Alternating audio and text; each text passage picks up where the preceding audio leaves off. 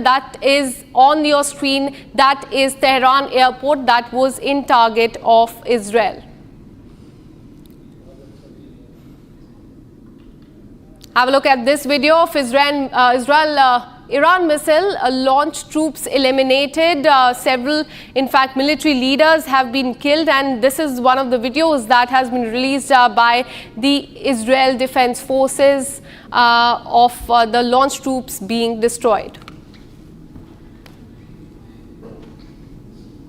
Have a look at this video of Israel annihilating Iran launch pads as well. Big attack there by Israel Defense Forces as far as the missile launch pads are also concerned. All these prominent areas in Iran have been destroyed by Israel in the last 5 days.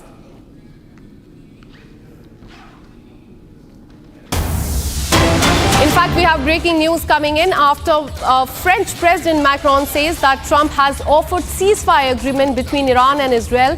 Trump has slammed Macron, saying that he has no idea on why he is leaving early from the G7 summit. Donald Trump has denied claims of French President Macron on Iran-Israel ceasefire and hints at something bigger on the conflict. And this is what he has said after he had to leave from G7 summit, and then he posted about this on Truth Social.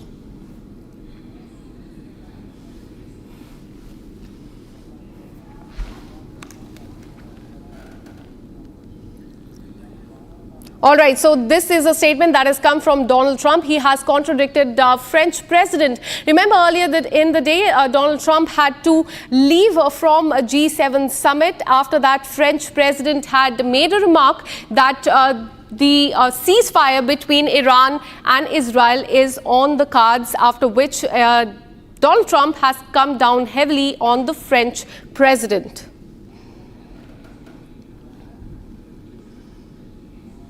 I'm joined by Dan Pfefferman, who joins us live from Tel Aviv. Thank you so much for speaking to Republic TV. What we're witnessing right now are the statements that have come from the United States. Donald Trump had to leave G7 summit. He had to move back. After that, he said that ceasefire is not on the cards, but there's something bigger. How would you assess this? It's clear that President Trump in the United States would like to see an end to this conflict. However, they want to see it in a way that actually ends the conflict. It's clear to much of the world, certainly to the United States, the G7, really to most of the Middle Eastern countries, that Iran is the engine of instability and of radicalism and of terrorism in the region. And such an Iran, such as a regime like this, who has been constantly provoking, stoking, and been behind much of the terrorism and conflict in the Middle East and much of the radicalization around the world in recent decades, cannot be allowed to have a nuclear program. And so Macron's statement that Trump very quickly rushed to correct said ceasefire, and President Trump correctly said, no, we're not talking about a ceasefire. He hinted that we need something that actually ends Iran's nuclear program, that ends their race to the most dangerous weapon in the world. The most dangerous regime in the world cannot have the most dangerous weapon in the world. Otherwise, we will be in conflict after conflict every time the Iranians are able to reconstruct. And just as they did in the last few decades, and we saw this come to the fore on October 7th, when Iranian proxies, unprovoked, whether it's Hamas in Gaza or then Hezbollah in Lebanon or the Houthis in Yemen and other Iranian proxies in Iraq and in Syria, backed an all-out attack on Israel, a good standing member of the international community, and such a regime was on the brink of achieving a nuclear weapon. And according to Prime Minister Netanyahu, there were even intelligence reports that it wanted to transfer some of those nuclear weapons to the Houthis, who have been firing unprovoked, nonstop on Israel since October 7th. And so what we can read into President Trump's statement is that if there is a deal in which Iran truly and verifiably gives up its nuclear program, then, of course, Israel will have achieved its goal, and this escalation can stop. Well, absolutely. It remains to be seen how this pans out in the next few days. In fact, we have these visuals of United States rushing in bomber aircrafts closer to Europe is what we are learning. These are the visuals we have for you there on the screen. Massive buildup of American air assets in the Mediterranean. You can see that is the Morro Air Base in Spain. And the shortest distance between this air base to Iran is approximately 3,700 to 4,000 kilometers. And there is a direct flight path as well. A fighter jet traveling at a typical speed of 1,500 to 2,000 kilometers per hour could never cover this. In fact, but what we are learning is that United States has rushed in bomber aircraft closer to Europe. Let me once again bring in Dan. Dan, as we were discussing about the situation in US, now what we're learning is that US has moved a lot of fighter jets toward that region. How do you assess this? I think this is a clear message from the United States that it doesn't wish to escalate, it doesn't wish to get involved, but it's signaling to Iran that Iran better get on board and come to the table in a way that verifiably and once and for all dismantles its nuclear program. The United States and President Trump understand that this is a very dangerous regime that not only speaks in very radical terminology, but has actively been the main engine and backer ideologically, financially, militarily, strategically of radicalism in the Middle East and beyond since the inception of the Islamic Republic in 1979. The United States has so far refrained from entering this conflict, but I think it is clear that if Israel, a much smaller military, a much smaller air force, has achieved complete aerial dominance over the skies of Iran, has taken out all of Iran's air defenses, and has done significant damage to Iran's military and to Iran's nuclear program.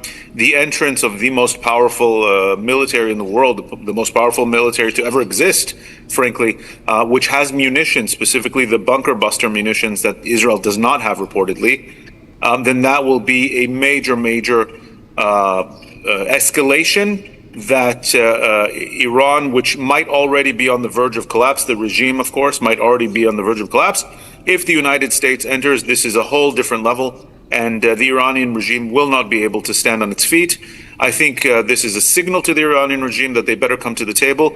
Until now, every time the Iranians came to the table of negotiations, it was to buy time, and they never gave any actual meaningful concessions giving up their nuclear program. The Americans mean business here, and they will take this escalation to a level that Israel cannot take it, and that the Iranians will not be able to bear. Absolutely. Trump, as he has also stated that he has hinted at something bigger.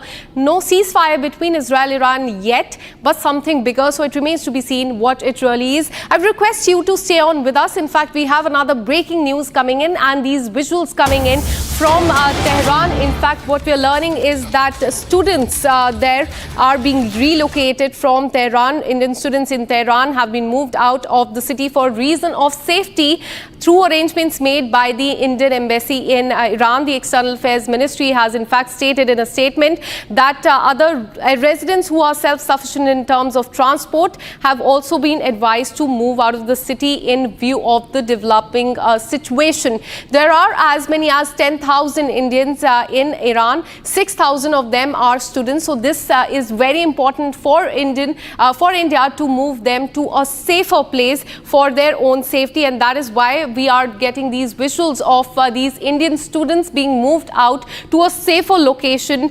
and the arrangements have been made by the Indian embassy in Iran. In fact, some Indians have been facilitated to leave Iran through the border with Armenia, and just a while back, External Affairs Minister also spoke with the Armenian counterpart on this.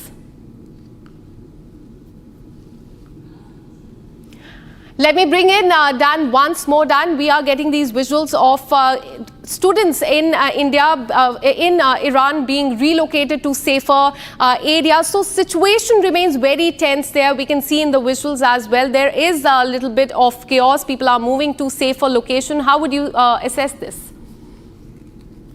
Yes, sure. Anytime, of course, there is military conflict, there's going to be chaos on the ground. Something that's worth noting here is that Israel is targeting very specifically and very precisely military and regime installations, and is giving warning to the people of Iran to clear the area, to evacuate so that they're not harmed, while at the same time Iran is specifically targeting Israeli civilian populations. If it wasn't for Israel's billions of dollars spent on air defenses and warning systems and shelters throughout the country, you would see many, many tens of thousands of Israelis, maybe even more, maybe 1 million Israelis killed by the Iranian strikes, because they are directly aimed at Israeli civilian populations. At the same time, Iran has invested the same billions of dollars on missiles and terror groups over the last 20 to 30 years, and not on protecting its own population, something we see entirely consistent across the Iran-led radical axis from Hamas to Hezbollah to the Houthis and others. They spend money on offensive weapons to terrorize civilian populations in the Middle East, while Israel spends that same money on defensive solutions, whether to neutralize the missile attacks or protect civilian populations.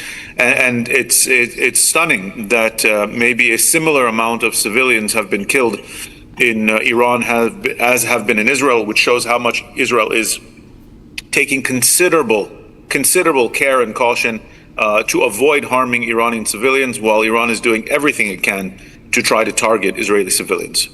Absolutely. And in the last 5 days, we have seen this escalation between Iran and Israel, with the US also sending the bomber fighter jets towards Europe. How do you think this entire situation will pan out in the next 1 week?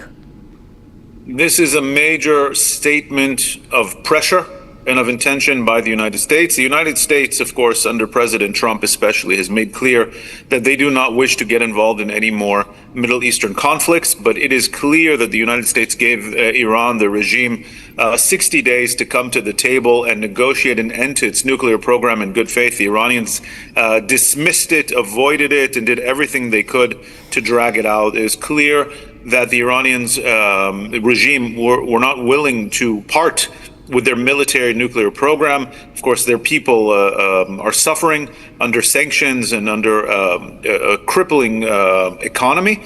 And at the same time, they choose to pump all of their money into proxies and this foolish nuclear program.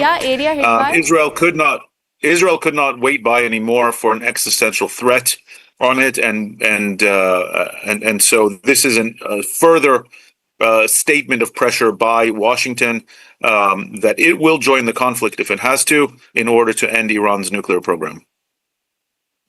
How the entire situation pans out in the next 1 week. In fact, let us stay on with us, Dan. We have these visuals on the screen of the areas that have been attacked by Israel on Iran in the last 5 days. We have Tabriz there, explosion near Nuclear Research Center, Tehran. That is where the military base is. State broadcaster, remember, their building was attacked yesterday. Natanz, and this is the main nuclear enrichment facility which was attacked last week. Kermanshah, very important place in Iran, refueling plane at the area was also attacked by Israel in the last few days. These are the main areas, be it the nuclear facilities or military bases, nuclear research center, nuclear research site. Airport was also hit by Israel as well. So Dan, Israel has attacked all of these prominent places there, be it their nuclear facilities, military base, etc. And Iran has also hit back at Israel at several places as well. Buildings were destroyed. There have been several deaths that have been reported so far. How would you assess this? Yeah, you can see a very clear unrolling of a carefully prepared Israeli targeting package that starts with air defenses, missile installations, nuclear program, continues on to the entire leadership cadre of the Iranian military regime and intelligence regime, and then goes after symbolic sites, but also sites that are directly connected to Iran's ability to manage the war effort and the country. You're talking about airports, you're talking about seaports, you're talking about eventually we'll probably start seeing energy installations. There seems to be, from what we're seeing here, an escalation strategy that Israel clearly prepared And the timing and the coordination of these attacks is something that was clearly prepared years in advance, likely, with a clear understanding of how Iran's government, regime, society, economy, infrastructure work. And so each strike is intended to cripple or destabilize or disable a part of Iran's ability to conduct itself and to wage this war, but it's also meant to be another part of the strategy to show that Israel can continue escalating and continue taking more serious damage from the Iranian regime should it not seek some kind of end to this conflict, which ends verifiably Iran's nuclear military program. Absolutely. So remains to be seen how it pans out in the next 1 week, but definitely attacks and counterattacks still happening, and it's been 5 days. Thank you, Dan, for giving us those details and speaking to Republic TV. Now we have a breaking news coming in. Footage, in fact, what we are getting is the footage from the center of Iran. Israeli Air Force aircraft targeted by surface-to-air missile and eliminated launch squad within seconds. An Israeli Air Force aircraft operating deep in Iranian airspace identified yesterday a squad firing surface-to-air missile at the aircraft. So we will be getting those visuals for you in just some time. And this is the breaking news that we're getting for you, that Israeli Air Force aircraft have been targeted by the surface-to-air missile and eliminated launch squad within seconds.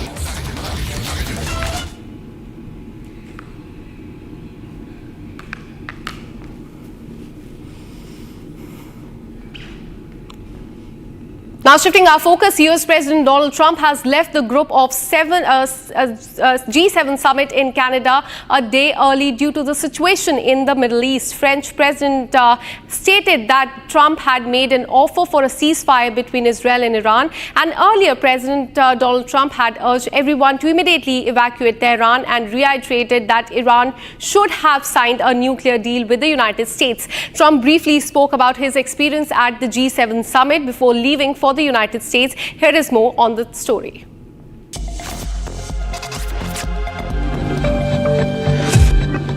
US President Donald Trump has left 1 day early from the G7 summit that is being held in Karnataka of Canada. Due to the Israel-Iran conflict and the current situation in the Middle East, President Donald Trump headed back to the White House early.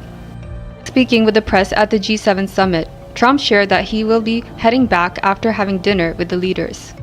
Well, I have to be back. Very important. I want to just thank our great host. You do a fantastic show. Thank you, Canada. But you probably see what I see. I have to be back as soon as I can. I'm going to have dinner with these wonderful leaders, and then I get on the plane. I have to be back early. President Trump reflected on the meeting and said that a lot got done. He said that the other leaders understand that he has to leave early. Trump was seen boarding an airplane at Calgary Airport to head back to the United States.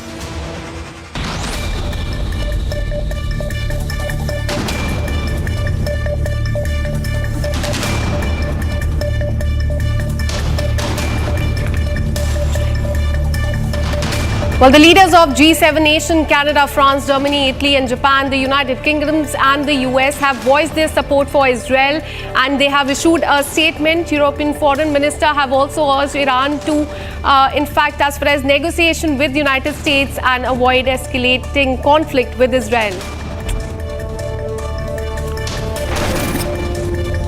Donald Trump dramatically left the G7 summit in Canada a day early to rush back to Washington with the French president, claiming that US leader was considering the prospect of ceasefire between Israel and Iran. Meanwhile, Trump condemns Macron's statement by saying something bigger than ceasefire is coming.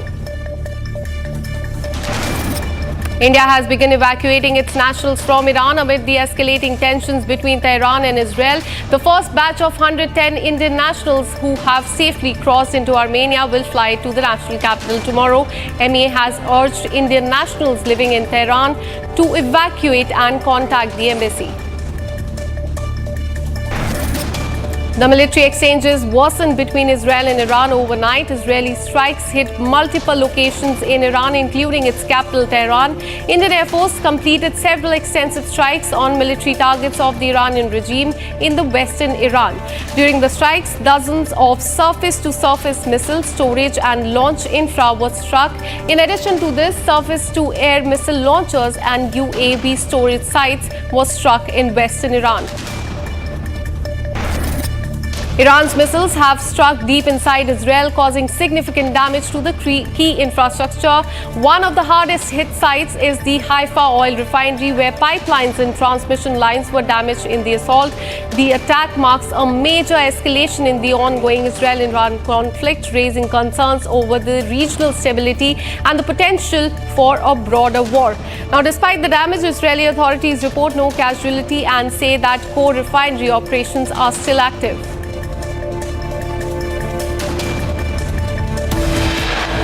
We're taking a very short break. Coming up on the other side, massive crisis hits India's aviation sector. Multiple Air India flights report technical snag and cancellation. Passengers have been left stranded.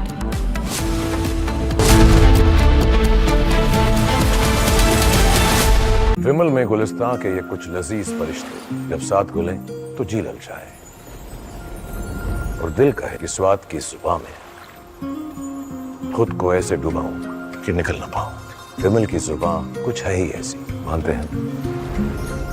विमल, बोलो जुबान कैसी? दादी के हाथों का जादू और खुशबू से महकता घर, माँ की मुस्कुराहट और खाने की सुगंध। MDH गरम मसाला, क्योंकि हर रिश्ता है स्वाद से जुड़ा।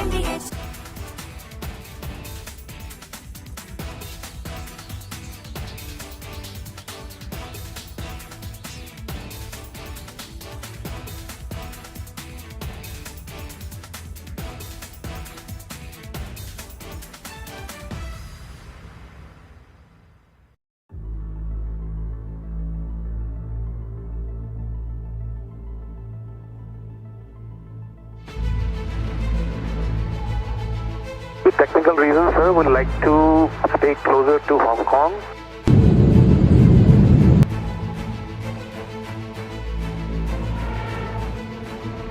And yes, you are sorry, say again.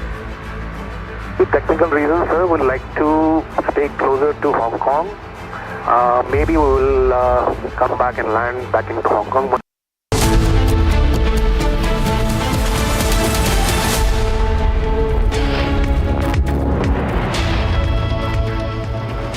Well, good afternoon, viewers. You're watching live and breaking, and I'm Rakshita Mishra with you. Let's get started with all the top stories making headlines at 2:30.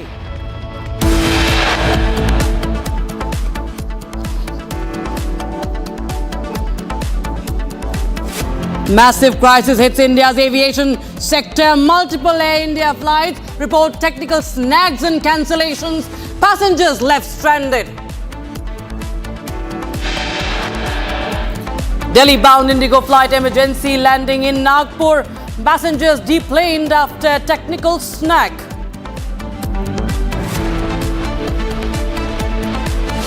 A 110 Indian students evacuated from Tehran amid escalation in Israel-Iran hostilities. Students cross over border to Armenia.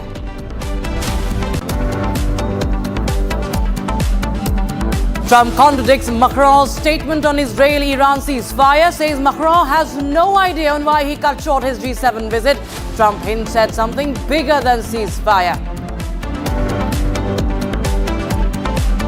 And Prime Minister Modi in Canada to attend the G7 summit to meet Zelensky on the sidelines of the summit.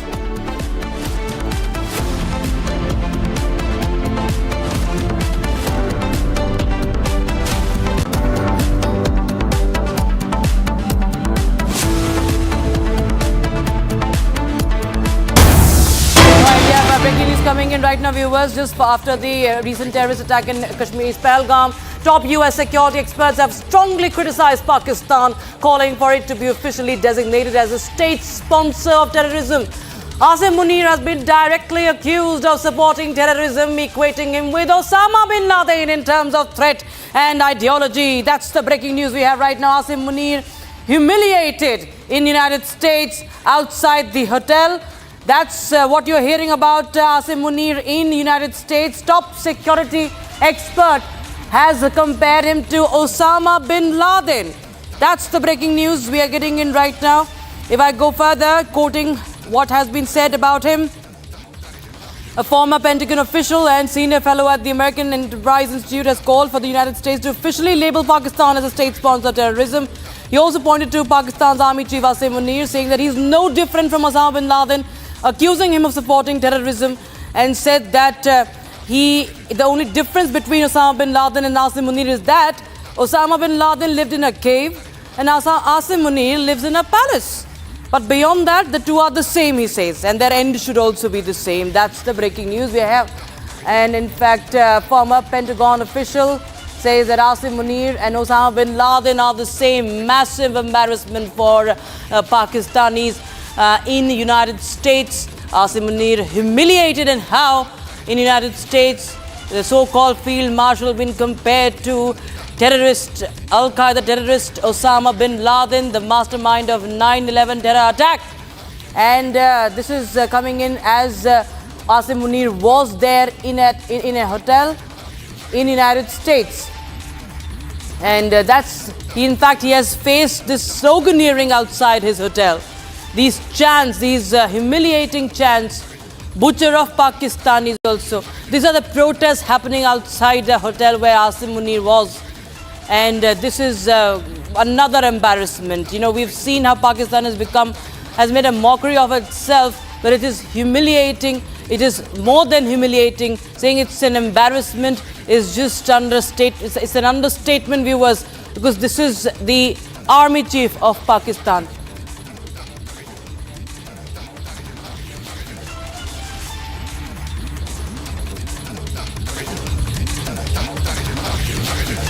Viewers, we shift our focus to the conflict between Iran and Israel. And in the wake of this conflict, several students have been evacuated from Iran. In fact, New Delhi has advised students to move away from Tehran, especially where we've seen there have been massive airstrikes in Tehran and in several parts of Iran. In fact, Kashmiri students studying in Iran have been also been affected by this. My colleague Zeenat is joining us live on the broadcast from Jammu and Kashmir. Zeenat, tell us more. What is the update on the students, especially who are from Kashmir, who are in Iran? What are their families saying? What is their latest communication? See, Rakshita, the escalation between Iran and Israel has left many students stranded there, though there have been the effort being made by the ministry to evacuate them. But that has also left scores of parents worried about the children who are pursuing their professional courses. I'm joined by one of the family. They come from the downtown Srinagar, and the family, the parent of this very young girl who's doing her MBBS from the Tehran University, Nisar Saab, Siraj university. Nisar साहब, आप बताइए कि कई दिनों से आपकी बच्ची के साथ जो भी बात हुई है, क्या बताया, क्या हालातों के बारे में बताया, अभी तक जो कॉन्वर्सेशन हुआ किससे रिलेटेड? बेसिकली वो शिराज मेडिकल यूनिवर्सिटी में पढ़ती है, 3rd ईयर में पढ़ती है. तो जब से वहाँ ये स्टार्ट हो गया इसराइल और ईरान के बीच में, जो She is the daughter of the family who's studying in Shiraz University, and she is the one who's still been stuck there, and I'm joined by her father, Nisar. जी ma'am, वो Shiraz medical university में पढ़ रही है. 2-4 दिन पहले जब ये वार स्टार्ट हो गया बिटवीन इसराइल एंड ईरान, तो वो बहुत डरे हुए थे. तो पहले दिन तो उतने डरे हुए नहीं थे, लेकिन जैसे जैसे वो दिन चढ़ता गया तो वहाँ से भी रॉकेट आ रहे हैं, यहाँ से भी रॉकेट आ रहे हैं. तो वो हॉस्टल में स्टक थे. तो फिर वो क्या करते, या हम फ़ोन करते, हम क्या कर सकते थे. फिर यूनिवर्सिटी वालों से कांटेक्ट किया. यूनिवर्सिटी बोलने वाला, आप हॉस्टल में रहिए, आप बाहर मत निकले, हम देखते हैं क्या हालात रहेंगे, उसी हिसाब से करेंगे. तो रात को ज़्यादा जब वहाँ रॉकेट वगैरह मिसाइल चलने लगे तो वो बहुत डरे हुए, सहमे हुए थे. तो फिर उन्होंने हमारे साथ कांटेक्ट किया, हम क्या कर सकते थे. फिर लकीली हम थैंकफुल है इंडियन एम्बेसी के जो वहाँ ईरान में है, उनने उनके साथ कांटेक्ट किया, उनको अपना व्हाट्सअप नंबर दिया, कांटेक्ट नंबर, बोला आप घबराइए मत, हम कोशिश करेंगे कि हालात कैसे रहेंगे उस हिसाब से हम कोशिश करेंगे कि आपको सेफ जगह इवैक्यूएट करेंगे। तो अभी तक इवैक्यूएशन हुआ है क्या? आज मॉर्निंग में मेरी बेटी के साथ बात हुई, इंडियन स्टैंडर्ड टाइम 7 AM, तो वहाँ तेहरान में 5 AM थे, तो उनको उस टाइम इवैक्यूएट कर रहे थे वहाँ से सेफर प्लेस इंडियन एम्बेसी की तरफ से। उनका फुल सपोर्ट उनसे मिला इंडियन एम्बेसी की तरफ से। वो कंटिन्यू इन दोनों उनके साथ टच में थे।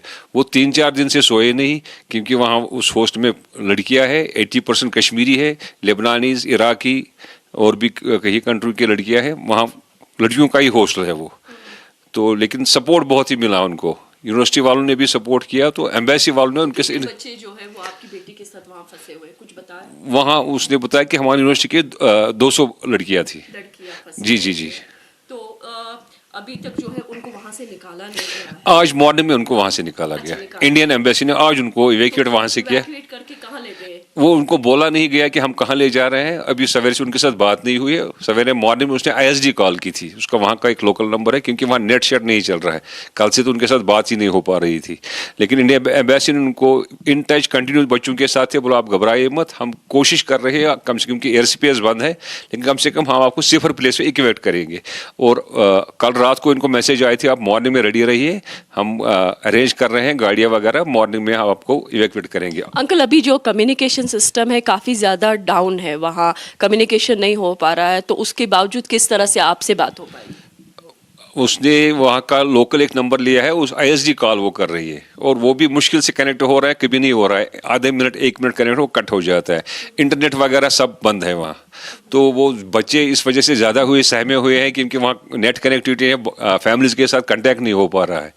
और वो भी लड़कियाँ हैं, तो और अदर कंट्री में है, तो नेचुरली वो तो डरे हुए, बहुत सहमे हुए थे वहाँ वो। अभी तो अंकल एयर स्पेस भी बंद है, तो what do you expect from the government because of the air space is completely shut? हम एक्सपेक्ट कर रहे हैं गवर्नमेंट ऑफ इंडिया से कि वो इनको नियरेस्ट किसी कंट्री में लेके वहाँ से इवैक्यूएट करेंगे दिल्ली। तो अभी 3rd ईयर की MBBS की स्टूडेंट है, तो इन सालों में कभी इस तरह का प्रॉब्लम देखने को मिला? नहीं, इन सालों में कभी ऐसा कोई प्रॉब्लम नहीं है। ये तो फर्स्ट टाइम वहाँ उनको ये प्रॉब्लम। पिछली बार भी थोड़ा बहुत हो, लेकिन इनको कोई इफेक्ट नहीं पड़ा था।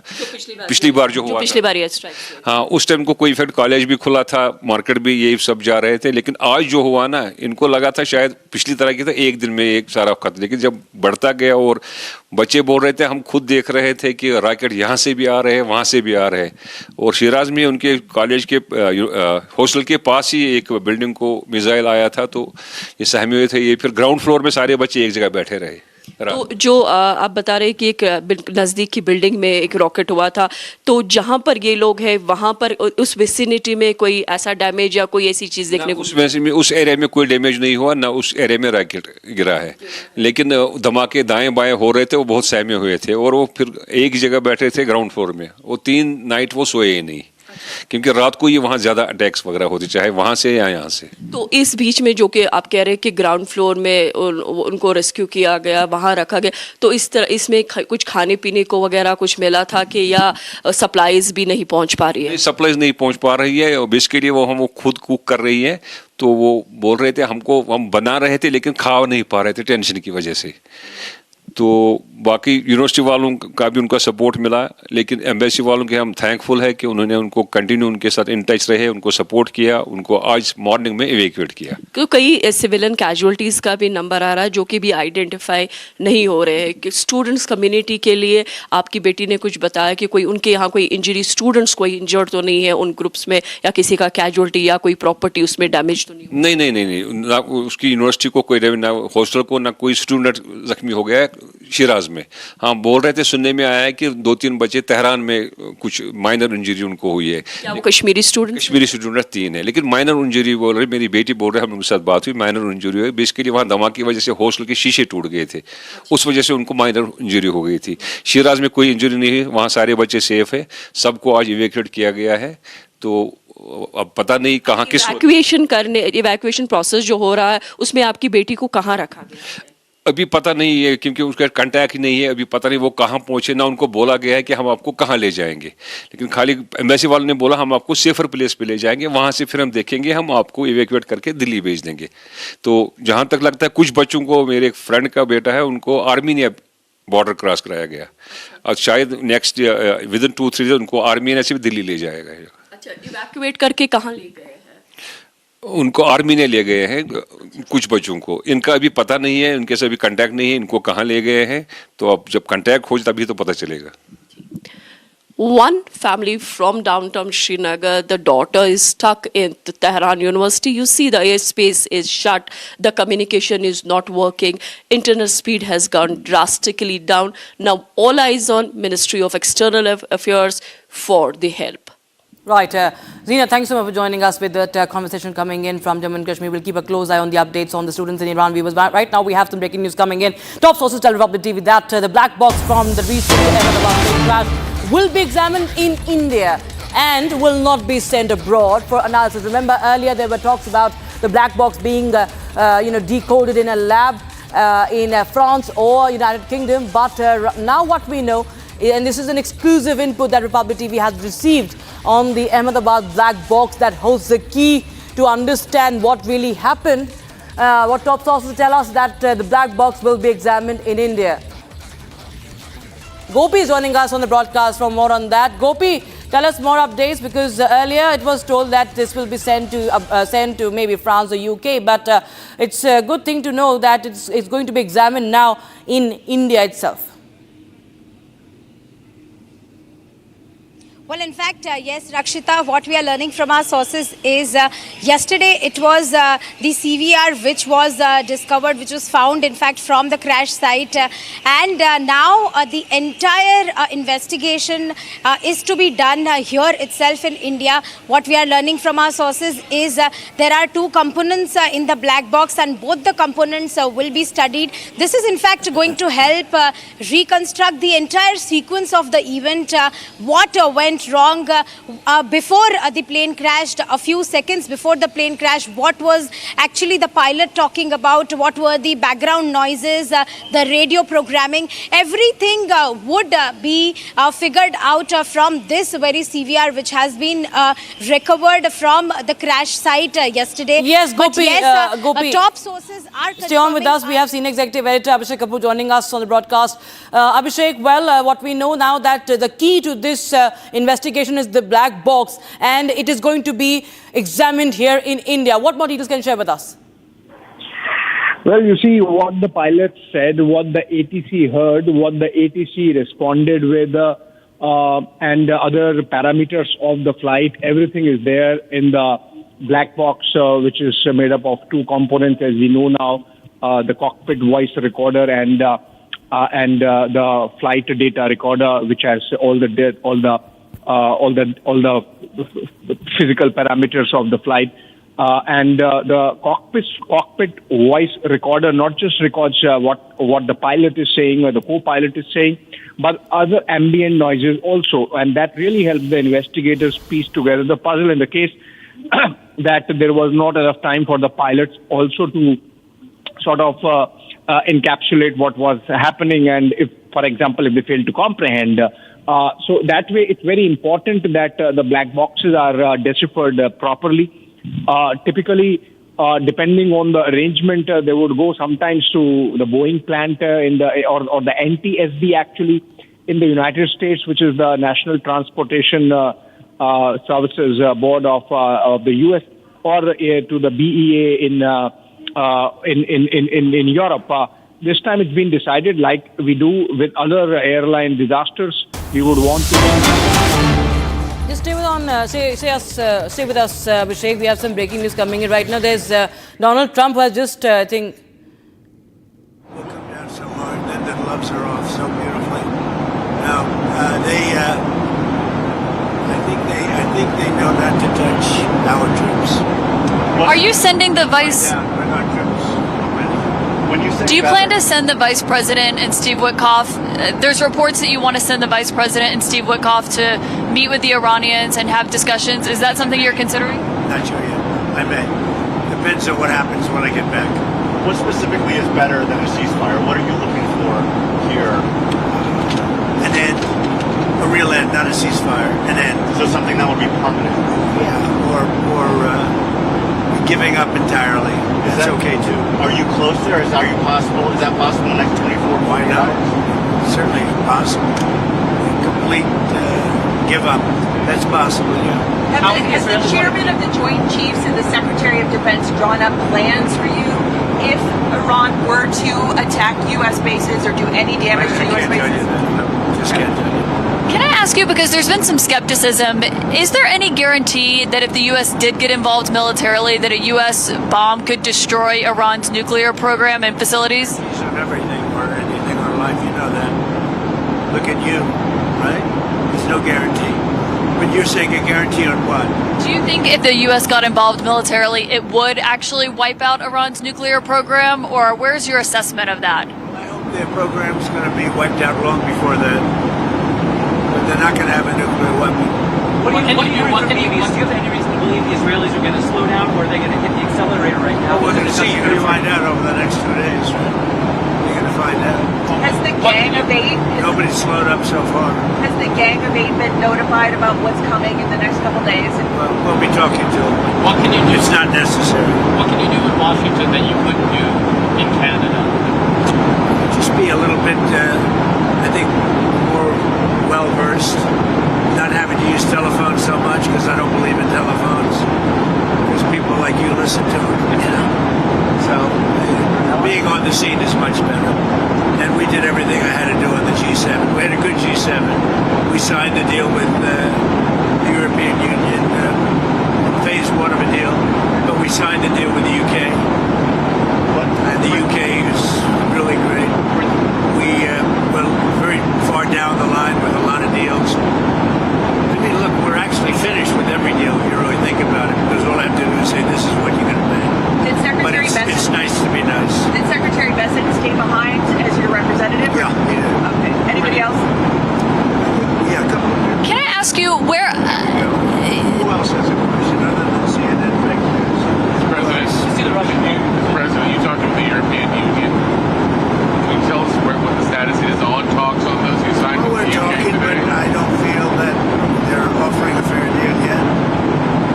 They've been very tough over the years. If you look at European Union, they formed in order to hurt the United States on trade. And we're either going to make a good deal or they'll just pay whatever we say then. What about the Japanese? Sir, you met briefly with Prime Minister. We had a great conversation. I thought he was terrific, actually. You know, I was very friendly with Shinzo Abe, Prime Minister. He was a great man. But I think he's going to do a very good job. Do you think you have a chance of a deal there? Yeah, there's a chance. They're tough. The Japanese are tough. But ultimately, you have to understand, we're just going to send a letter and say, this is what you're going to pay. Otherwise, you don't have to do business with us. But there's a chance. They want changes to the auto tariffs as well. Is that on the table? We'll see what happens. All right. Anything else? Yeah, this drone attack in Kyiv. What's your response to that? It looks like 14... When was that? A Russian drone attack in Kyiv. When? Very recently. Just now. 14 civilians in an apartment building. You mean as I'm walking back to see you, that's what it took place? Something like that. Sounds like it. I'll have to look at it. Are you going to give on the Middle East? What changed about that convinced you to sign on to the G7 joint statement? Well, I haven't seen the statement yet, but I authorized them to say certain things. I don't know whether or not they said them correctly, but I think they probably did. We had a good meeting. I think that Canadian representatives were very good. He did a very good job. How are the Carney did a very good job. How was your meeting with him? How are the trade talks looking up today? I think it was good. I think we had a lot of good talks with a lot of people. You said he's looking for something more complex. Can you tell me what you mean by Well, that? they get too complex on the deals and they never get done. And we need speed. You know, we're dealing with really, if you think about it, probably 175 countries. And most of them are going to just be sent a letter saying, it'll be an honor to trade with you and here's what you're going to have to pay to do it. We're making a lot of money. You know, we took in $88 billion in tariffs. And I was called by Congress about 2 nights ago saying, we don't understand, the numbers are so far off. And I said, is that good or bad? He said, well, we're taking in so much more income than we thought. We've never seen anything like this. What is it? I said, check the tariff column. And it's about $88 billion that they've never seen before. And that's nothing compared to what it's going to be. You've got other tariffs coming down the pipe here. I have a lot of them, yeah. What's the timing on those things like lumber, copper, pharmaceutical drugs? Yeah, we're going to be doing pharmaceuticals very soon. That's going to bring all the companies back into America. All of them, or focusing on? It's going to bring most of them back in. us partially back in. You know, they left us because we had presidents that didn't know what the hell they were doing. We should have never lost our car business. We lost 52% of our car business over the years. Should have never lost it. All they had to do is say, if you make a car, you're going to leave us, you're going to make a car, you're going to pay a 25, 30% tariff, and they would have never left. Nobody said that to anybody until I came along. Homeland Security is saying that ICE is going to start enforcing in hotels and farms again. Is that a change of course from last week? We're going to look everywhere, but I think the biggest problem is the inner cities. We're looking everywhere. Look, what they let into this country, what Biden let in, that were allowed to, I don't think he knew what the hell he was doing, frankly, but whoever worked for him, what they let into this country, we're never going to forget it. They let prisoners in, they let gang members in, drug dealers in, the mentally insane into our country. No, we're going to get them out. There are far more in the inner cities, Democrat-run cities, sadly. I mean, I'm just giving you, there's far more in there than you have on a farm or someplace. And no one's getting exemptions anymore, everyone is. All right, that was Donald Trump. He was addressing the media right now. His live reaction coming in, and he has cut short the G7 visit. He has left Canada a day earlier. And he has, remember, also, this is amidst the Israel-Iran tensions, and Trump cut short this summit visit. He has requested his National Security Council meeting at the White House as well. So it's very important now to understand why this has happened, viewers, because Trump left this G7 summit in Canada, as I said, a day early, due to the situation in West Asia. French President Emmanuel Macron, meanwhile, said that Trump had made an offer for a ceasefire between Israel and Iran. Earlier, President Trump had urged everyone to immediately evacuate Tehran and reiterated that Iran should have signed a nuclear deal with the United States. Trump briefly spoke about his experience at the G7 summit before leaving the United States, before leaving for the United States. Here's more.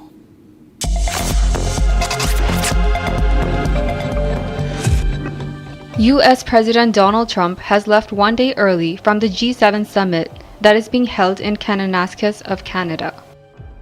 Due to the Israel-Iran conflict and the current situation in the Middle East, President Donald Trump headed back to the White House early. Speaking with the press at the G7 summit, Trump shared that he will be heading back after having dinner with the leaders. Well, I have to be back. Very important. I want to just thank our great host. You did a fantastic show. Thank you, Canada. But you probably see what I see. I have to be back as soon as I can. I'm going to have dinner with these wonderful leaders, and then I get on the plane. I have to be back early. President Trump reflected on the meeting and said that a lot got done. He said that the other leaders understand that he has to leave early. Trump was seen boarding an airplane at Calgary Airport to head back to the United States. Massive crisis hits India's aviation sector. Multiple Air India flights report technical snags and cancellations. Passengers left stranded. We get you more on that. Stay tuned.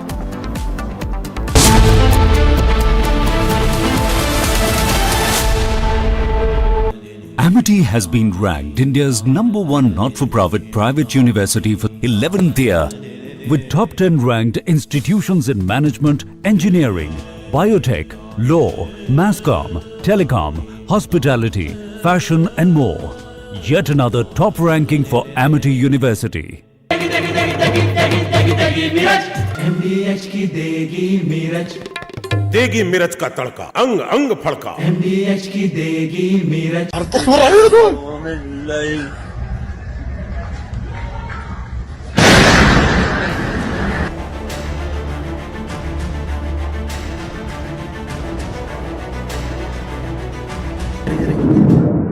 Ini filo. Wow, bebates iku.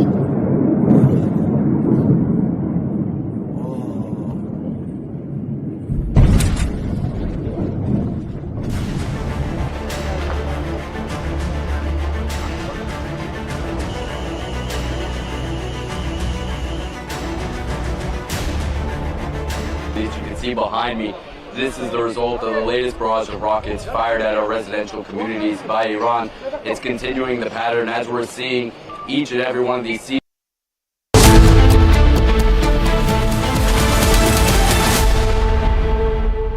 विमल में गुलिस्तां की ये कुछ लजीज फरिश्ते जब साथ गुले तो जी ललचाए और दिल कहे कि स्वाद की इस जुबां में खुद को ऐसा डुबाऊं कि निकल ना पाऊं। विमल की जुबान कुछ है ही ऐसी, मानते हैं ना? विमल बोलो जुबां केसरी। अब छोलिया हो या लोबिया, सफेद चने या काले चने, सब कुछ मजेदार बने।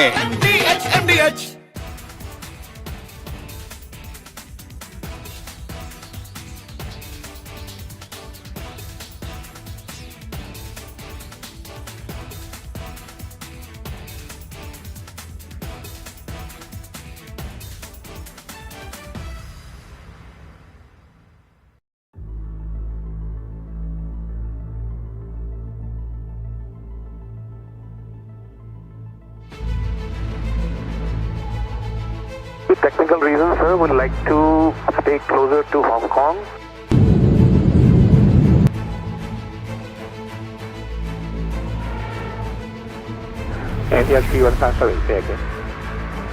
Technical reasons, sir, would like to stay closer to Hong Kong.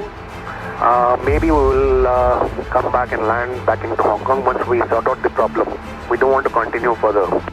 India Sierra Summer maintain passion level advance and able.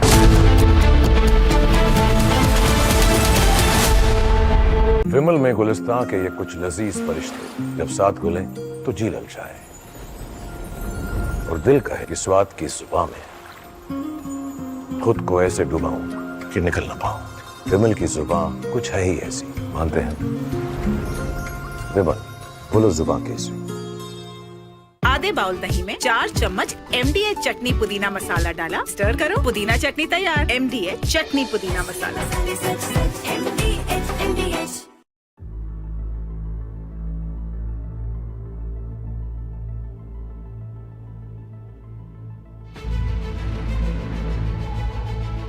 Technical reasons, sir, would like to stay closer to Hong Kong.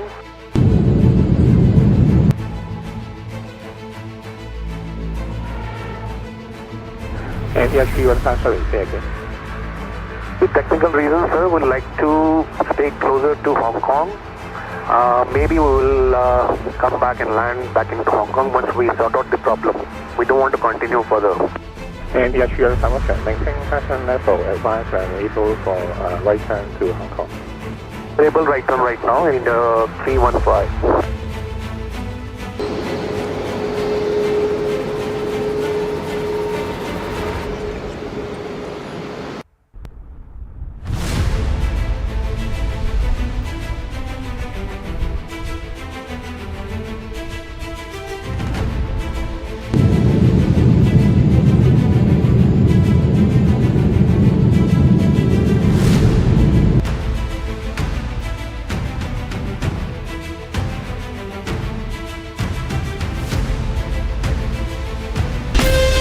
From Asia's largest news headquarters, setting the agenda for Bharat.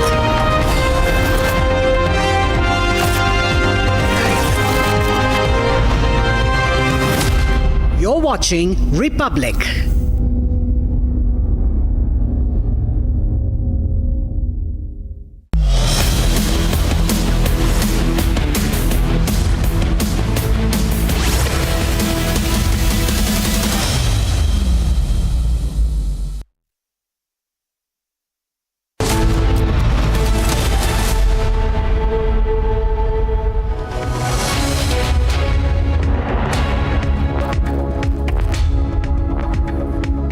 It's 3 p.m. and you're watching Live and Breaking with me, Shah Vincent. Let me take you through the headlines we're tracking at this hour.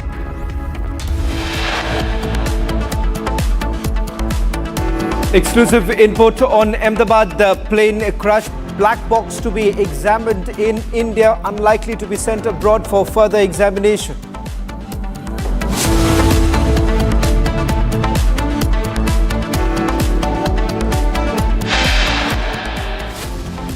Major embarrassment for Air India. Another flight from Ahmedabad to London now cancelled due to technical snag. Passengers lash out at the airline.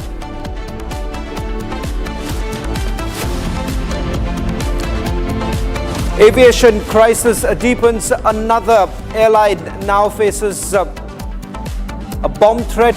Major Indigo accident that has now been averted.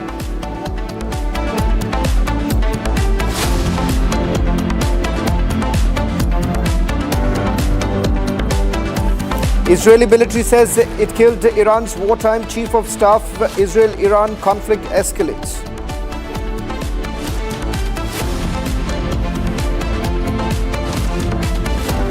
Prime Minister Modi in Canada to attend G7 summit to meet President Zelensky on the sidelines of the summit.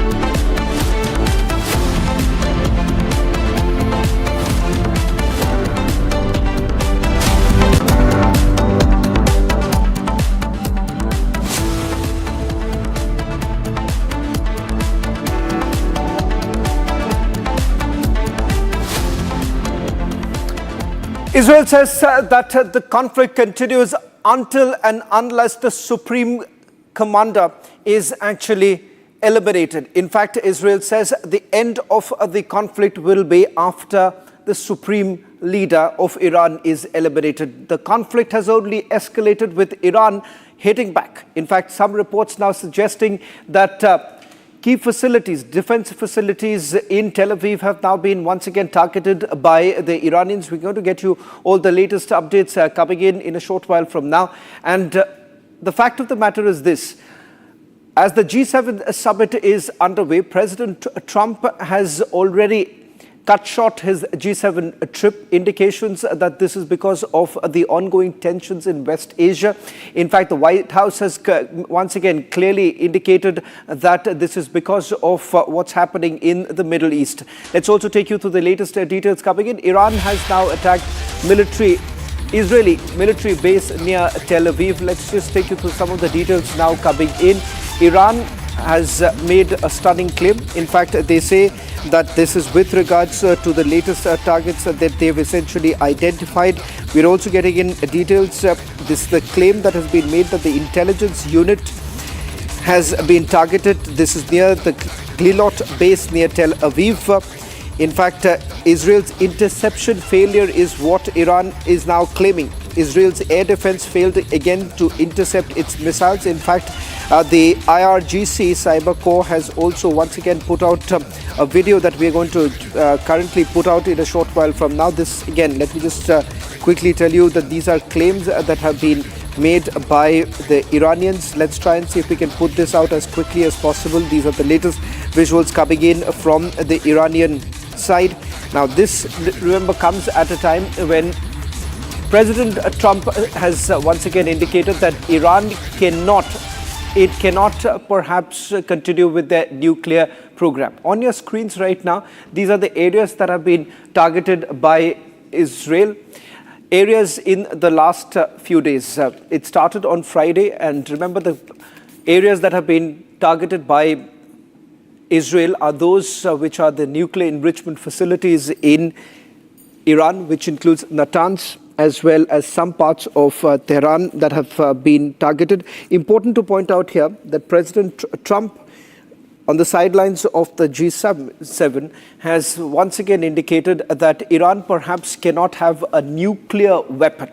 In fact, the G7 statement that has been signed by all partners, which also includes President Trump, once again makes it very clear that Iran perhaps cannot continue with their nuclear program, and the Israelis have been indicating the same, that the aim of these attacks that have been carried out over the last few days, starting from Friday, is to perhaps cripple Iran so that they cannot continue with their nuclear program because they say it's going to be dangerous for the entire region. That's what the Israelis have to say. The Iranians on the other side have been indicating that this is a Zionist regime and all that they want is to continue with the war. In fact, the Iranians have reached out to United States of America saying that if at all President Trump believes in a dialogue, that this perhaps is the time to pick up that phone and make that call to Prime Minister Netanyahu to bring an end to this escalation in the region itself. On your screens right now, these are the latest developments that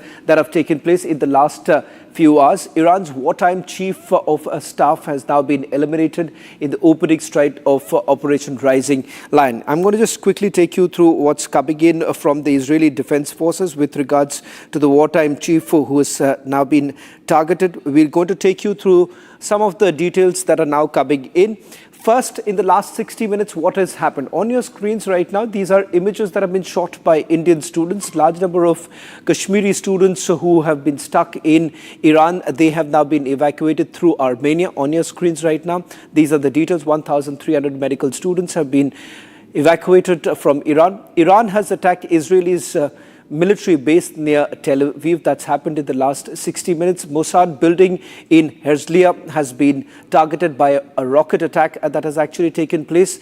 Iran makes a claim saying that the main cause of instability and war happens to be Israel. Now that's a claim that has been, once again, that's a statement that has been made by the Iranians. Trump, in all likelihood, may be sending across US Vice President J.D. Vance, as well as the Middle East envoy Witkoff to Iran for further talks, because there have been some indications coming in that there is a possibility that talks could take place between the United States of America and Iran. Iranians say that it is President Trump's responsibility to ensure that they dial the Prime Minister and thereafter ensure that there is a de-escalation to take place. On your screens right now, these are multiple images that are essentially coming in from various parts of Iran right now, particularly from Tehran, where the evacuation is underway. In fact, President Trump once again has indicated that Tehran, those living in Tehran should be leaving the city as soon as possible. Now, that's what President Trump had to say. I'm also going to go across to Ariala Rosenthal. He's the Director of International Relations, joining us from Ashdod. Ariala, thank you very much for joining us on this broadcast. The Iranians say that it is time for President Trump to dial Prime Minister Benjamin Netanyahu so that a ceasefire can be worked out. Do you believe that there is a possibility of any sort of ceasefire, particularly what we are witnessing right now with the United States of America upping the ante? Well, I must say that on my personal belief that my country has is knowing what it's doing now, in the terms that we will do all what is needed to eliminate the threat of Iran on the survival of the state of Israel. We must remember that in the last days since the escalation, Israel is only targeting military targets and not citizen targets like Iran is doing. We've had here several deaths and very hard bombardments throughout Israel. And I am sure that my country will finish first all the bank of targets that it has to do in order that in the future Israel will not be under a threat. And of course, Israel is now doing all what is doing not only for the safety of Israel, but the safety of the world. Well, in fact, Ariela, just to put this into perspective as to what's the end game right now for the Israelis, because it seems that there is a limitation that Israel faces right now. You do not have the ammunition to continue with the bunker bombers, and that is the reason why you need the United States of America to step in. What if US does not step in and US sees this as an opportunity to strike a deal? And if that really works out, where does Israel really stand? Well, Israel and the U.S. are allies. We are known for backing one another. I'm sure that the U.S., as I heard from the news, that even President Trump informed all to leave Tehran because he knows what will be in the near future. And I'm fully sure that Israel and the U.S. are working together. And the U.S. understands the situation that Israel is not only under a permanent threat and survival, but also all the Western countries, all who for favors free value, democratic values, and not dark ages like the regime in Iran. Arnab, one final question that I want to ask you, for those who are outside Israel, could you give us a sense of what's really happening in various parts of the country? Because we believe the Iranians have made a claim that some of the military facilities closer to Tel Aviv have been targeted. What's the truth like? What's really happening around you? Well, I must say, in Ashdod, we're the fifth largest city in Israel. We're a strategic city in Israel. We are always on alert. Thank God, up till now, we have not received any bombardments in the city. Throughout Israel, yes, there are some strategic plants that have been hit, but we will overcome it. And we're a strong country, both morally and not only military. And we are listening very close to the guidelines of the home front, which have been proved to be very directing us how to conduct during emergency. And yes, we have lots of death, but it could have been worse. And thank God to the IDF that is looking and guiding the population how to behave during missiles attack. So I know that now Israel is already preparing everything that will be, the places that have been hit will be abolished and everything will be okay. The main thing is that we must immediately listen to the guidelines. They are life-saving, and that's what the population is doing. Right. And the rest, we leave it to the government, and God bless Israel. Arnab, thank you very much for joining us from Ashdod and giving us a sense of what's really happening on the ground. Now, as far as the United States of America is concerned and what's the role that it would essentially play, whether at all US gets directly into it, because that's what the Israelis would rather want, draw the United States of America into the war, because there is a huge limitation that Israel really faces right now, particularly if at all they want to cripple Iran's nuclear facilities. Now, let me take you through what has happened in the last few hours with regards to the United States of America and its Air Force jets. There are 30 aircrafts that have essentially moved towards Spain. In fact, the US has mobilized its resources, 30 Air Force aircraft that have been moved, all KC-135. 2 aircraft has already touched down in Sevilla in Spain. More aircraft are approaching towards Europe. Now, that's the US airbase in Spain, where some of the aircraft have landed. Now, if at all the United States of America joins the Israelis, that would essentially mean that the talks have gone nowhere. United States of America has made it very clear that they are looking for a deal. And the deal is with regards to the fact that Iran will essentially not continue with their nuclear program. And the Iranians, on the other hand, have been a little iffy about this entire issue, but whether at all they are going to go ahead with the nuclear program itself, and how exactly would they do without the support of the United States of America.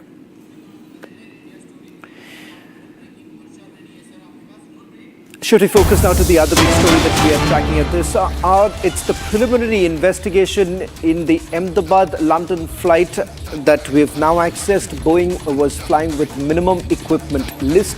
Also, the MEL approval comes from the DGCA. I'm just going to get you details of what is the MEL right now. We're going to go across to our reporters on the ground itself. Investigation is likely to be followed thereafter.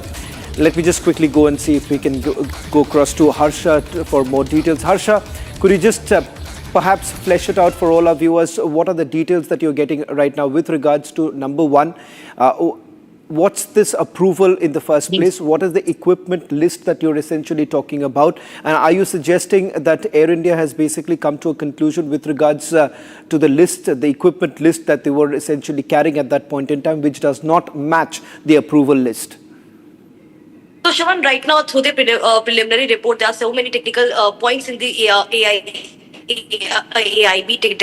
preliminary report, but initially what we have got to know is the MEL. It's the minimum equipment list. The approval which comes directly from the DGCA, that means DGCA has to give the approval to the airlines if they are flying the aircraft, if they are flying the Boeing with the minimum equipment list. This clearly states that if there's some problem in the engine, if there's some problem in the landing gear, if some extra equipment is needed, that equipment is not available in the aircraft. That equipment Air India doesn't have. That equipment has yet not been restored in the aircraft to fly that particular aircraft. That means they are playing with the safety of passengers, not now, since long. These all MEL approval is given by DGCA, which is the regulatory body. So it also comes under the DGCA, also now comes under scanner. That how come DGCA was giving the approval to Air India to fly the aircraft with minimum equipment list? Flying an aircraft with minimum equipment list, it's itself very dangerous and it's very scary for the passengers. Anything could happen airborne, anything could happen mid-air. And right now what we have got to know is that DGCA is the one regulatory body which gives the minimum equipment list approval to Air India. And in this case, most of the Boeings which Air India is flying with minimum equipment list. Most of the equipments are not available in the aircraft. That means any point of time there could be problem in the landing gear, in the normal braking, in the flight control system, and something like this has happened in the Ahmedabad Gatwick flight as well, which crashed. It was flying with MEL. Most of the equipments were not in the aircraft. Or most of the equipments were not maintained. There were equipment issues in the cockpit. There were equipment issues in the engine as well. What the prelim report is stating and suggesting. Now, this is the preliminary report which we have accessed from the AIB. More details is yet to come. But yes, Shravan, this is the very important thing which we need to highlight is that DGCA should also be kept under scanner because DGCA has been giving MEL approval to Air India. Back to you. To the DGCA has now issued a summon, and this is to Air India as well as Air India Express. Let me just quickly take you through some of the details that Harsha is getting us. Can we just go full frame with the latest visuals coming in, because there is also details coming in from various airports, particularly from Ahmedabad, where we are given to understand the same very aircraft or the same very aircraft, that is the Boeing aircraft that was supposed to take off from Ahmedabad to London, has been cancelled. Now I'm going to just take you through some of the details that we are getting in right now. Air India's engineering department head as well as engineering officials have all been called by the DGCA. The meeting has already begun. The DGCA DG is questioning the engineering officials on the technical issues in Boeing aircraft AI-171 and other Boeings too. Remember, there are other aircrafts that have also come under the scrutiny right now. And let me also take you through some of the details that we're getting in right now with regards to the details now coming in with the examination that has been done so far by the DGCA. Number one, with regards to the number of incidents that have been reported over the last 48 hours. There is a crisis that has hit Air India at this point in time, particularly with the Boeing aircrafts that have come under the scanner. In fact, the DGCA has now issued a notice to Air India with regards to the inspection of the Boeing aircraft, particularly the Dreamliners being under the scanner right now. As we speak, I'm given to understand that the DGCA is questioning the Air India engineering chief and the other engineering officials from the very department, particularly with regards to the maintenance of the Dreamliner. In fact, we're given to understand that the Dreamliner was last serviced in the month of March, and that was from Mumbai, where the servicing actually took place. Those details have been obtained by the DGCA after the notice was issued. Now, in the last few hours, there have been multiple incidents that have been reported from not just Air India, but other airlines too. In fact, there is a breaking news now coming in with regards to the flights, the incidents that have been reported so far.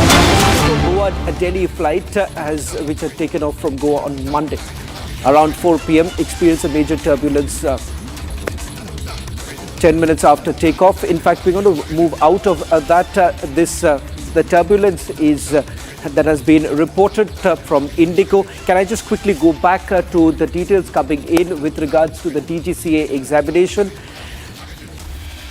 I'm given to understand that the DGCA is essentially questioning the engineering officials right now. Can we just go back to the breaking, please? The DGCA summons Air India Engineering Department head today, and engineering officials have been rushed to the DGCA office. The meeting has also started. DGCA's questioning that has taken place. DGCA is questioning Boeing officials too. We are given to understand that this is part of the examination that is being done by the DGCA right now, pertaining to the accident that took place in Ahmedabad. Let me bring in my colleague Harsha, who's also getting us more details. Harsha, this perhaps is the first meeting after the accident that has taken place where Air India officials have now been called in for further questioning. Yes, Shravan, you are absolutely right. This is the first time DGCA has summoned Air India officials, and that through the officials of both Air India and Air India Express, and also the officials from the particularly department, which is the engineering department. Not to forget to tell all our viewers that this department is majorly responsible for the technicalities and for ensuring that the flight and aircraft is properly serviced, maintained, and this department knows each and every nitty-gritty related to the technicalities of the aircraft. So right now what we've gotten to know is that Air India technical engineering department officials have been summoned. The meeting was called at 3 o'clock. They were asked to appear in front of DGCA, DG Faiz Ahmad Siddiqui at 3 o'clock. The meeting has already commenced. Now they are being questioned by DGCA DG regarding the equipments in the Boeing 787, which flew from Ahmedabad for Gatwick, which crashed, and also regarding other Boeing issues as well. Because from past 3 days, Shravan, since the time crashes happened, from that day to till now, this is the 5th day in a row continuously. Every day there are reports of technical snags in Air India and Air India Express flight, and therefore the engineering officials have been called to ask more on the issues of the aircraft, the technical snags which are continuously appearing. And we've gotten to know that they have already been summoned. They had reached in at DGCA office. They are right now present there, and the DG is questioning them right now regarding the Boeing issues. Back to you. Harsha, with regards to whether at all this is the first meeting, I'm given to understand not just the engineering officials, but other officials of Air India have also been called in by the DGCA. Also, has Air India responded to the notice that was sent by the BCAS? Important to know that yes, Air India officials have responded to the earlier letter to earlier notice which BCAS had issued them, Sean, which we had reported as well, which we had telecasted, that these were the issues which BCAS had written to Air India, which they wanted to respond by the end of the day, and we have got to know that Air India has responded to them. We'll soon get to know exactly what response Air India has given. But yes, what you asked me, this is the first meeting, and not only Air India Engineering Department, but other department officials have also been called. In total, what I'm getting to now know exactly 12 to 15 officials from Air India have reached to DGCA office, and they had reached around 2:50 p.m. 3 p.m. was the time when they was asked to be there at DGCA office. All the officials are right now there. Air India Express, Engineering Department, Technical Department, and other officials are also present right now at DGCA. And this is the first meeting. This is the first time after the crash when Air India officials have appeared in front of DGCA, the regulatory body. Back to you. In fact, that's the latest now coming in right now from the DGCA office, where we are given to understand that this is the first set of questioning that's actually taking place with the Air India officials, particularly the engineering department. We are given to understand where officials from the engineering department who have been called in for questioning by the DGCA. Just over the last few hours, what you have seen right now, multiple incidents have actually been reported. In Ahmedabad, the Ahmedabad-London Air India flight has been cancelled due to a technical snag. Moving on, there was an emergency landing that took place in Nagpur. We are given to understand it is an Indigo aircraft there too. This was after a threat that was allegedly received. And then finally, Kolkata, where Air India's San Francisco-Mumbai aircraft could not take off due to a technical snag. In fact, the aircraft was headed towards Mumbai, where a technical snag was reported. Subhash Goel, aviation expert, is also joining us on this broadcast. Mr. Goel, multiple incidents that have been reported over the last few hours, and that is the reason why many believe that there is a crisis that not just Air India, but the other airlines are too facing.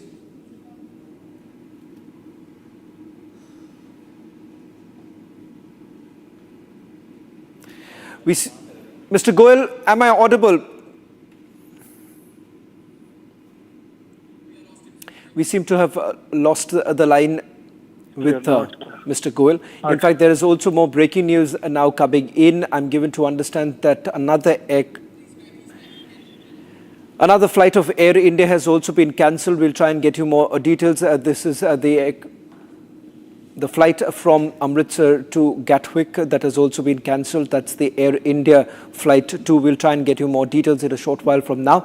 In the last 4 hours, there have been 4 incidents that have already been reported, at least 2 that has been linked to Air India on your screen. So I'm going to now take you through each of the details. 2 flights and 1 technical snag. That's the same that's coming in from both sides. Air India flight AI 180 and Air India's express flight. Air India's flight AI 180 from San Francisco to Mumbai. In fact, the Air India flight reported technical issue before, and the passengers were deplaned. And Air India Express flight from Delhi Ranchi, where once again had returned from mid-air because of that. That's all that we have right now. The details coming in with regards to the incidents that have taken place. 8 incidents that have been reported in just 48 hours.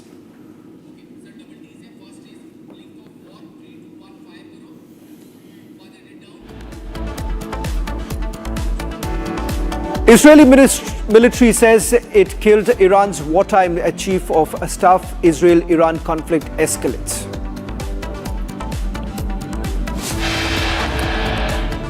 Prime Minister Modi in Canada to attend G7 summit to meet Zelensky on the sidelines of the summit.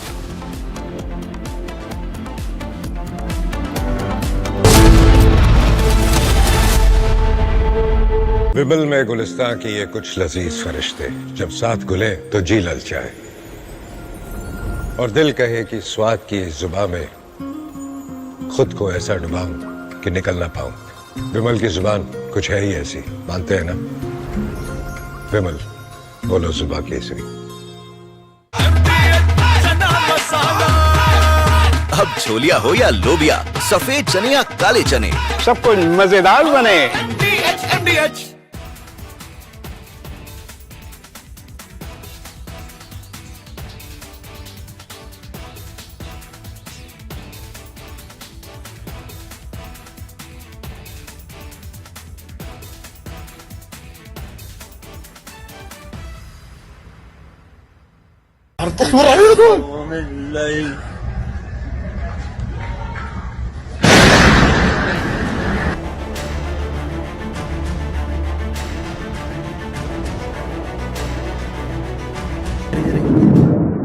Ini filo. Wow, we got this cool.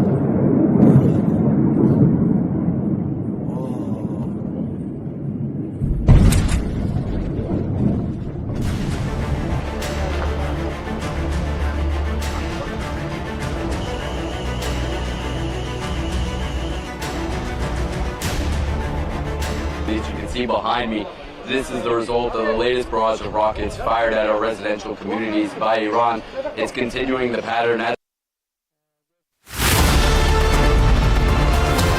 I don't just report from courtrooms on verdicts, I decode them. From breaking news to complex legal verdicts, every word is backed by law. At the Republic School of Journalism, you will learn how to report on legal issues with accuracy and speed.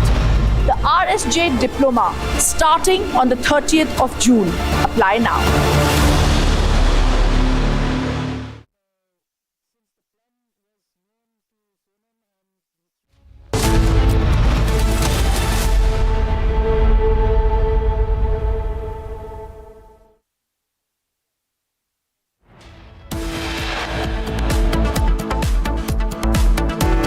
Exclusive input on Ahmedabad plane crash probe. Top sources say the black box will be examined in India.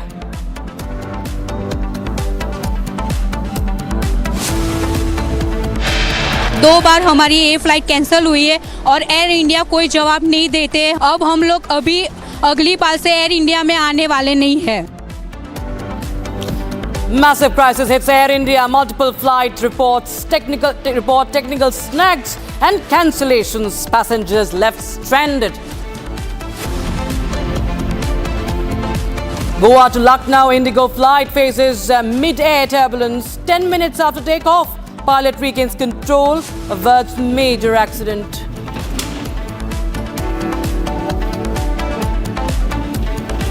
Israeli military says it killed Iran's wartime chief of staff. Israel-Iran conflict escalates.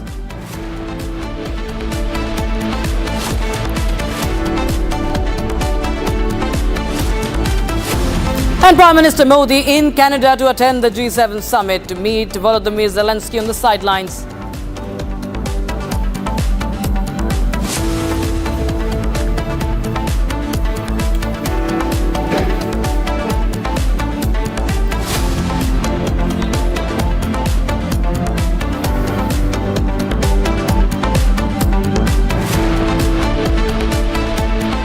Good afternoon, viewers. You're watching Live and Breaking. I'm Nakshita Mishra with you. It's not looking very good as far as the situation in West Asia is concerned. The Israeli Air Force has destroyed more than 20 surface-to-surface missiles last night before they were launched towards the state of Israel by Iran. And now the Israeli Air Force completed several waves of strikes overnight, targeting approximately 100 military targets in Isfahan, central Iran, that is.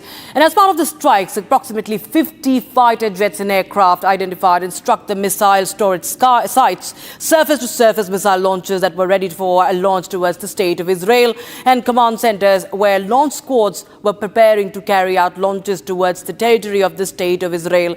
Now, these are fresh videos that we're bringing to you that have been released by the Israeli Defense Forces. Viewers, let's get you more and more visuals that have come in from this conflict between Israel and Iran. Now, this is video number 1. The IDF taking out the IRGC, Iranian Revolutionary Guard command centers. There you have this area of impact in Tehran. These are the spots. Israeli Defense Forces struck command centers belonging to the Quds force of the IRGC. And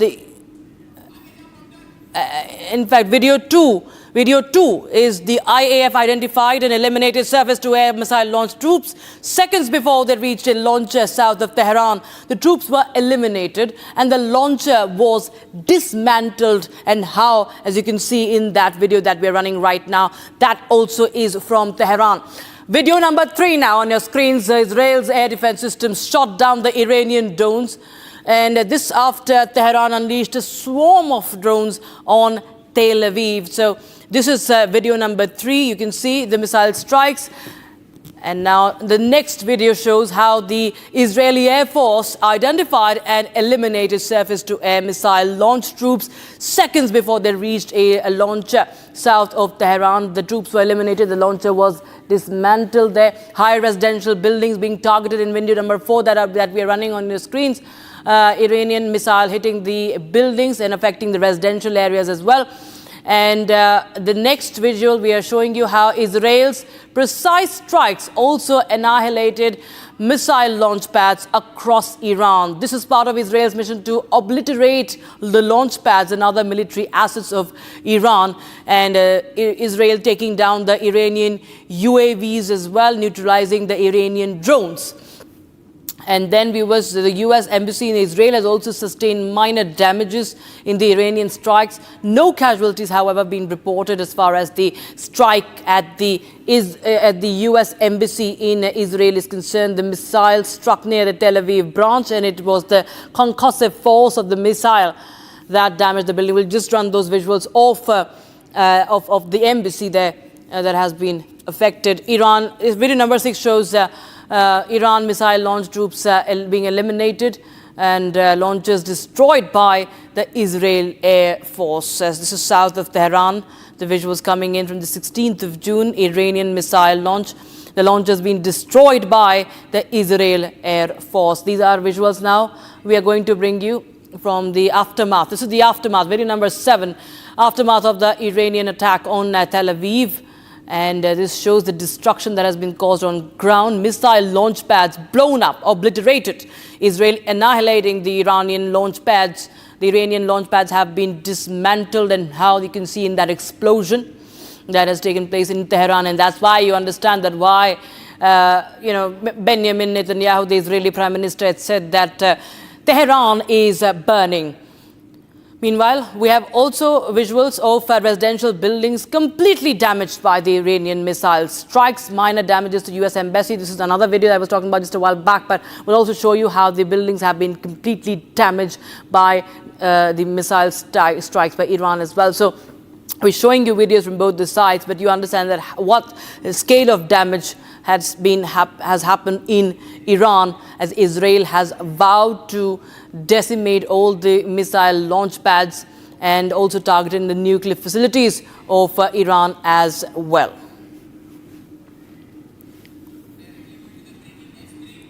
And meanwhile, we have some more breaking news coming in right now. Visuals of students being relocated from Tehran. Indian students, remember, have been stranded in this entire conflict, but the Indian embassy has helped them evacuate, and they've asked them to leave Tehran immediately. And many students have been taken to safer places, students being evacuated there. Those are the visuals from the bus, Indian students being taken away in the buses. They have been shifted to a safer spot, a safer location, as there are hundreds of students from India that have in fact who are there pursuing studies. One such student is from Kashmir. My colleague Gazinat spoke to the family of that Kashmiri student who is in Iran right now. Listen in.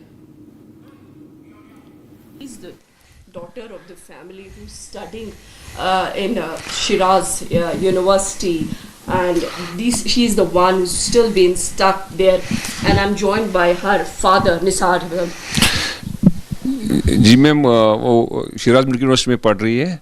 2-4 दिन पहले जब ये वार start हो गया between Israel and Iran, तो वो बहुत डरे हुए थे। तो पहले दिन तो उतने डरे हुए नहीं थे, लेकिन जैसे जैसे वो दिन चढ़ता गया तो वहाँ से भी रॉकेट आ रहे हैं, यहाँ से भी रॉकेट आ रहे हैं। तो वो हॉस्टल में स्टक थे। तो फिर वो क्या करते, या हम फ़ोन करते, हम क्या कर सकते थे। फिर यूनिवर्सिटी वालों से कांटेक्ट किया। यूनिवर्सिटी बोलने वाला आप हॉस्टल में रहिए, आप बाहर मत निकले, हम देखते हैं क्या हालात रहेंगे, उसी हिसाब से करेंगे। तो रात को ज़्यादा जब वहाँ रॉकेट वगैरह मिसाइल चलने लगे तो वो बहुत डरे हुए, सहमे हुए थे। तो फिर उन्होंने हमारे साथ कांटेक्ट किया, हम क्या कर सकते थे। फिर लकीली हम थैंकफुल है इंडियन एम्बेसी के जो वहाँ ईरान में है, उन्होंने उनके साथ कांटेक्ट किया, उनको अपना व्हाट्सअप नंबर दिया, कांटेक्ट नंबर, बोला आप घबराइए मत, हम कोशिश करेंगे कि हालात कैसे रहेंगे उस हिसाब से हम कोशिश करेंगे कि आपको सेफ जगह इवैक्यूएट करेंगे। तो अभी तक इवैक्यूएशन हुआ है क्या? आज मॉर्निंग में मेरी बेटी के साथ बात हुई, इंडियन स्टैंडर्ड टाइम 7 AM, तो वहाँ तेहरान में 5 AM थे, तो उनको उस टाइम इवैक्यूएट कर रहे थे वहाँ से सेफर प्लेस। इंडियन एम्बेसी की तरफ से उनका फुल सपोर्ट उनसे मिला, इंडियन एम्बेसी की तरफ से। वो कंटिन्यू इन दोनों उनके साथ टच में थे। वो 3-4 दिन से सोए नहीं, क्योंकि वहाँ उस होस्ट में लड़कियाँ हैं, 80% कश्मीरी है, लेबनानीज, इराकी और भी कई कंट्री की लड़कियां हैं। वहाँ लड़कियों का ही हॉस्टल है वो। तो लेकिन सपोर्ट बहुत ही मिला उनको, यूनिवर्सिटी वालों ने भी सपोर्ट किया। तो एम्बेसी वालों ने उनके बच्चे जो है वो आपकी बेटी के साथ वहाँ फंसे हुए, कुछ बताया? वहाँ उसने बताया कि हमारी यूनिवर्सिटी के 200 लड़कियाँ थी। जी जी जी। All right, in some more news from West Asia and more updates from across the globe on the conflict. The leaders of the G7 nations, Canada, France, Germany, Italy, Japan and the United Kingdom and the United States have voiced their support for Israel and condemned Iran as the primary source of terror. In a statement, European foreign ministers have also urged Iran to return to nuclear negotiations with the United States and avoid escalating conflict with Israel. Donald Trump dramatically left the G7 summit in Canada a day early to rush back to Washington, D.C. with the French President Emmanuel Macron claiming that the U.S. leader was considering the prospect of a ceasefire between Israel and Iran. Meanwhile, Trump condemned Macron's statement by saying something bigger than ceasefire is coming. Remember, he's also called for a National Security Council meeting in Washington, D.C.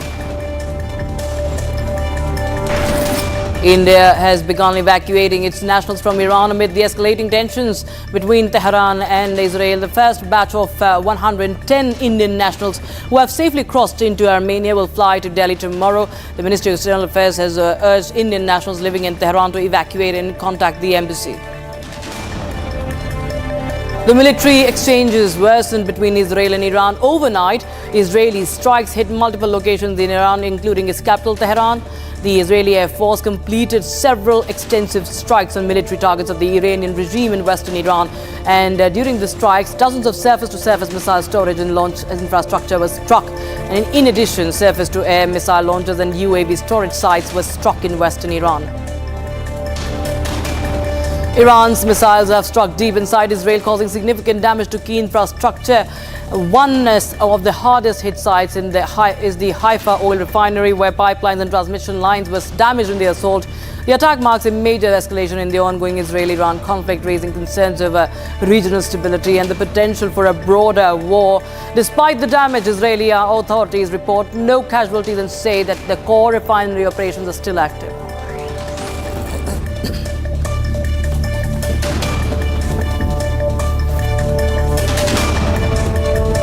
Viewers, we show you the footage that depicts the strikes moments ago by the Israeli Air Force on the studios and offices of the Iranian state-run broadcaster IRIB in Tehran. Here's a video from Republic Digital. شنیدید صدای متجاوز به خاک وطن، صدای متجاوز به صدای حق و حقیقت است. آنچه که ملاحظه کردید، صدایی که شنیدید، فضای غبارآلود استادیوم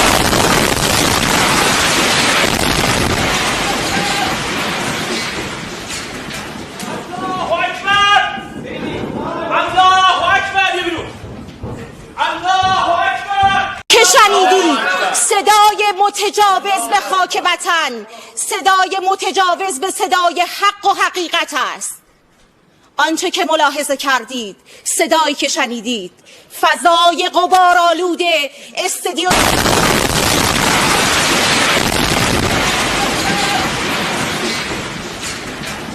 الله اکبر، الله اکبر، الله اکبر که شنیدید صدای متجاوز به خاک وطن، صدای متجاوز به صدای حق و حقیقت است.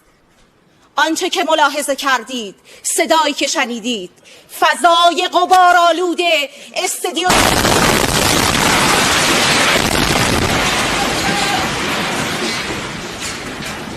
الله اکبر، الله اکبر، الله اکبر.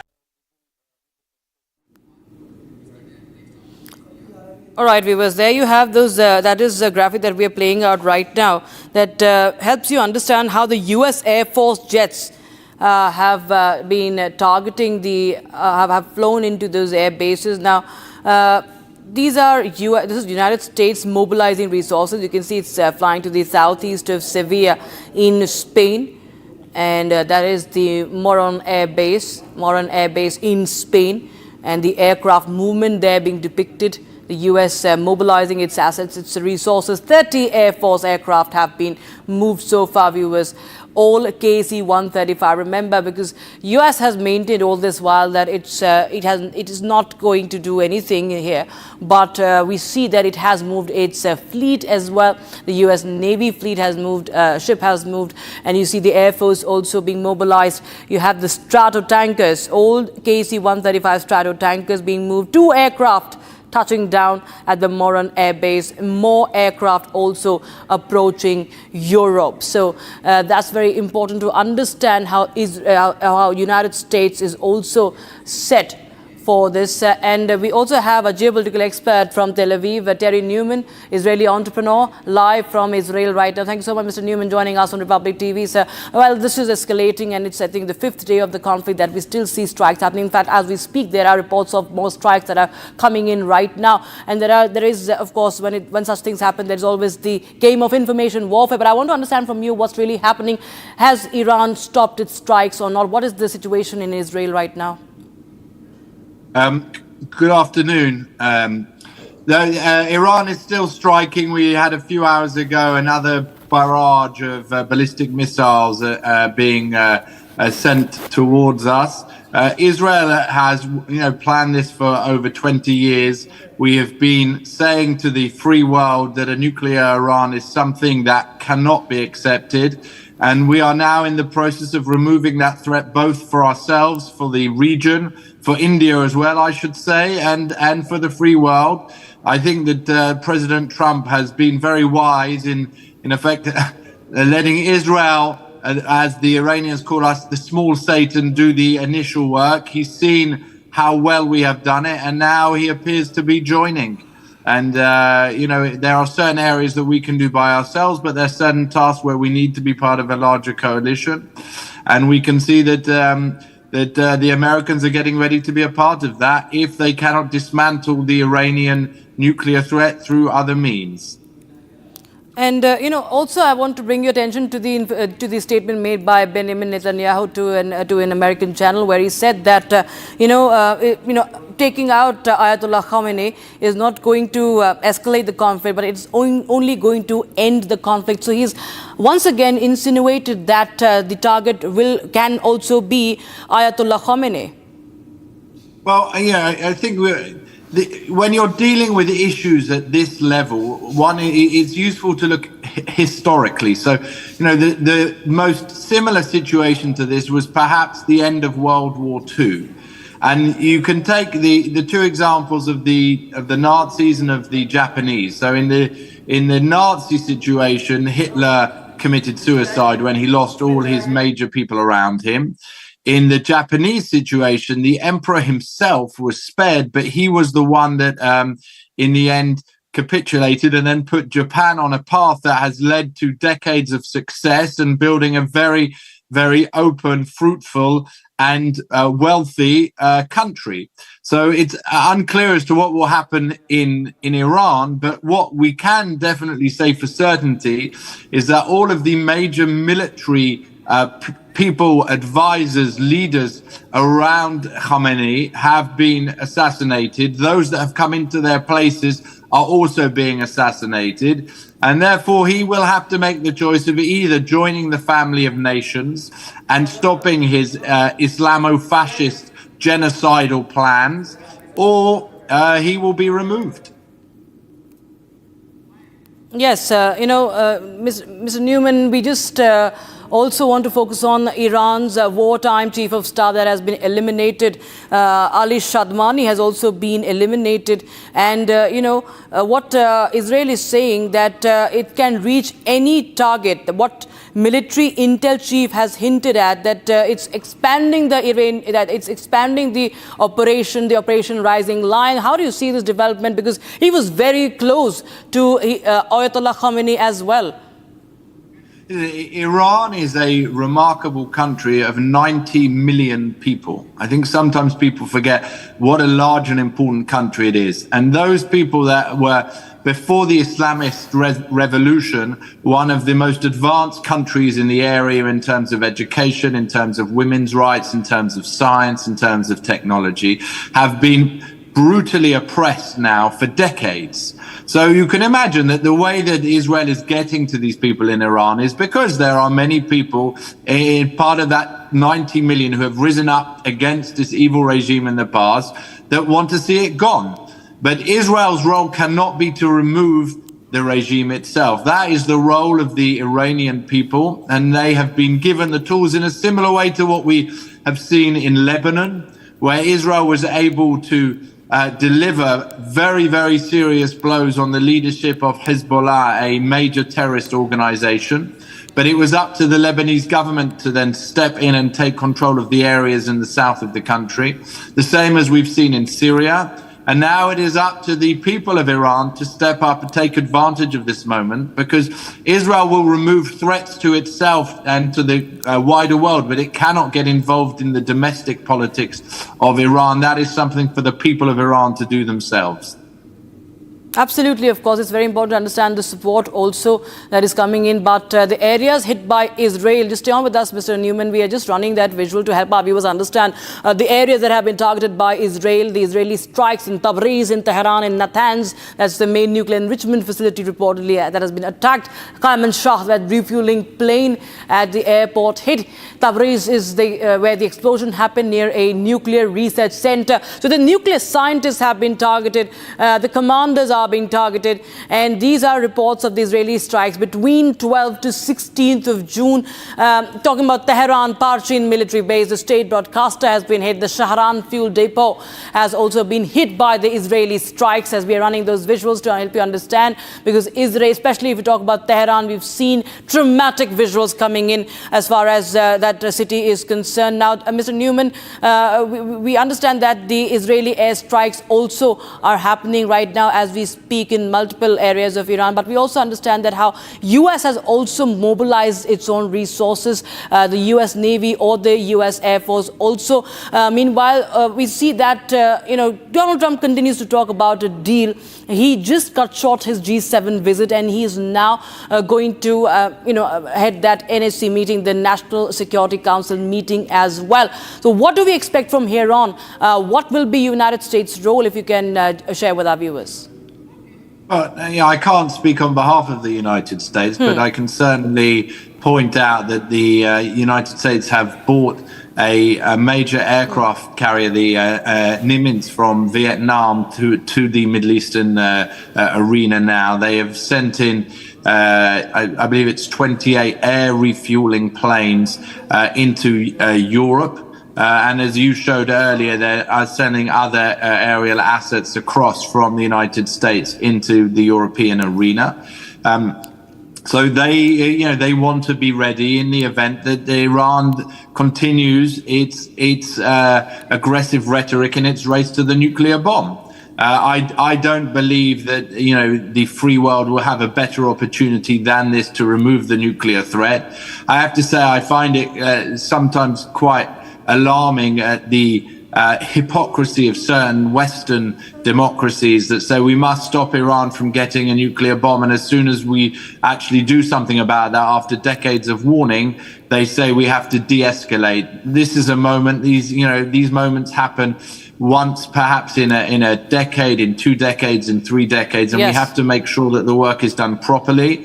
And I was saying earlier on a different channel that the Nimitz that's being sent in, actually, there's a certain historical irony that this was the same warship, the same aircraft carrier that was sent in 1979 and 80 after the Iranian Revolution to help get rid of the to help those Americans that were taken hostage in Tehran. So I hope that the Americans do what needs to be done, and the nuclear threat will be removed. Absolutely. Terry Newman, thanks so much for joining us once again on Republic TV with your insights and your views on the story, viewers. We step into a very short break, viewers, but continue to track more updates from West Asia as the Israeli military has killed Iran's wartime chief of staff. The war is escalating. In the latest, we have Iranian military activated air defenses following a series of Israeli airstrikes as we speak. We'll get you more on that. Also, we will tell you the details from Canada, where the Prime Minister is attending the G7 summit, all set to meet Zelensky on the sidelines as well.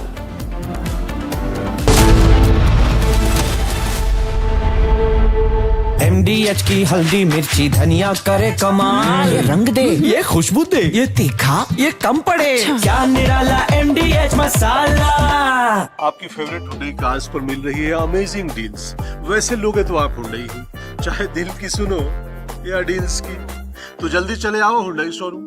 आधे bowl दही में 4 चम्मच MDH चटनी पुदीना मसाला डाला, stir करो, पुदीना चटनी तैयार। MDH चटनी पुदीना मसाला।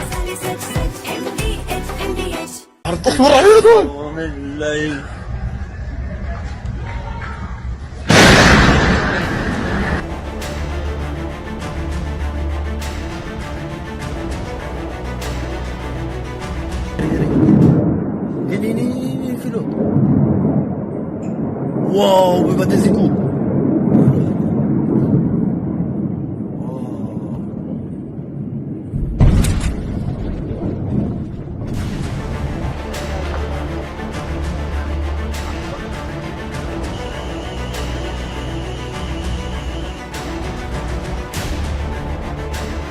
see behind me, this is the result of the latest barrage of rockets fired at our residential communities by Iran.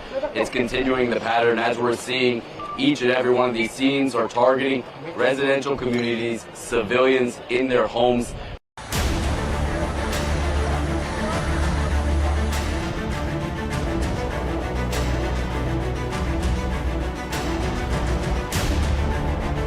אחרי שקיבלנו את ההתראות בלילה, נכנסנו לממ"ד, המתנו, היה את האזעקה, המתנו.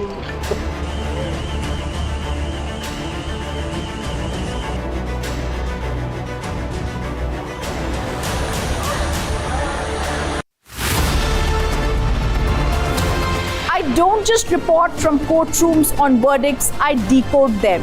From breaking news to complex legal verdicts, every word is backed by law. At the Republic School of Journalism, you will learn how to report on legal issues with accuracy and speed. The RSJ Diploma, starting on the 30th of June. Apply now. Amity has been ranked India's #1 not-for-profit private university for 11th year, with top 10 ranked institutions in management, engineering, biotech, law, masscom, telecom, hospitality, fashion and more. Yet another top ranking for Amity University.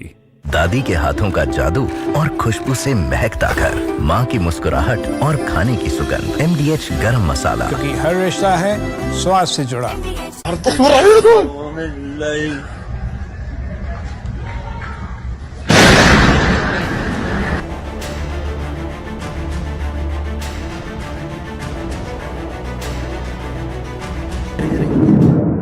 הנה, אפילו. וואו, בבתי זיקוק.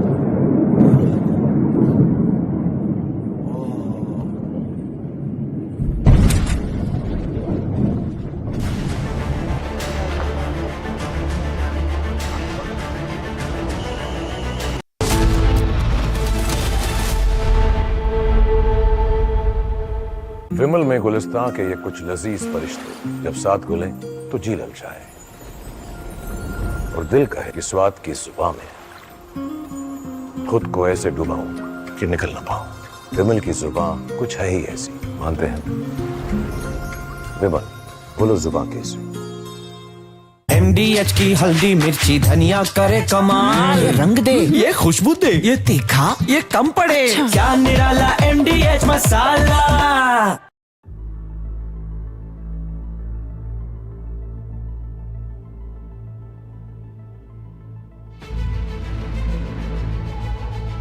With technical reasons, sir, would like to stay closer to Hong Kong.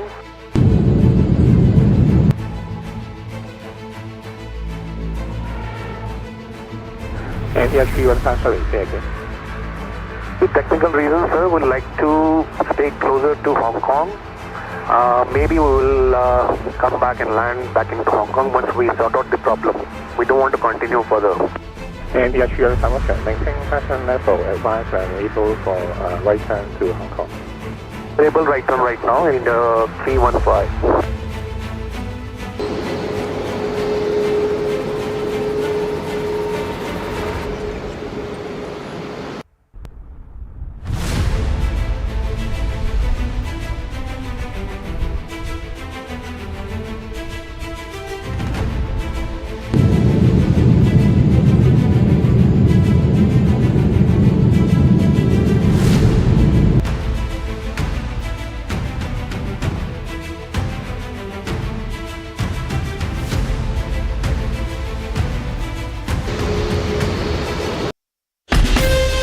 From Asia's largest news headquarters, setting the agenda for Bharat.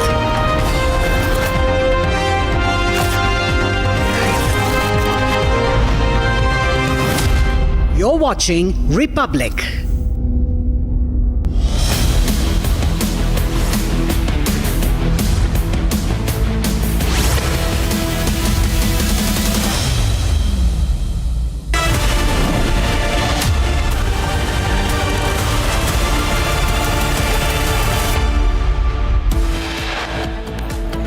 Exclusive input on Ahmedabad plane crash probe. Top sources say black box to be examined in India. दो बार हमारी ये flight cancel हुई है और air India कोई जवाब नहीं देते। अब हम लोग अभी अगली बार से एयर इंडिया में आने वाले नहीं हैं। Massive crisis hits Air India. Multiple flights report technical snags and cancellations. Passengers left stranded.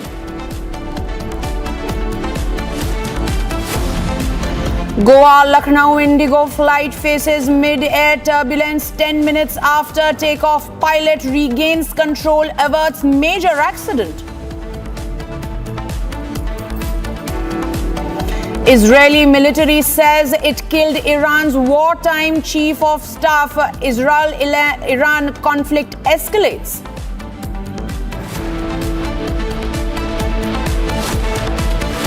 Prime Minister Narendra Modi in Canada to attend G7 summit to meet Zelensky on the sidelines of the summit.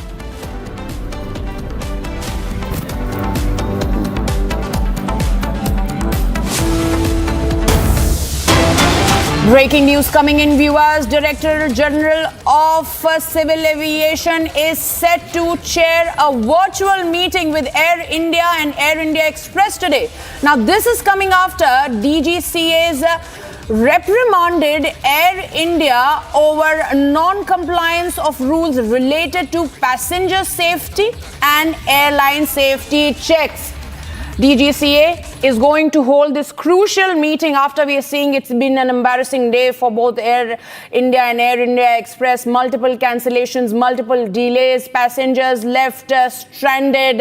And after that, the DGCA is going to hold this very crucial meeting where and this is coming after they are going to take stock of this situation after multiple cancellations and technical snags that have been reported throughout past 24 hours. Joining me live on this broadcast is my colleague Harsha. Harsha, this is going to be a very crucial meeting today. The DGCA appears to have had it all. They are going to meet the Air India and Air India Express officials, and it's going to be a tough day for them. What more can you tell us? So, Madhurima, there's an update for all our viewers as well because the meeting is underway. So, the meeting was called at 3 o'clock, and there's a physical meeting, not a virtual meeting. The Air India officials and Air India Express officials have already reached the DGCA office, and it's a first meeting where the DGCA have literally summoned the Air India. There appears to be a little technical snag over there with Harsha's audio connection, but what she is telling us that the meeting has already begun. It's been an hour since the meeting began, and the DGCA is very serious about this meeting, keeping in mind the fact that it's not a virtual meeting. They have been summoned physically, and DGCA is taking stock of the situation. It's a serious matter over there. This is the update that Harsha has given us. Okay, moving on, viewers, we're getting more breaking as far as the Air India is concerned. Authorities are investigating the Ahmedabad plane crash, are examining the training records and the supporting documents that involved the dispatcher, along with detailed data of the cockpit's crew, qualifications, of the flight hours, and the recent performance assessments, and they are also seeking. Directorate General of Civil Aviation has initiated a thorough review of the audio reports as well. So this is also another breaking coming in. Viewers, joining me live on this broadcast is my colleague Harsha. I believe Rakshita is joining me from the newsroom. Rakshita, now, after these multiple technical snags that have been reported in the past 24 hours, we have seen that crash that claimed life of 242 people who were on board and many who were there inside that hostel. Now, the DGCA is taking very serious cognizance after reprimanding the Air India and Air India Express officials. They have also sought that training qualification of those pilots as well who were in that ill-fated Air India aircraft. They're seeking all the details to get to the nadas of this entire crash. Rakshita. Right, it's very scary, in fact, that the pilot training is coming under lens now. This is one of the oldest airlines that India has, and remember that there were many expectations after the Tatas took over, but it's only going from bad to worse, and now the DGCA, now after 242 people have been killed, we see that DGCA now summons the Air India engineering department head also today. We saw that the engineering officials also rushed to the DGCA office just today, and the meeting has begun with the 171 case and the other Boeing aircraft. The fleet also under scanner. Remember, the checks have been ordered. And if you talk about other airlines, I've interacted with people who are who are in the know-how of aviation sectors in other countries.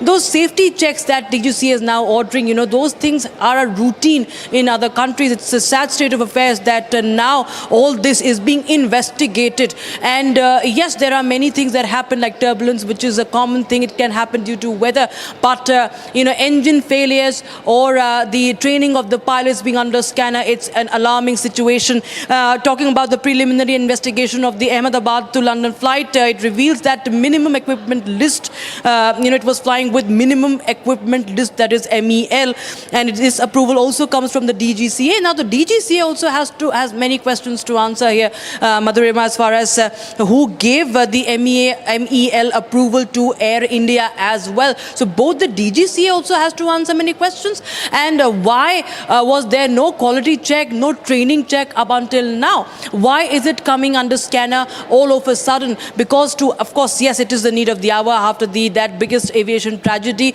There is no other option for DGCA to do that. But the fact that there could be questions being raised on the training itself, on the equipment also, that of course speaks volume about how our aviation sector has been functioning, how it could jeopardize the lives of the passengers. Well, absolutely, Rakshita, because some very tough decisions need to be taken now by the DGCA. They cannot turn a blind eye towards what's really happening. Multiple technical snags, 242 lives cost. Now, moving on, viewers, let us take you through the details of the crisis that has hit Air India. I'll toss it to my colleague Akanksha, who's going to take you through the details. Akanksha, over to you. Absolutely, Madhurima. Not just one or two, but 6 such incidents have come to the fore in the last 24 hours. Let me take you through the details and the graphics. I would request my team to pull up those graphics on the screen. The first incident took place yesterday as far as Air India is concerned. This is AI 315, June 16, Hong Kong to Delhi flight made a U-turn right after it took off. 9 minutes after it took off, it took a U-turn. Mid-air glitch issue, forces return back to Hong Kong. This was yesterday's Air India technical snag. All the passengers safely deboarded. All the passengers are okay. The inspection of the plane was undertaken by the authorities. Let's take you through another incident that took place yesterday. This is SV 3112, June 16, air scare on Jeddah to Lucknow flight. We saw visuals of sparks and smoke coming out from the wheels of this specific plane. This is Saudi Arabian plane, and this in fact took place yesterday. Passengers of SV 3112 disembarked safely, but again raises a lot of questions about the quality of the aircraft, because we saw very concerning visuals. The third incident took place yesterday. This is Delhi to Ranchi Air India flight. Plane makes a U-turn to Delhi over technical issue. Another example of technical issue as far as Air India is concerned. Technical issue reported after takeoff from the national capital. This is Delhi to Ranchi Air India flight. Flight operation resumed after inspection and clearance. So in all these cases, inspection was carried out after these very concerning incidents in fact took place.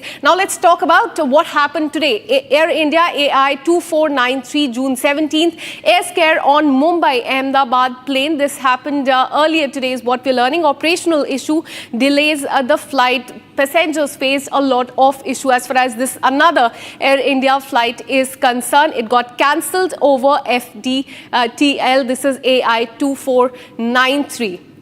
Let's talk about this fourth case, in fact, AI 180, technical snag on San Francisco to Mumbai via Calcutta flight. This again faced the technical snag that was reported in the left engine. Again, an issue related to the engine, technical snag, delayed takeoff from Calcutta. Again, passengers were stranded at the airport. Now, let's pull up another graphic. This is Air India 915. This was Delhi to Dubai AI 915. 915 flight that got cancelled.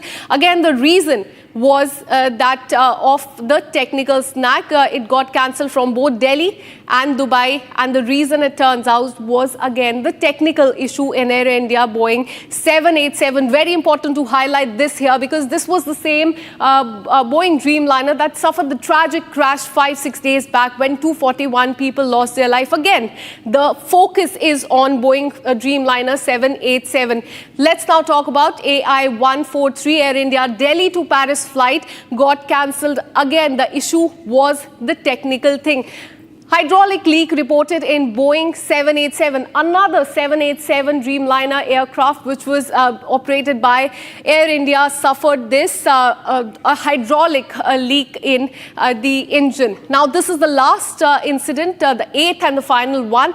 Air India 159, Air India flight from Ahmedabad to London got cancelled, and again the reason was because of the technical snag is what we're learning. Takeoff cancelled after the technical snag. This is AI159. In the last 24 hours, not just one or two, 6 Air India flights, Madhurima, faced the technical snag. Back to you. Well, thank you, Akansha, for that detailed report. Moving on, viewers, we're getting more breaking news at the moment. Air India has issued a statement confirming that flight AI143 from Delhi to Paris, scheduled for June 17th, has been cancelled after mandatory pre-flight check identified as technical issue. While the issue is currently being addressed, the airline stated that due to night operation restrictions at the Paris, the flight could not be rescheduled and therefore was cancelled. So therefore, once again, this time, which could be one of the very few times when that means Air India agrees to a technical snag. Joining me live on this broadcast is my colleague Rakshita. She continues to stay there at the newsroom. Rakshita, now Air India is saying that there was a technical snag, and which is why they could not fly the Delhi to Paris flight. Now, this was the 6th technical snag reported in the past 24 hours. It does not seem to be going well for Air India. Absolutely. Even the international flights, especially in focus over here, just getting you more details of that flight. This was a mandatory pre-flight check. He identified the issue which is being presently addressed. And remember, there has been just a few days before the DGCA has ordered mandatory safety checks of all the Boeing, especially Boeing 737 Dreamliners. And in view of the flight coming under the restrictions on night operations at the CDG airport, the flight has now been cancelled. Now, Air India goes on to say that they're providing hotel accommodation, also offering full refunds, and that's what normally any airline should be doing. Consequently, they say that flight from Paris to Delhi stands cancelled. So the other flight, AI142 from Paris to Delhi on the 18th of June, also stands cancelled. So we understand the effect it has on air travel. The fact that this Boeing Dreamliner has been under scanner, and the technical faults that are being now exposed because of increased vigilance. Now, the fact that we are breaking more and more news about such airlines is because there is more scrutiny now.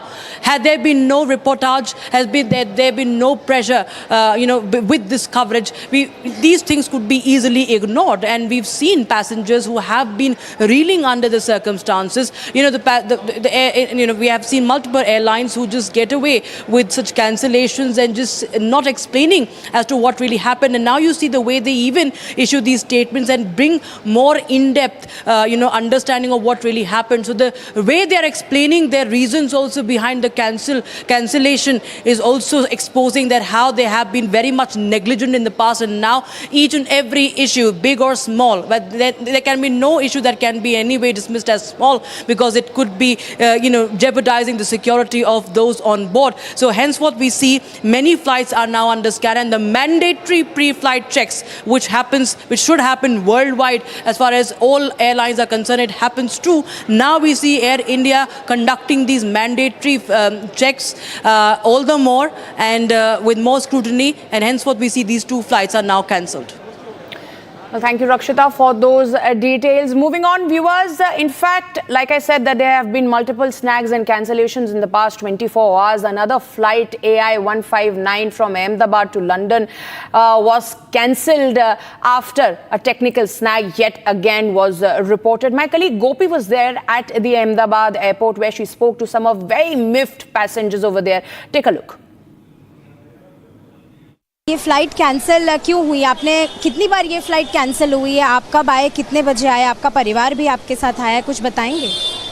I booked a flight on 14 June because we want to back in London on 14 June. But on the 13th June, I got an email that you have to cancel this flight because of the atmosphere and weather. So they messaged me, emailed me that you have to reschedule your ticket. And on the they emailed me that you have to reschedule on 17 June. I got email on 12 p.m. in the morning that your flight is cancelled. 17 June flight cancelled. So my husband is there on the window and he's doing that. We want to do new flight and they are doing. तो यही same flight पहले 2 बार और भी cancel हो चुकी है? हाँ, 2 बार हमारी ये फ्लाइट कैंसिल हुई है और एयर इंडिया कोई जवाब नहीं देते. हम मैसेज भी करते तो इतना होल्ड होता है, हमको 15-15 मिनट होल्ड रखना पड़ता है और हमको सामने से भी अच्छा कोई रिस्पॉन्स नहीं आता एयर इंडिया में से. अब हम लोग अभी अगली बार से एयर इंडिया में आने वाले नहीं है. हम इधर आए तो बता रहे थे कि फ्लाइट है वो डिले हुई है 3 आवर्स. सो हमको 1 PM की जगह 3 PM का टाइम दिया और अभी जब टाइम बोर्डिंग का आया, अंदर जाने का आया, चेक इन का टाइम आया तो वो लोग बोल रहे हैं कि अब फ्लाइट कैंसिल हो गई है. सो वो लोग अच्छे से रिफंड का भी आंसर नहीं दे रहे हैं. हम लोग कॉल सेंटर में बात कर रहे हैं, वहाँ भी कोई भी कॉल रिसीव नहीं कर रहा है और वो लोग यही बता रहे हैं कि हम आपको 10-15 दिन में रिफंड कर देंगे. Did they tell you what is the reason behind the cancellation of this particular airfare? Actually, when we reached here, there are 3-4 persons from the Air India Airlines, and the reasons stated by them are different. There are 3 persons who are here to respond, and each and every person is giving a different reply. One is saying that there is some technical issue. The second one is saying that there is a delay in the flight to reach here from Delhi to Ahmedabad. Therefore, today takeoff is not possible, and other reasons are being stated which are not plausible. More breaking news coming in, viewers. A high-level multidisciplinary committee formed by the Centre to investigate the recent Air India plane crash in Ahmedabad. And now this committee is going to submit its report within 3 months. Moving on, the centre has also said that the safety checks have been completed of the Air India 787 Boeing Dreamliner aircraft fleet. There are 34 of them, and now centre is going to submit a report in 3 months. Remember, this was also promised by Civil Aviation Minister Ram Mohan Naidu during that press conference, that it's going to be a time-bound investigation because an answer in this entire connection is imperative, and which is why now we're learning that the government is that this particular committee is going to give and submit the report within 3 months. Now we're getting more visuals over there on your screens, viewer. Now this is the visual from Ahmedabad plane crash site, and now this is an exclusive visual that Republic Media Network has accessed for you, as you can see, as to how there are people jumping off the roof over there. This has surfaced, and this shows the aftermath of the massive explosion and devastation by fire caused by that incident. This is a heart-wrenching video circulating on social media. Viewers, this reveals the scenes of chaos with students and staff seen jumping off that building, trying to make an effort to save their lives. So you can imagine as to what would have really happened there, that they had to resort to this, that is jumping off and risking their life in such a manner, because at that time there were no options left. And in order to save their lives, you can see on your screens how these men are helping each other to reach the ground. They are jumping off from one balcony to another, and this has happened. This is the aftermath. So the plane has already crashed in the building at this point. This is the back of that particular building, and you can see these men, they are trying a desperate attempt to save their lives, as you can see, by risking it altogether, where they are trying to help each other by jumping from one balcony to another in order to reach the ground safely.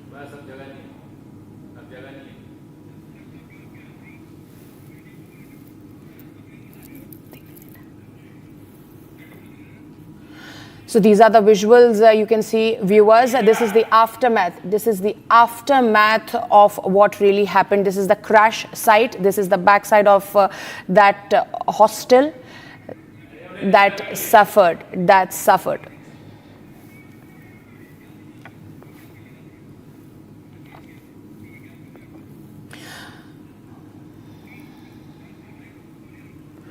Now moving on, viewers, in a new incident that has been highlighted ongoing, the language row in Karnataka has come to fore, where an elderly man went into an argument and therefore followed with a clash with a shop owner over compliance of state government's rule for a commercial signboard. Here's a report. Take a look.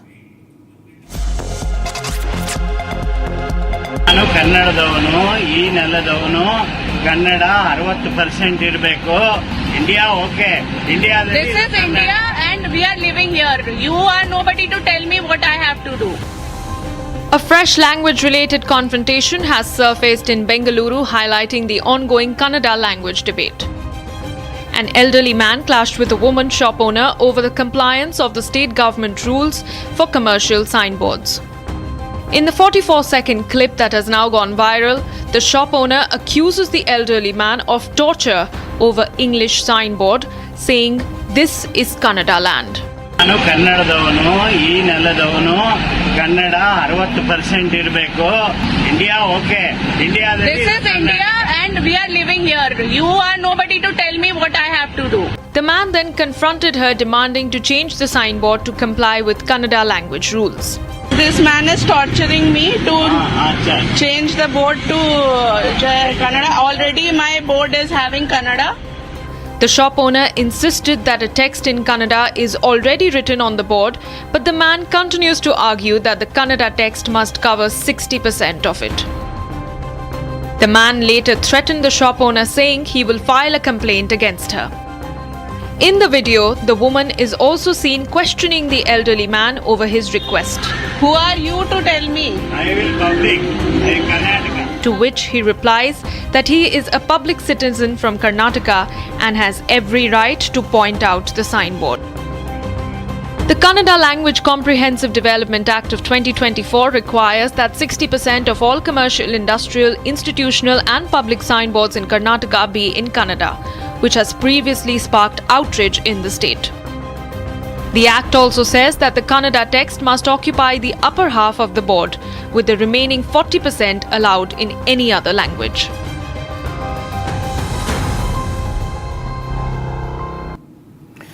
Moving on, viewers, Ambassador Deepak Vora explains India's balanced stance on the Israel-Iran conflict. With strong ties to both nations, India promotes dialogue and diplomacy without choosing sides.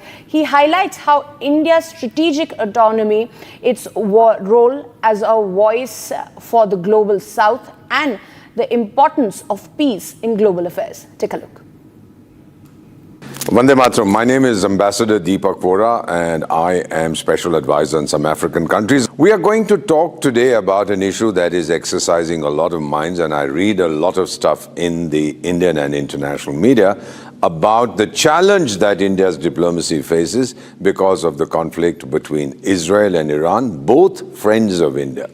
Let me set this in perspective. We never allow our relationship with any one country to determine our relationship with another country. Chanakya had said something very interesting 2,400 years ago, that my enemy's enemy can be my friend. He did not say that my friend's enemy must also be my enemy.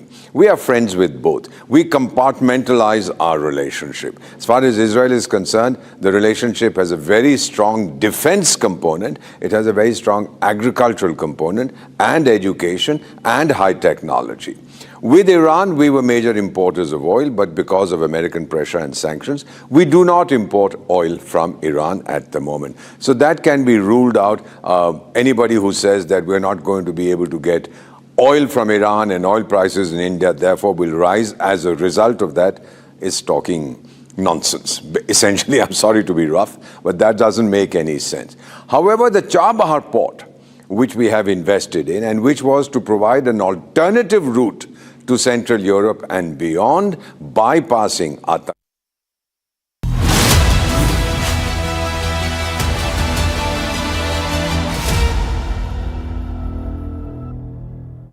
विमल में गुलिस्तां की ये कुछ लजीज फरिश्ते जब साथ गुले तो जी ललचाए और दिल कहे कि स्वाद की इस जुबान में खुद को ऐसा डुबाऊं कि निकल ना पाऊं।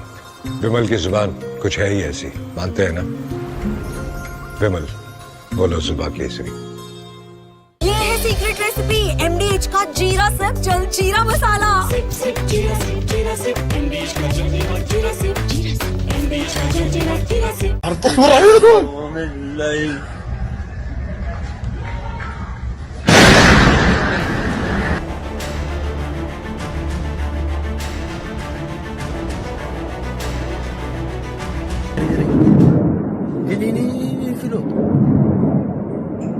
Wow, we bateu esse cu.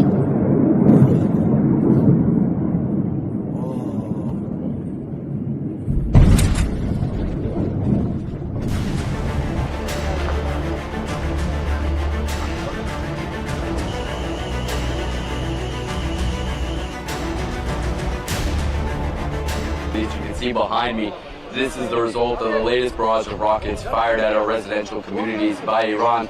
It's continuing the pattern as we're seeing. Each and every one of these scenes are targeting residential communities.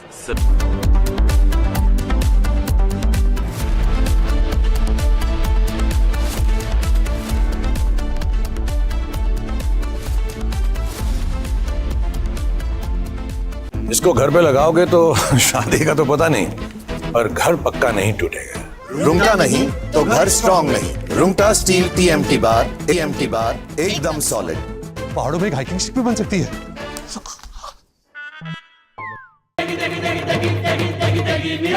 MDH की देगी मिर्च, देगी मिर्च का तड़का, अंग अंग फड़का। MDH की देगी मिर्च।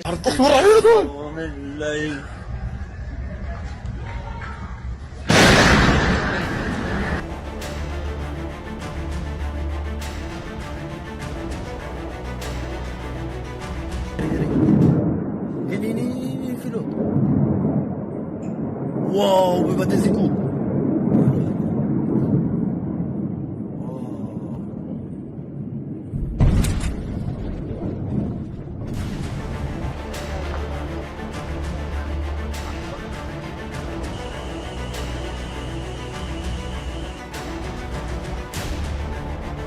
As you can see behind me, this is the result of the latest barrage of rockets fired at our residential communities by Iran. It's continuing the pattern as we're seeing. Each and every one of these scenes are targeting residential communities, civilians in their homes.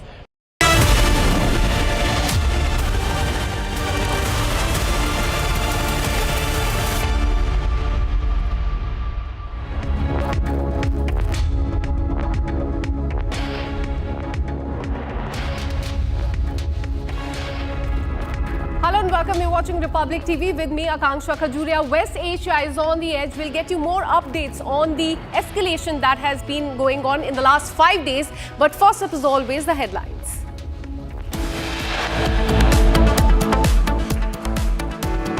Exclusive input on Ahmedabad plane crash probe. Top sources say black box to be examined in India.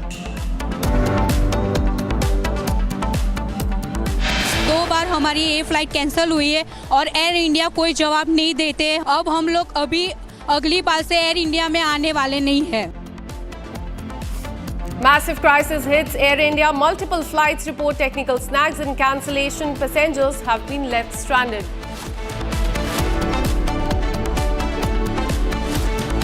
Goa Lucknow Indigo flight faces mid-air turbulence. 10 minutes after takeoff, pilot regains control, averts a major incident.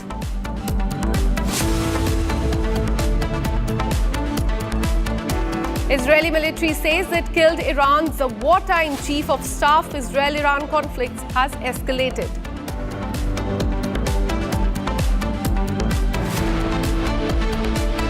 Prime Minister is in Canada today to attend G7 summit to meet Zelensky as well on the sidelines of the summit.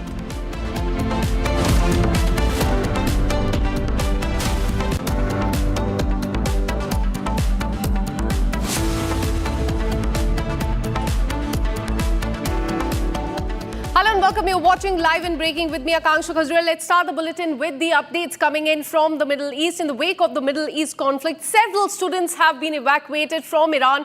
Some of them are students from Kashmir, in fact, who are awaiting their return home as their families await for them. Republic brings you this exclusive report live from, such incidents and such people who are stuck there. Have a look.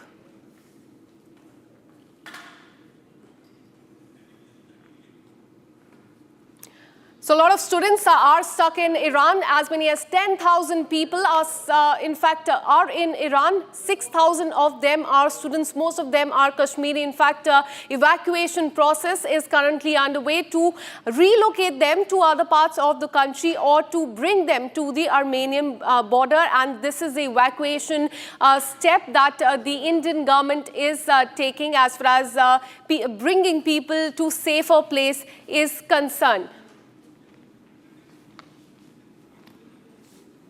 Let me go across to my colleague Zeenat, who brings us the testimonies of such families whose kids are currently in Iran, stuck there. Zeenat, tell us about their stories. Who are these families, and are they worried right now that their kid is stuck there? See, scores of children are still stuck at Iran, and that have left families worried. The families are moving from pillar to post to get the more information about their kids. Although the communication system is down in the Iran, they're trying the best to get in touch, to know about whereabouts of these kids and how to provide a help. I'm joined by one such family member from Nishat, Srinagar. His niece is stuck in Tehran. पहले तो अपना नाम बताइए और कौन जो है जो तेहरान में फंसे हुए। जी, मेरा नाम मोहम्मद अयूब है, मैं निशात से हूँ और मेरी भाई की बेटी है वहाँ पर, वो पढ़ रही है, स्टूडेंट है, पिछले साल ही गई है। तो अभी कम्युनिकेशन का जो मसला यहाँ पर अभी हो रहा है, तो उसमें से हमको कल वहाँ उसके बाद बात हुई थी और उसके बाद सुबह अर्ली मॉर्निंग में हमारे साथ बात हुई थी। तो वहाँ से उन्होंने मैसेज दिया कि हम अभी तेहरान से कुम की तरफ गए हैं और कुछ इंडियन स्टूडेंट्स को 110 के करीब लगभग आधों को रशिया में लिया है, आधों को अभी 90 के ऊपर से अभी स्टूडेंट को वहाँ पर स्टे कराया है आर्मेनिया में। तो मैं भी गवर्नमेंट ऑफ इंडिया से यही अपील करता हूँ जनाब पीएम नरेंद्र मोदी से एंड एमए मिस्टर जो हमारे फॉरेन मिनिस्टर है एस जयशंकर साहब से, उनके बहुत शुक्रगुजार कि अभी उन्हें एक्यूएट बहुत सारे रिलोकेट किए हैं बच्चे, उसके लिए उनके लिए थैंक्स कर रहे हैं। तो अभी जो आपकी नीस वहाँ है कि कुछ फ़ोन पे या कोई मैसेज देके बताया कि किस तरह की डिफ़िकल्टी जो है स्टूडेंट्स को आ रही है और कितना नंबर है कश्मीरी स्टूडेंट्स का जो अभी भी ईरान में फंसा हुआ है? अभी स्टूडेंट्स के नंबर है वो JNK की, खासकर मैं JNK की बात अभी कर रहा हूँ, तो अब वो 1300 से लेके 1400 स्टूडेंट्स है और अभी उनकी जो कम्युनिकेशन की प्रॉब्लम आ रही है और ऊपर से जो उनकी फूड और वाटर की प्रॉब्लम आ रही है, वो दो प्रॉब्लम है वहाँ। बाकी जो आहिस्ता आहिस्ता भी आई होप कि जो हमारी गवर्नमेंट ऑफ इंडिया है वो कोशिश करे कि सब बच्चे वहाँ सेफ से वहाँ दूसरे कंट्री में शिफ्ट कर सकते हैं। तो अभी जो है कम्युनिकेशन जो है काफ़ी डाउन है, फ़ोन कॉल्स नहीं लग रहे, ना वहाँ से है ना यहाँ से कम्युनिकेशन। तो इसमें किस तरह से आप लोग अपने आप को अपडेट कर रहे हैं, जो फैमिलीज़ आपके इन टच है, तो वो किस तरह से जो है कम्युनिकेशन का प्रोसेस चल रहा है? अभी आप देख सकते हैं जो कम्युनिकेशन डिपेंड्स, अभी सब जो है वो कम्युनिकेशन पे डिपेंड होता है हर जगह। आप किसी भी चैनल से देखिए, इंटरनेट पे डिपेंड है सारा। अभी हम बीच बीच में जब भी हम बीच में ट्राई मार रहे हैं, कभी वहाँ से भी वो कॉल करते, खाली जस्ट 5 मिनट्स वो टॉक होती है, उसके बाद कम्युनिकेशन नहीं होती है। वहाँ पर भी बैड नेटवर्क है। उनकी जो अभी वहाँ की एयर स्पेस है वो भी उन्होंने बंद की है।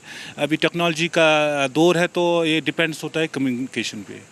तो अभी जो आपकी नीस ने जब लास्ट टाइम बात की थी तो कुछ बताया था कि किस तरह का डिस्ट्रक्शन हो रहा है, कहाँ क्या हुआ है, और उन्होंने अभी तक अपनी आंखों से क्या देखा? 2 दिन पहले उसने बताया, जब फर्स्ट डे वहाँ पर बहुत से अभी यूनिवर्सिटी पे भी वहाँ हमला हुआ था, उस टाइम ड्रोन हमला हुआ था, और बॉयज़ हॉस्टल पे भी वहाँ हमला हुआ था। उसमें लगभग हमारी जो इन्फॉर्मेशन आई थी फ्रेंड से या मीडिया थ्रू से, तो वहाँ पर कश्मीरी के 2 बच्चे इंजर्ड हुए थे। तो उसके बाद इंजर्ड हुए थे किस यूनिवर्सिटी के स्टूडेंट? वो तेहरान की यूनिवर्सिटी में बॉयज़ जो हॉस्टल है, बॉयज़ हॉस्टल में, उसमें हमारे यहाँ के MP रोला आगा साहब, हम उसके बड़े शुक्रगुजार हैं। जो भी वो उनके साथ कम्युनिकेशन उनकी बहुत अच्छी है ईरान के साथ, तो वो बीच बीच में हमारे ट्विटर पे वो मैसेज सेंड करते हैं, डिमांड करते हैं क्या क्या है वहाँ पर हालात। अभी जो है कि कुछ आइडिया है कि जो कश्मीरी स्टूडेंट जैसे अर्मेनिया की तरफ लेके गए हैं, कुछ कौम में कल स्टे करवाया है, तो कितने कश्मीरी स्टूडेंट्स हैं और ओवरऑल इंडिया का कितना नंबर है जो अभी भी फंसा है? अभी मेरे ख्याल से ऑल ओवर इंडिया की बात करेंगे तो वहाँ से तकरीबन 15,000 से 16,000 बच्चे वहाँ पर ऑल इंडिया के हैं। अभी कम से कम उन्होंने 10,000 से ऊपर बच्चे वहाँ से निकाले हैं। हम उसके लिए अप्रिशिएट करते हैं गवर्नमेंट ऑफ इंडिया को कि उनके बच्चे, इतने बच्चे वहाँ से वो सेफ निकल गए हैं, उसके लिए हम अप्रिशिएट करते हैं। अभी तो एयर स्पेस बंद है, तो घर आना तो नामुमकिन है, तो ऐसे किस तरह से देखते हैं इस तरह के चैलेंजिंग पीरियड को, और आगे क्या स्ट्रेटजी है पेरेंट्स की तरफ से? अभी लगभग अभी बहुत सारे कंट्रीज जैसे USA है, अभी रशिया है, चाइना है, दूसरे कंट्रीज है, सऊदी अरब है, इंडिया, हमारा इंडिया है। तो अभी हम आपस में ये बातचीत करते हैं कि सीज फायर होना चाहिए। अगर सीज फायर हुआ तो अभी मेरे ख्याल से उन बच्चों को अगर एक वीक के लिए आया, 10 दिन के, जब तक सीज फायर हो जाए, अर्मानिया एक कंट्री है, अजरबैजान है, अफगानिस्तान से, जहाँ से बॉर्डर हमको दूसरे कंट्री से मिलते हैं, जहाँ हमारे रिलेशंस बहुत अच्छे हैं इंडिया के साथ, उनके साथ वहाँ रख सकते हैं। उसके बाद उनको एक्टिवेट दोबारा वहाँ से उनको, क्योंकि एग्जाम्स भी आ रहे हैं उनके, तो वो अच्छा रहेगा, लेकिन वो सेफ होने चाहिए पहले दूसरी कंट्री से। जब तक सीज फायर नहीं हुआ अभी हमारे को भरोसा नहीं है कि क्या हो जाएगा। अभी डिपेंड है इसराइल और ईरान पे। So the parents are looking for ceasefire between the two countries so that evacuation is done, and also the parents are worried because the exams are near. Absolutely, families there demanding that their family members in Iran should be moved to a safer place. Thank you, Zeenat, for getting us that ground report. Now, shifting our focus, in fact, we have breaking news coming in. Israeli Air Force has completed several extensive strikes on military targets of the Iranian regime in western Iran. During the strikes, a dozen of surface-to-surface missile storage and launch infra was struck. In addition to this, surface-to-air missile launchers and UAV storage strikes were also struck in western Iran, and the visuals of that you can see on your screens. IDF, that is Israel Defense Forces, has destroyed the Iran military targets. They have targeted the nuclear facilities there. They have also targeted several top military officials as far as Iran is concerned. We are witnessing escalation in West Asia. It continues to be on the boil. In the last 5 days, we have seen attack and counter-attack coming in from Iran and Israel. Iran has also launched several attacks on Israel, destroying their buildings. Several people there as well losing their life. So this escalation continues as far as West Asia is concerned.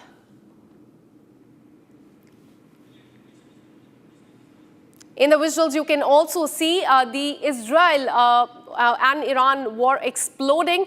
On the visuals, you can see these are the areas where Israel Defense Forces have launched their attack as far as Iran is concerned, be it military bases or the nuclear facilities, the oil depot in Iran is concerned. And they have, in fact, issued and released these videos that you can see on the screen right there. And this is coming even as the G7 summit is going on. Remember, earlier today on the right side of your screen, you can see Donald Trump, President of United States, cutting short his visit for the G7 summit. He had to head back for a very crucial meeting as far as Israel and Iran conflict is concerned. So it definitely seems that the conflict is now escalating, with both sides launching attacks on each other.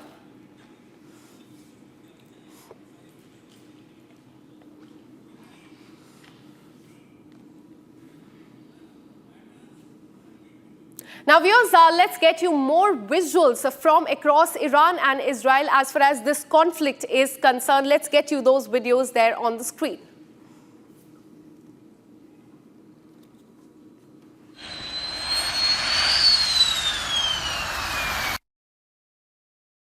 As you can see in the visuals, what IDF has said, that they have killed one of their top military officials once again. You can see there on the visuals, Israel Air Force has hit the Tehran air base as well. So be it airport in Iran, nuclear facilities, military bases, their residential buildings as well. So these have been attacked by Israel. You can see there on the map as well, Israel is quite far from Iran. And these missiles have been launched in Tehran at several locations, be it Tabriz, Natanz, where the main nuclear facility is. And these are the visuals that IDF has released that we are showing to you on the screen. Several places there attacked by Israel. Now let's show you more videos as far as this conflict is concerned. This is a video of IDF taking out attack on Iran. Now let's have a look at this video of Israel destroying the missile launcher troops as well. And this is the video that has been released by Israel military forces. There they are destroying the missile launch troops, as you can see on the screen. Big blast there, and the video on your screen completely shows how this escalation has only grown. Meanwhile, these are the visuals from the aftermath of the Iran attack on Tel Aviv. These are the visuals of just 2 days back when Iran launched an attack on Tel Aviv. Several places, buildings were destroyed. They caught fire.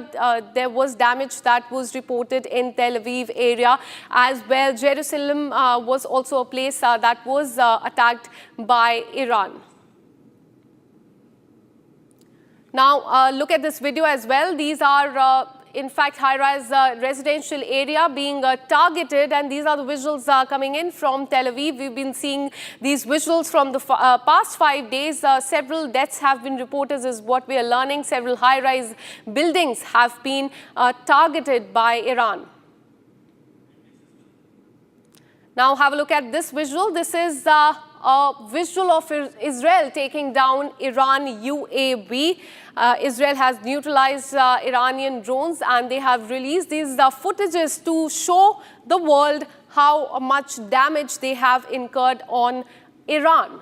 They have neutralized their drones as well, and these are the visuals that we can see on the screen of Iran, in fact, targeting the Israel targeting the Iran UAVs.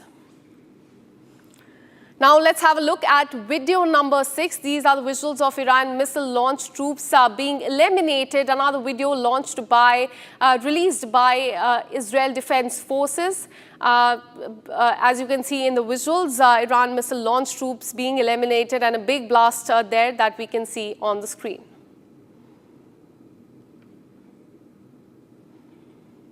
Now let's have a look at video number 8. Israel's precise strikes have also destroyed the missile launch pads across Iran. This is the part of Israel's mission to obliterate launch pads and other military assets of Iran. Big blast we can see there as well. As far as Iran is concerned, several big and main areas, including the nuclear facilities, have been attacked. And this is last video that we are going to show you. This happened yesterday when the US Embassy in Tel Aviv received minor damage, but there was no casualty that was reported. The missile struck near the Tel Aviv branch, and it was the conclusive force of the missile that damaged the building. There was shattered glass on the floor. There was minor damage, no casualty reported so far, and this comes amid the threat by Donald Trump as well that if any US assets are attacked, then Iran will face the wrath.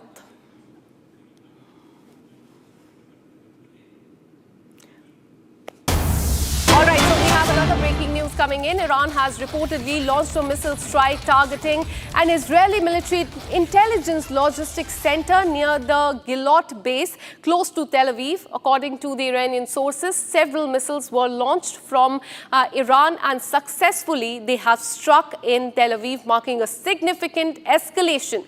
And we are showing you visuals of, in fact, that attack that took place. Remember, Iran attacked the US embassy yesterday, and today we are seeing the new attacks and further escalation.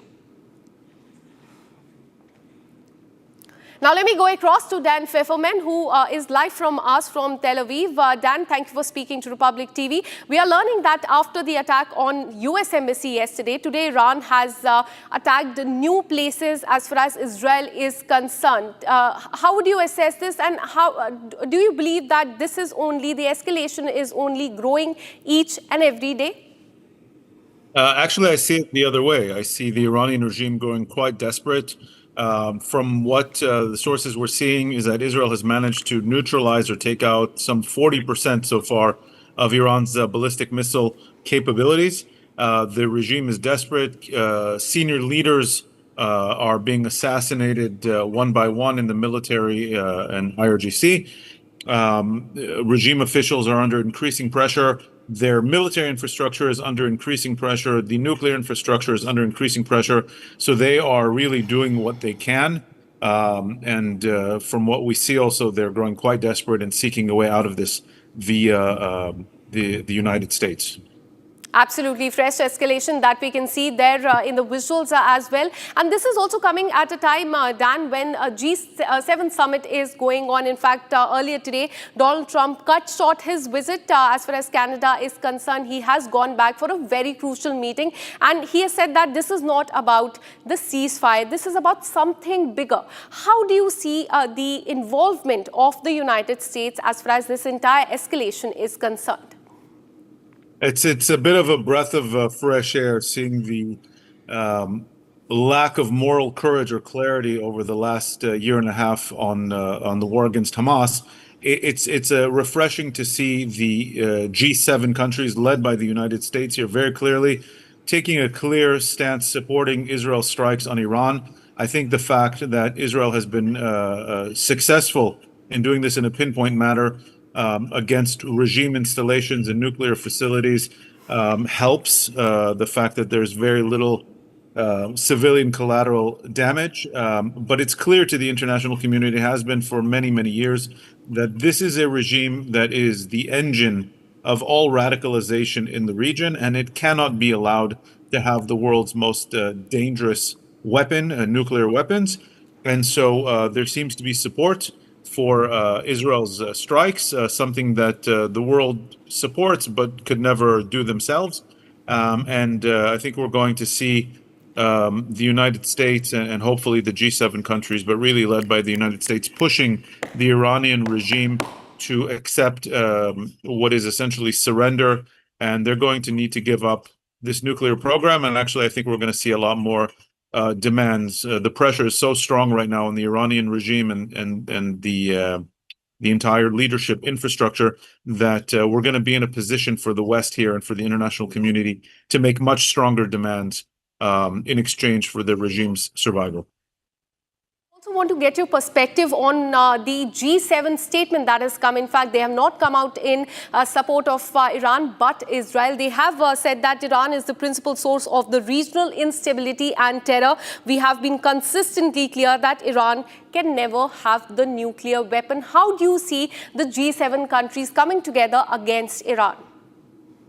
It's absolutely crucial, and it's a reflection of reality. I think that's absolutely accurate. Iran, the Islamic Republic of Iran, this regime has been the main engine of instability and radicalization in the Middle East, certainly for the last 20 years. And the fact that they have almost without impunity continued to de-radicalize, attack Israel, attack different moderate or stable regimes in the region, trying to radicalize, trying to promote proxy groups and terrorist groups, and also trying to radicalize a lot of what we see in the West as well, and in different parts of the world. And so it's refreshing, and I think it's encouraging to see such a clear statement from the G7 countries that they can no longer accept this behavior from the Iranian regime, and that they're getting behind the act that Israel undertook. One more question before I let you go. How do you see this escalation panning out, at least in the coming week? Because in the last 5 days, we have only seen that the escalation is only growing. There have been attacks and counterattacks from Iran on Israel. Several people have lost their life. Where do you see this go in the coming week? Yeah, I think Israel's strikes over the last 5 days have been an absolute masterclass in how to conduct such a military operation, something the world long warned was never possible with a regime such as Iran. And you can see the combination of intelligence superiority and technological superiority and aerial superiority by Israel over Iran, in that over the course of the last 5 days, they've really, I don't want to say quite brought down Iran to its knees, but very close to it. The pressure is building. So we're not going to see an escalation. I think you're going to see a desperation from the side of Iran. You see their capabilities being degraded day by day by Israeli airstrikes, cyber strikes. I won't be surprised if you see more surprises from within Iran. It could be proxy groups or dissident groups. You saw already Iranian cyber groups taking action against the SEPA bank, which transfers and facilitates a lot of finance for the IRGC and for the regime. I think you're going to possibly even be seeing, as the regime gets more degraded and as more senior leaders and infrastructure are taken out or neutralized, you could even be seeing uprisings among the Iranian people who have been the main victims of this regime for the last 50 years. And you could see the regime itself be in serious existential threat. Who knows? We might even see a scenario just like Assad boarded a plane to Russia. You could see a scenario, and we have seen requests by senior Iranian leaders asking for Russian assistance to secure their potential escape. So it could go even as far as that. I don't want to say that's what's going to happen yet, but that is an increasing possibility as the success of the Israeli strikes and the Israeli intelligence penetration becomes even more clear over the coming days.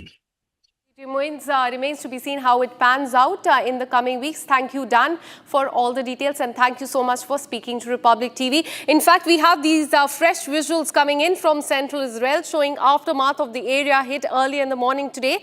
Following the Iranian missile strike, you can see that the emergency crew is there on the ground assessing the situation. They are taking stock of the situation. Rescue services were seen putting out the fire. On Tuesday morning, we got to know that there were Iranian strike in central Israel. This is quite close to the Tel Aviv area.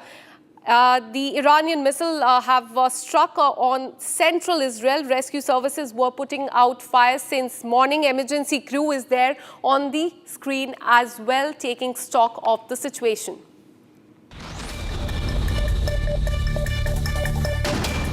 Well, the leaders of the G7 nations, Canada, Germany, Italy, Japan, the United Kingdom and United States have voiced their support for Israel and condemned Iran as the primary source of terror. In a statement, European foreign ministers have also urged Iran to return to nuclear negotiation with the United States and avoid escalating conflict with Israel. Donald Trump dramatically left the G7 summit in Canada a day early to rush back to Washington with the French president, claiming that US leader was considering the prospect of a ceasefire between Israel and Iran. Meanwhile, Donald Trump has condemned Macron's statement by saying that something bigger than ceasefire is coming.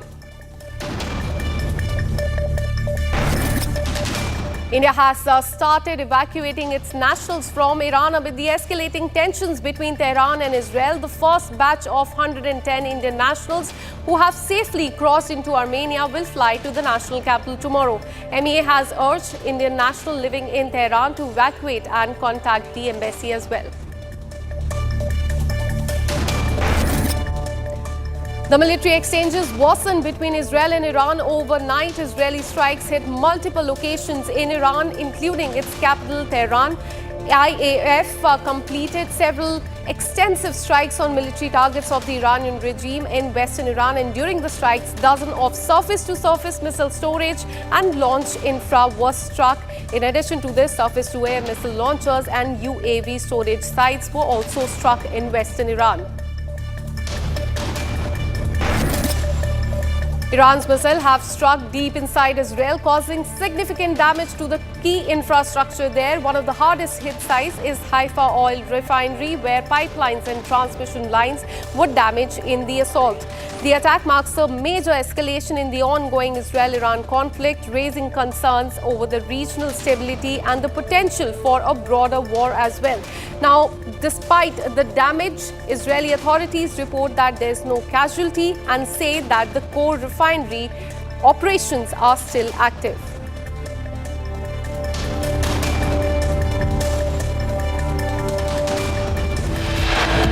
And with this, we're taking a very short break. Coming up on the other side, Goa-Lucknow Indigo faces mid-air turbulence 10 minutes after the takeoff. Pilot regains control and averts a major accident. This and much more on the other side. Stay with us.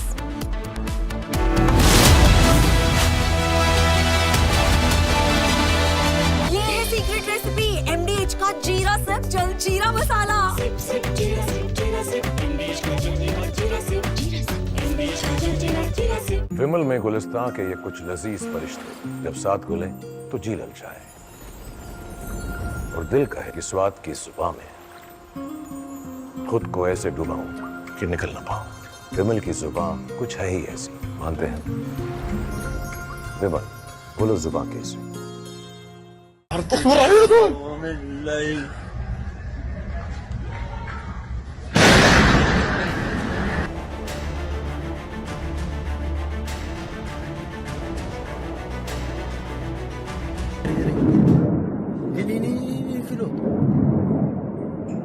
Wow, voi battez coup.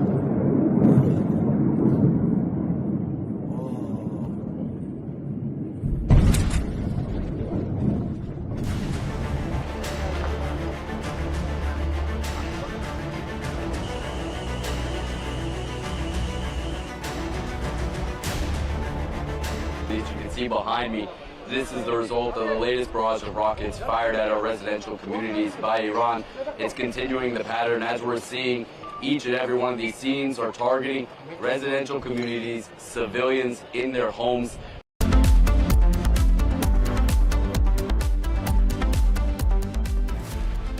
विमल में गुलिस्तां की ये कुछ लजीज फरिश्ते जब साथ घुले तो जी ललचाए और दिल कहे कि स्वाद की जुबां में खुद को ऐसा डुबाऊं कि निकल ना पाऊं।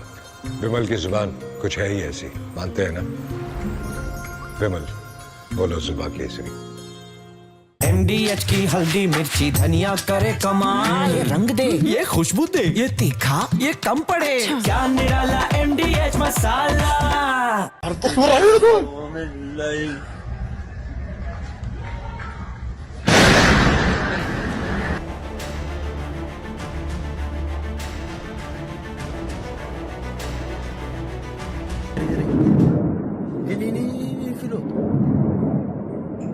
Wow, voi battez coup.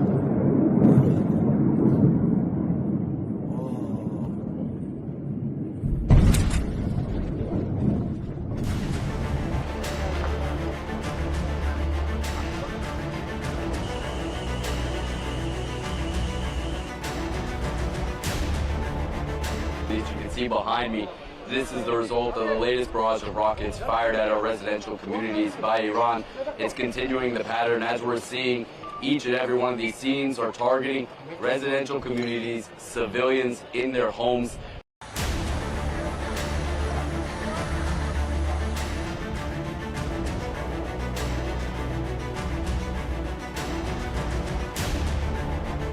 אחרי שקיבלנו את ההתראות בלילה, נכנסנו לממ"ד, המתנו, היה את האזעקה, המתנו. From Asia's largest news headquarters, setting the agenda for Bharat.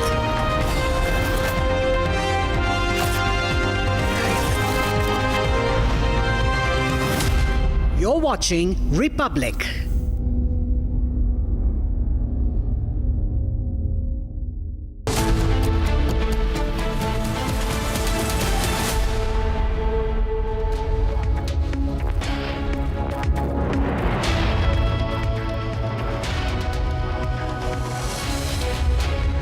A very good evening, viewers. You're watching Live and Breaking. I'm Rakshita Mishra with you, viewers, and we get you all the latest updates on the war in West Asia. Latest updates coming in on Republic TV and more insights on that. First, the headlines at 5.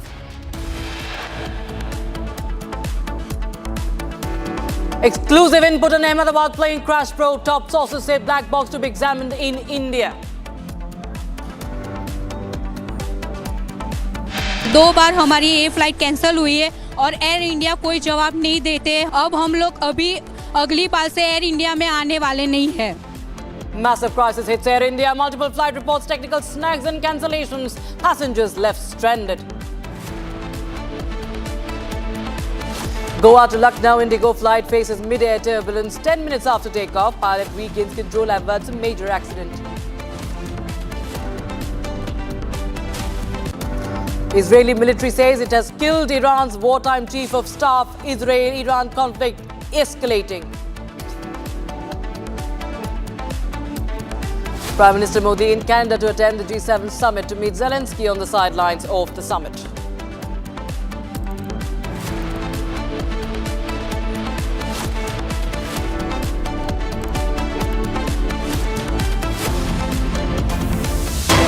All right, we start with breaking news coming in from West Asia. Now, Iran has said that it has attacked Israeli military intelligence logistics center near Tel Aviv. That is the breaking news we have right now. Iran reportedly has attacked Israeli military hub, the Israeli military intel center. That's the big breaking news we have right now. In fact, there are reports of coming in that it has hit the Mossad headquarters as well. These are only reports coming in. That's what Iran is claiming. But the situation, viewers, is only escalating. And we'll try and get more details from Jerusalem, from Tel Aviv, because this is the video that we have that we are getting to you. We have Yeshaya Rosenman, senior journalist, joining us live from Israel, Jerusalem. Now, Yeshaya, we see dramatic visuals coming in from Israel as well. In the latest, Iran is claiming that it has attacked Israeli military intelligence logistics center as well, and also the Mossad headquarters. Hi, good afternoon from Jerusalem. So, to be honest, I don't have confirmation of this yet. Both the military intelligence and the Mossad headquarters are in the vicinity of Tel Aviv, a place called Glilot, and it's unclear yet. There is no confirmation as of yet what has been hit. A missile has hit in the vicinity. There was also a big movie theater there, so it's unclear yet what has been hit. What is the situation right now? What we understand that Israeli airstrikes also continue over Tehran and several other areas, and Iran also continues to fire ballistic missiles. Yes, so Israel has achieved complete aerial superiority over Western Iran, taken out all the air defenses. Israeli planes and drones circle constantly over Iran for surveillance and to hit sites. Beyond ballistic missiles have been coming in every night. Usually they are at night because liquid fuel missiles take a long time to arm, and Iran wants to do it without them being detected, so they shoot ballistic missiles at night. Every night they have been coming in. There have been hits in the greater Tel Aviv area and Haifa up north. Yes, so people are going to the shelters in the middle of the night. It's very unpleasant and causes anxiety. But it's quite clear that Israel has hit much more high-value targets within Iran, and and many of them, a far greater number of them. Right, and the fact that Israel claims it has also removed the military chief, the top one of the top commanders, the senior commanders of the IRGC, and many such on target as well. Also to understand that Netanyahu made it very clear that even they could expand the operation to the Iranian leadership as well. That eliminating Ayatollah Khamenei could just end the conflict instead of escalate it. So what are you understanding as far as that is concerned? So the Iranian state has a dual structure of the government, which is appointed by the supreme leader, and the Revolutionary Guards. They have their own parallel government. So Israel has already eliminated a large number of Revolutionary Guard top brass and also military figures. At this point, the most recent developments have been cyber attacks, Israeli cyber attacks on Iranian banks and other installations. It's unclear if and when Supreme Leader Khamenei is will be targeted, and what the result of that will be. At what stage the Iranian people will simply revolt against the regime. Will the Americans join in bombing, given that America has far greater, much more powerful firepower? It's unclear. These are developments that we will see in the coming days. Yes, Yishai, just stay on with us. There's another breaking update that we are tracking right now. Viewers, Iran has demanded action from the United Nations Security Council now to stop what it calls Israel's war of aggression. So once again, we see that Iran is demanding the condemnation and also appealing that Israel must be held accountable for the strikes. Yeshaya, I would come to you on this as well. Iran continues to say that it is aggression, it is war of aggression from Israel, that it continues to hit its civilian targets. More than 200 have lost their lives, that Iran has said. But what is what do you understand as far as the geopolitical support for Israel is concerned? Because the United States earlier had this stance that it did not know about the strikes. Later on, it went to, it in fact demonstrated that its own resources are being mobilized. We see the U.S. Navy and Air Force also being mobilized to different air bases as well. And now we see Donald Trump cutting short his G7 summit trip, and he comes back, chairs a meeting, also talks about a real deal between the two countries. What do you make of the support, and what could be next as far as Israel's operation is concerned? Yes, so the great Western powers all came out supporting Israel. Britain, even France, which is usually not supportive of Israel, came out supporting us. United States has given full support so far. Donald Trump has been threatening Iran militarily, mobilizing forces. America has veto power at the Security Council, so any threat of Iran at the Security Council will obviously be vetoed. And the only countries that have come out denouncing us are Pakistan, Saudi Arabia, UAE, both for tactical reasons, Saudi Arabia and Pakistan for public opinion. And I believe there was one more country, but as a rule, we have the countries that are important for Israel are all on our side, the great Western powers. And of course, Prime Minister Modi has issued a very cautious statement in line with Indian diplomatic tradition. On one hand, supporting Israel, on the other hand, calling for peace, regional peace and stability. But it is clear that India is also supportive of Israel and opposes revolutionary violent activities of the Iranian regime. That is a long-standing Indian policy as well. Before that you go, Yeshaya, we understand that this is only escalating day in and day out. We see that the attacks are only getting intense from both the sides. What is really next, given the fact how there is evacuation on a large level, a massive level that is happening in Tehran as well? What really is going to happen next from here on? It's clear to me that a full victory means toppling the regime in Iran. Netanyahu is openly speaking about that. Trump is giving veiled threats about that. So the question is, how to achieve that? In other words, if America joins in the battle, they can bomb, for example, the nuclear sites at Fordow, and Parchin, which are deep underground, under 70 to 90 meters of rock. So America can bring in greater firepower. But I would be very surprised if America brings boots on the ground. But the question is, if the 100% complete victory would be toppling the regime, how is that to be achieved? I don't know. Right. Right. Ishaya Rosen, thanks so much for joining us from Jerusalem with those updates coming in from ground. Welcome. Right, viewers, we now show you what US President Donald Trump's reaction has been. It's a sharp escalation of rhetoric, and US President Donald Trump says that he's looking for something better than a ceasefire in the raging Iran-Israel conflict. Speaking aboard Air Force One, he dismissed reports of rushing back from the G7 summit to broker peace, saying that what he wants is an end, a real end, not a ceasefire. Listen in. Right now, we're doing pretty well. Remember, Iran cannot have a nuclear weapon. It's very simple. We don't have to go too deep into it. They just can't have a nuclear weapon. What was the thinking on the call for Tehran to evacuate? Is there a threat or is there incoming? What was the thinking on the full evacuation? I want people to be safe. And that's always possible. A thing like that could happen. I just want people to be safe. Right now, we're doing pretty well. Remember, Iran cannot have a nuclear weapon. It's very simple. We don't have to go too deep into it. They just can't have a nuclear weapon. What was the thinking on the call for Tehran to evacuate? Is there a threat or is there incoming? What was the thinking on the full evacuation? I want people to be safe. And that's always possible. A thing like that could happen. I just want people to be safe.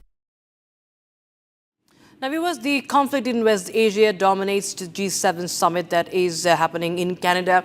And now we are going to take a look at the analysis where the Arab nations moving forward to rapprochement, including with the Palestinians. The only way to block the understand is that Iranian influence has to be blocked and has worked relentlessly to undermine the peace process. We'll get you more analysis on that in this report from Republic Digital.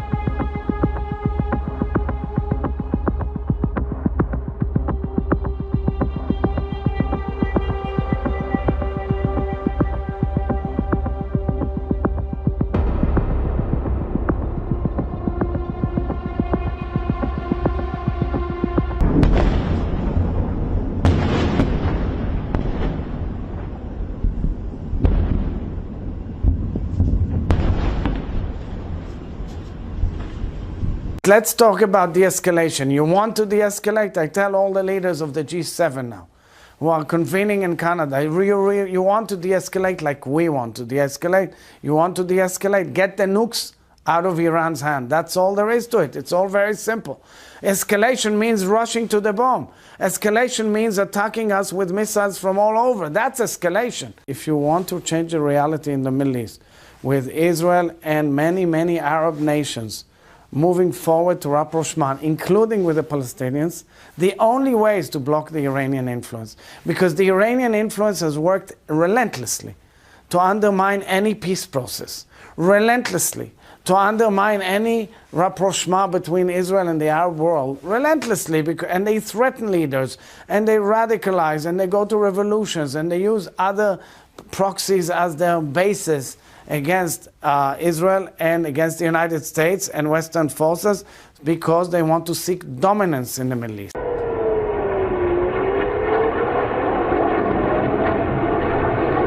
אנחנו פגענו בתחילת המלחמה בכוח, בעצם בבחירי המדענים.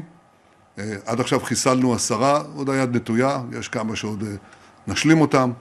אנחנו פגענו במתקן הגרעין ההעשרה המרכזי של איראן, נתנז, פגיעה קשה מאוד.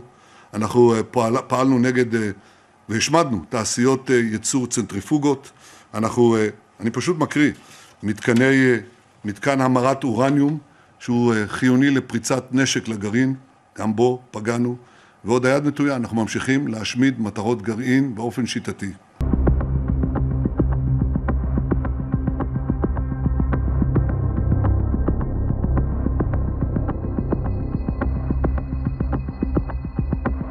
Il y a deux choses. La première, le président s'est exprimé il y a quelques minutes pour dire qu'il y avait des discussions qui étaient en cours, ce qui est une bonne chose. Et donc, si les États-Unis d'Amérique peuvent obtenir un cessez-le-feu, c'est une très bonne chose. Et la France le soutiendra et nous le souhaitons. Qui se font contre des infrastructures énergétiques, administratives, culturelles et encore plus contre la population civile cessent. Rien ne les justifie, rien. Et elles sont, elles, absolument intolérables.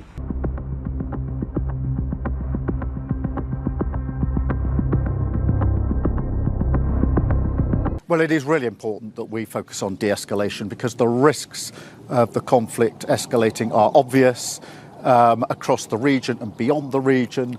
The impact that this could and probably will have on Gaza, which is a tinderbox, and of course the impact on the economy. That is why at the G7 there's such a focus on de-escalation. That'll be an intense discussion for our talks today, but we have to find a way to de-escalate this situation, notwithstanding the concerns that we all have about the nuclear program. There's no doubt about that. Notwithstanding, we all accept Israel's right to self-defense, of course, but there must be de-escalation, and that will be the central focus of much of the discussion today.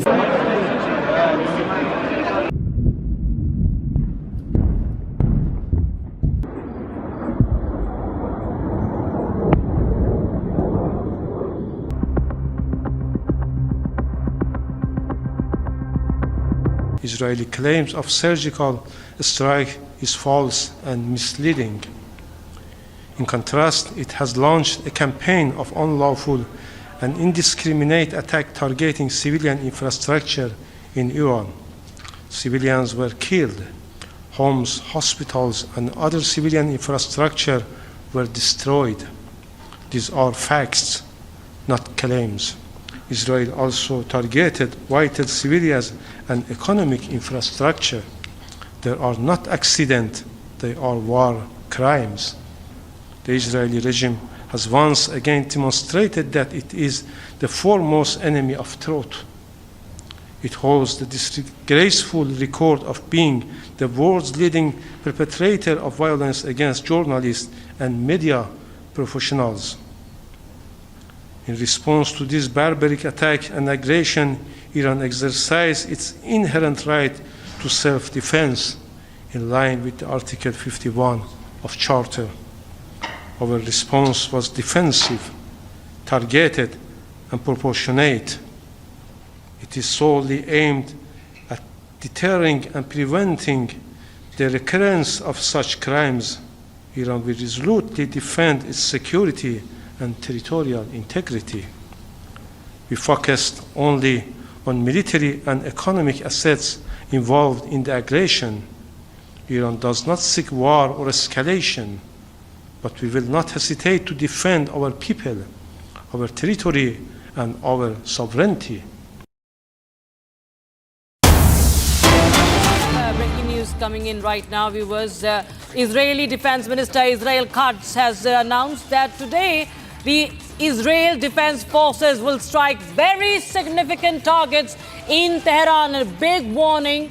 It's a big signal, and it's an out-and-out statement in public by Israeli Defense Minister, who says that it will hit very, very significant targets in Tehran. Not to forget, him mentioning about the Fordo nuclear facility, saying that it's a matter that will certainly be addressed. Remember, Iran's Fordo fuel enrichment plant has been under massive scrutiny and been for the longest time on the target of the Israelis. And it was, of course, largely, there were a lot of talks about it in connection with the Iran nuclear deal as well.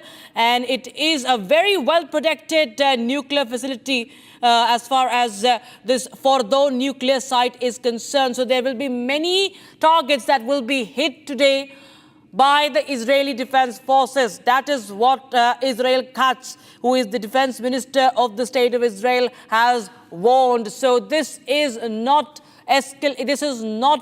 going down, viewers. This is only escalating. It's only intensifying. The Israeli strikes are only intensifying, and it is not going to stop Tehran's targets. More targets in Tehran will be hit, and that's why you see there is a massive evacuation that is happening from the city of Tehran. It's a warning is issued by Israel that that there could be strike on Iran's Fordo as well. Remember, there have been bunker buster strikes at several nuclear facilities and other targets. Missile launchers also been decimated by the Israel Defense Forces. And now, okay, my colleague Akanksha is joining us live on the broadcast for more. Akanksha, this is an underground nuclear complex as far as Fordo is concerned. It has been very heavily protected. It's very difficult to, in fact, blow it up. But now, given the fact that how the defense minister of Israel is saying that they will address the issue of Fordo as well, it in fact signals it could be imminent that they strike that nuclear facility and many such targets in Tehran. Well, absolutely, Rakshita, as you rightly pointed out, Fordo nuclear site is very well protected. It is in the mountainous area is also what we are learning, but a very specific and strong warning that has come from the Israeli defense minister. He said that, in fact, by tonight, very specific and significant targets in Iran will be targeted. There are 10 nuclear facilities around Tehran, and we are about to destroy these sites. So very clear warning by Israel to Iran just before they are saying that they are going to be launching this attack. And as you also pointed out, he said that the nuclear facility of Fordo is a matter that will certainly be addressed. And in fact, this site is very crucial because this is built inside a mountain and hardened against a bunker. Israel is keeping its eye on the Fordo nuclear site because in the last 5 days they have attacked several nuclear facilities, military bases, be it their top commanders, military commanders are also concerned. They have made precision strikes. Now next they are going to be targeting Fordo nuclear site. They have mentioned 10 nuclear sites are also under their scanner, but a strong warning given to Iran by Israel that tonight they are going to be hitting specific targets. So it remains to be seen what those targets will be, but it appears that it is going to be a very tough night for Iran. Absolutely, a very secretive and most secretive and heavily protected nuclear facility that is Fordo could be now under the radar. Thank you so much, Akanksha, for joining us with those details coming on that breaking development, viewers. Now, US President Donald Trump has left the Group of Seven, the G7 summit in Canada, just a day early due to this situation in West Asia. French President Emmanuel Macron said that Trump had made an offer for a ceasefire between Israel and Iran. However, Trump has dismissed Macron's claim. Earlier, remember, Trump had urged everyone to immediately evacuate Tehran, reiterating that Iran should have signed a nuclear deal with the United States. He briefly spoke about his experience at the G7 summit also before he left for the United States. Here's more.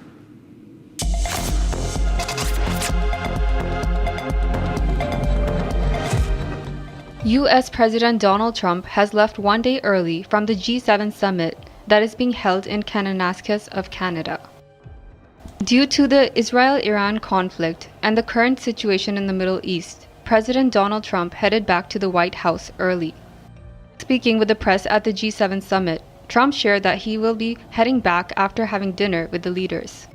Well, I have to be back. Very important. I want to just thank our great host. You did a fantastic show. Thank you with Canada. But you probably see what I see. I have to be back as soon as I can. I'm going to have dinner with these wonderful leaders, and then I get on the plane. I have to be back early. President Trump reflected on the meeting and said that a lot got done. He said that the other leaders understand that he has to leave early. Trump was seen boarding an airplane at Calgary Airport to head back to the United States. We're still in a short break, but we continue to track the latest coming in on the aviation sector crisis. Massive crisis hitting Air India. Multiple flights report technical snags and cancellations, and passengers have been left stranded. Also, Goa to Lucknow Indigo flight also faced mid-air turbulence. 10 minutes after the takeoff, pilot regains control, averts a major accident. More on the other side. Stay tuned. Who is accountable for India's air safety loopholes? Why are red flags being ignored by regulators? How safe is your flight? Debating tonight at 8 p.m. Hi, this is Chef Ranveer Brar. Guarantee you brilliance on behalf of IIHM. दादी के हाथों का जादू और खुशबू से महकता घर, माँ की मुस्कुराहट और खाने की सुगंध। MDH गरम मसाला, क्योंकि हर रिश्ता है स्वाद से जुड़ा।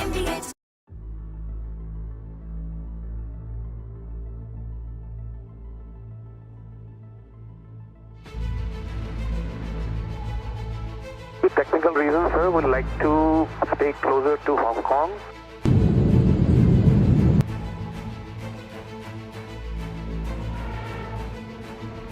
And yes, you are sorry, say again. With technical reasons, sir, would like to stay closer to Hong Kong. Maybe we will come back and land back into Hong Kong once we sort out the problem. We don't want to continue further.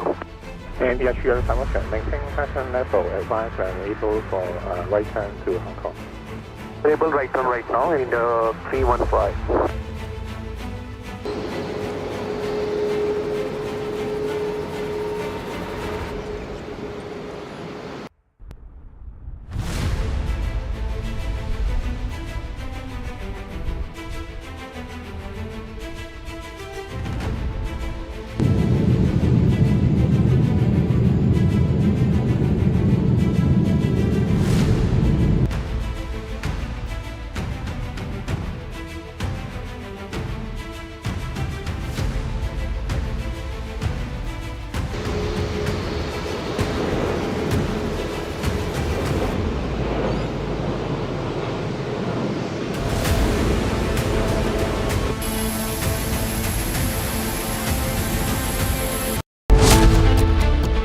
Strikes, evacuations, civilian casualties, no end in sight.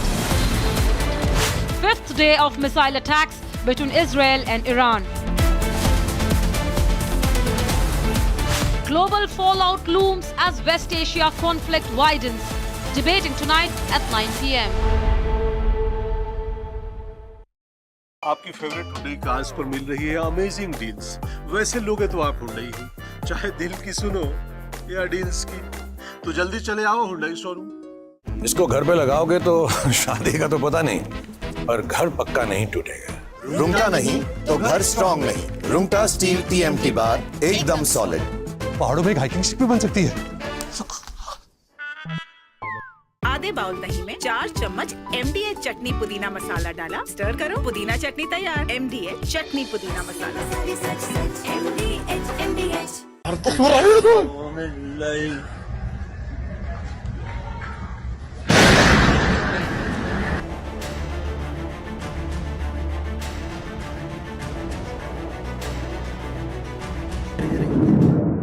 Ini filo. Wow, we bateu esse cu.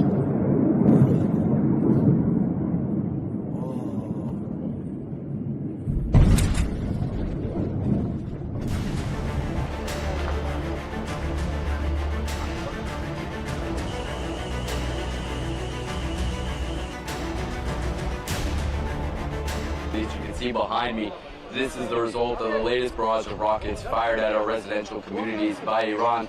It's continuing the pattern as we're seeing. Each and every one of these scenes are targeting residential communities, civilians.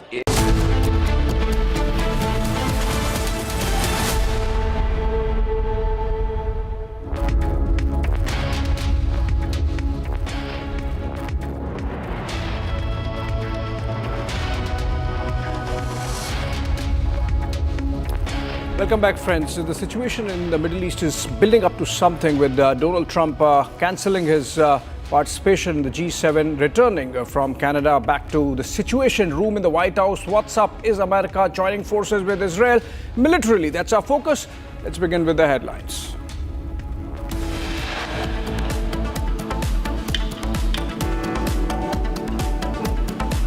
Exclusive input on Ahmedabad plane crash probe. Top sources say black box to be examined in India.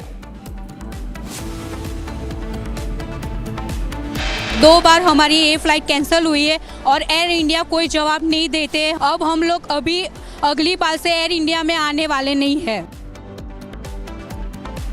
Embarrassments continue for Air India. Massive crisis now. Multiple flights report technical snags and cancellations. Passengers left stranded. Goa, Lucknow, Indigo flight faces mid-air turbulence 10 minutes after takeoff. Pilot regains control, averts major accident.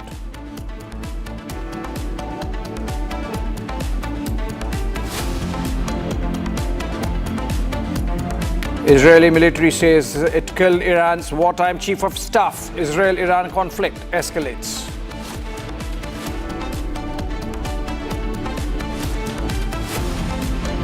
And Prime Minister Modi in Canada to attend the G7 summit to meet Zelensky on the sidelines, as also Prime Minister Carney of Canada.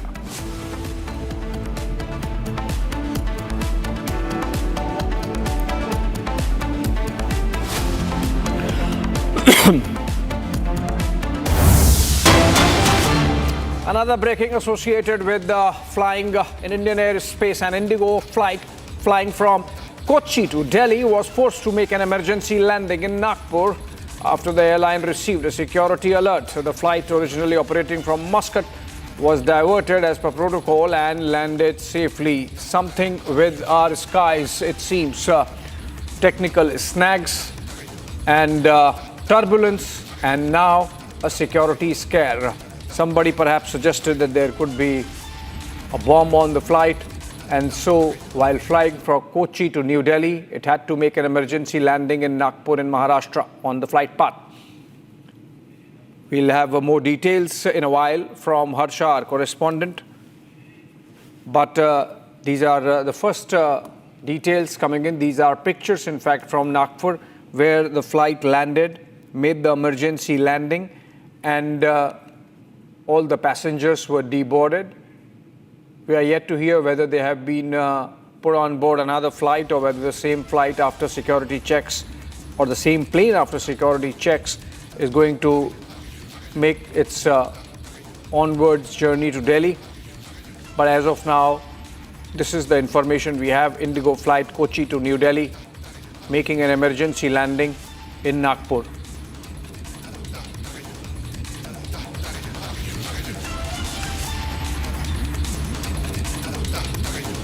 We'll have a correspondent live just in a bit on this development, but passengers expressing anger at the airport after being deboarded is what we are getting to hear. But this is obviously for their safety. In fact, the entire security apparatus is in a state of high alert, and nobody is taking chances. So whenever there is any technical snag, for example, airlines are preferring to cancel the flight rather than take the risk of flying the aircraft in the aftermath of the AI-171 crash in Ahmedabad.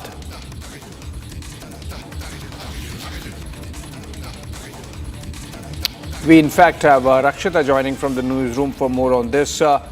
Rakshita, what more can you share about this Kochi-Delhi flight which had to make an emergency landing in Nagpur? Well, there are multiple reports as far as a bomb threat is concerned, but that's on social media. Officially, there's no information as far as the threat is concerned. But yes, as far as the Indigo spokesperson, he says, and I quote, that we confirm receiving a security concern. They only said it's a security concern pertaining to Indigo flight 6E1272 flying from Muscat to Kochi when the aircraft was operating its subsequent sector from Kochi to Delhi as 6E27006 on 17th of June. Now, following the protocol, relevant authorities were informed and the aircraft was diverted to Nagpur. So if there was a threat Of course, there are questions being raised why it was also diverted, but then that's what the procedure they say they had to follow. And the flight safely landed at the Dr. Babasaheb Ambedkar International Airport in Nagpur. All the customers were disembarked, fully cooperating with the authorities, and that's what the Indigo spokesperson has told my colleague Harsha, who gets us this information on the breaking news. So yes, the turbulence in our aviation sector just continues, and we just get almost every hour some of the other news about flights being the flight cancellations that are happening, and also flight diversions that are happening. This is the latest we have as far as a security threat. This is a security threat that Indigo is right now talking about. It has not said any more details. It has not given any further detail as to what sort of security threat that is. But yes, this Indigo flight, which was coming in from Kochi, from Muscat, had departed, and then it made an emergency landing in Nagpur, and investigation also is currently underway in the matter. Abhishek, that's the limited information we have right now. Okay, thank you so much, Rakshita, with those details. And we are staying with the aviation story and the kind of crisis every airline is facing. Now it seems the turn of SpiceJet after Air India and Indigo. Angry passengers at the Pune airport confronted SpiceJet staff who were allegedly being given stale food after their flight was delayed. Now from Nagpur to Pune, these pictures coming in from Pune where the staff of the ground staff of SpiceJet is being confronted. Let's listen to them. ये बिरयानी है क्या है फिर आप 2 रुपए वाले पुलाव के भी लायक नहीं है वो पुलाव के भी लायक नहीं है आओ इसको दही का टेस्ट देखो पहले दही का टेस्ट देखो खा के सब पुलाव है ना पानी की बोतल मेरे पास है एक चम्मच भी पानी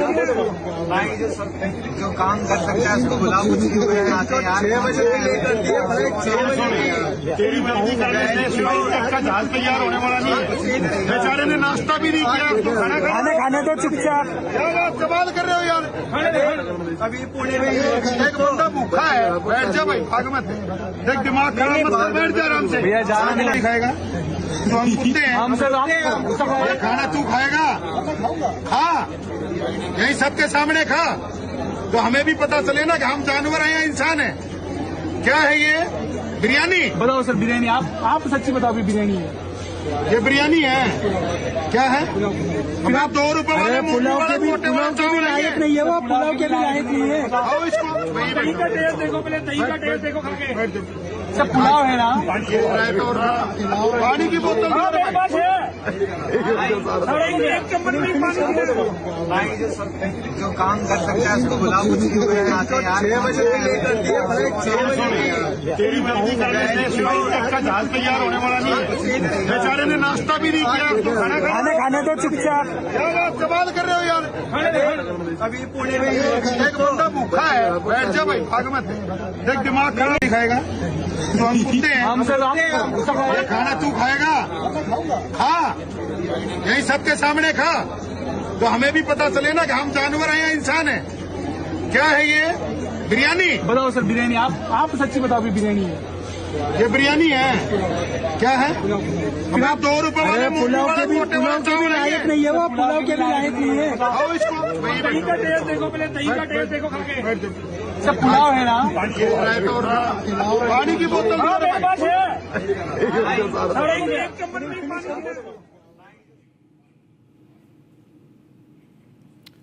All right, not exactly the fault of the ground staff, but obviously the passengers are agitated, angry, and frustrated at the manner in which the quality of services is going down, even compromising safety, as we are seeing in many instances that have come up with even DGCA notices not getting responded to. Joining us, aviation expert Amit Singh. Welcome, Mr. Singh. And while that ground staff person was not really responsible for the stale food, but this is in fact emblematic of the larger malaise facing the aviation sector in the country, perhaps, that safety is getting compromised, quality is getting compromised. Maybe the airlines are under pressure of their bottom lines. And while our overall aviation space has grown tremendously over the last few years, there has been some cutting of corners. Well, that's a fact because the whole issue is about the culture, be it service culture or safety culture. Both have gone down tremendously, or rather not match the pace at which aviation is growing in India. So if aviation is growing exponentially, India is the third largest after US and China, and we want everybody to fly, then people have to be educated on the etiquettes of flying. On the other hand, the airlines have to be regulated and the adequate oversight has to be there so that service, safety and quality don't go down. So all these things are not matching. We are not investing in training people or educating the public. So when people travel on the trains or buses or aviation, so there has to be a certain line drawn, right. What is permitted, what is not permitted. So it has to be, people have to be told at the basic level, at the grassroots level, at schools, colleges, everywhere. It has to be on the placards, advertisements that this is not done or these are your rights. So they can demand their rights, but on the other hand, they have to be maintain certain civility. And perhaps the passengers also need to be in that frame of mind that they have to pay more for better services. Correct. So these are deeply discounted tickets. So passengers feel that they are entitled to everything, but they need to understand that aviation sector cannot be run, or rather runs on very thin margins.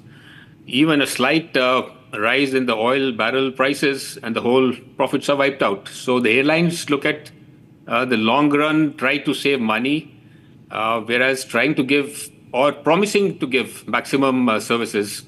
But on the other hand, the passengers also have to cooperate at some point within certain limits, of course.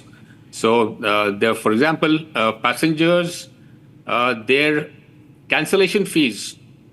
Till a few years back, the rule in DGCA said that if a ticket is cancelled, the option will be given to the passengers, either take the cash back or take credit. But the airlines by default were saying you take credit because nobody was aware of the rules. So somebody has to educate them. Yeah. For that, we need institutions. We don't have institutions. Yeah. The airline on the very weak foundation because we can't produce enough quality professionals who can run the airlines. We have to get in people from outside who do not match our culture. So that is a bigger problem. Right. Obviously, you know, as the sector has grown, the commensurate infrastructure has to come up, maybe sooner than later. Thank you so much, Mr. Singh, for joining us with that perspective. Moving on, in fact, another Air India flight, AI 159 from Ahmedabad to London, had to be called off after reported snags. There are passengers stranded at the Ahmedabad Sardar Vallabhbhai Patel Airport with no clarity. My colleague Gopi Shah brings to you this report. ये flight cancel क्यों हुई? आपने कितनी बार ये flight cancel हुई है? आप कब आए, कितने बजे आए? आपका परिवार भी आपके साथ आया है, कुछ बताएंगे?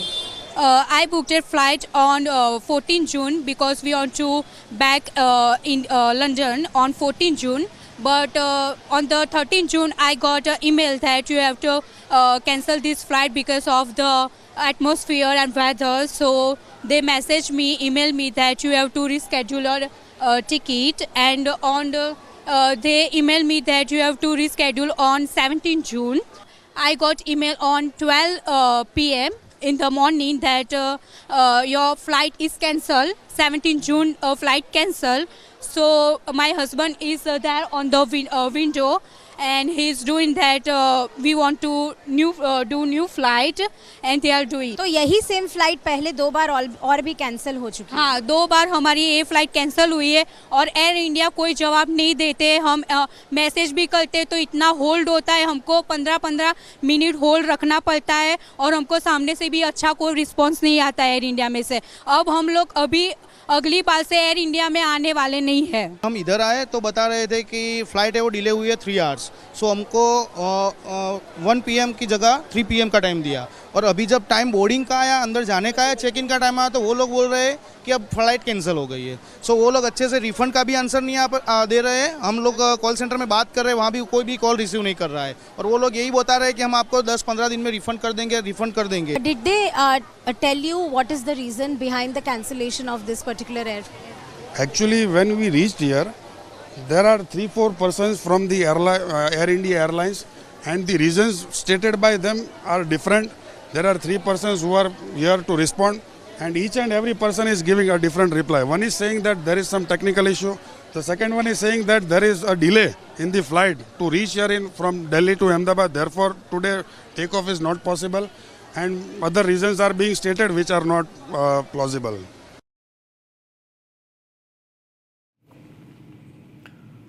Is it building up to United States joining the war between Israel and Iran, and no second guessing which side United States would be? Is it going to attack Iran? Defense and security expert Claude Moniquet talks about the Middle East conflict. He talks about the implications of the war and if this can turn into a full-fledged world war. That is World War III.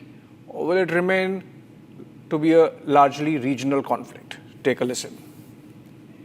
Hello and welcome. Today we are joined by Mr. Claude Moniquet, senior journalist and defense and security expert. Mr. Moniquet, thank you very much for joining us on Republic TV. Thank you to have me.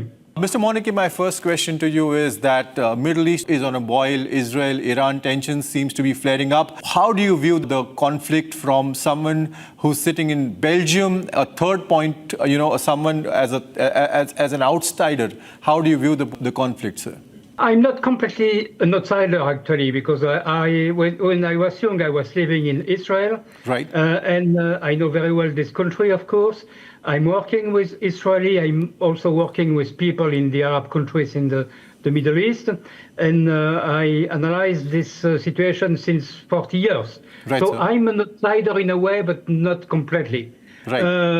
I think that this new conflict between Israel and Iran is very likely the most important of the 2 last years, because this is the conflict that could completely reshape and change the Middle East. It will clearly undermine and even maybe destroy the Iranian influence, and this will open, I think, a lot of progress in the Middle East. Okay.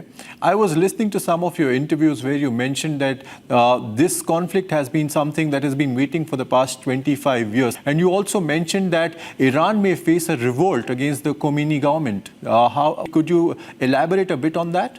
Yes, absolutely. Actually, since the inception of the Iranian Islamic Republic more than 40 years ago, the Iranian leaders said and repeated that they will destroy Israel. Actually, they didn't say Israel. They call it the Zionist entity. They never named the country by its own name. So they said it for 40 years.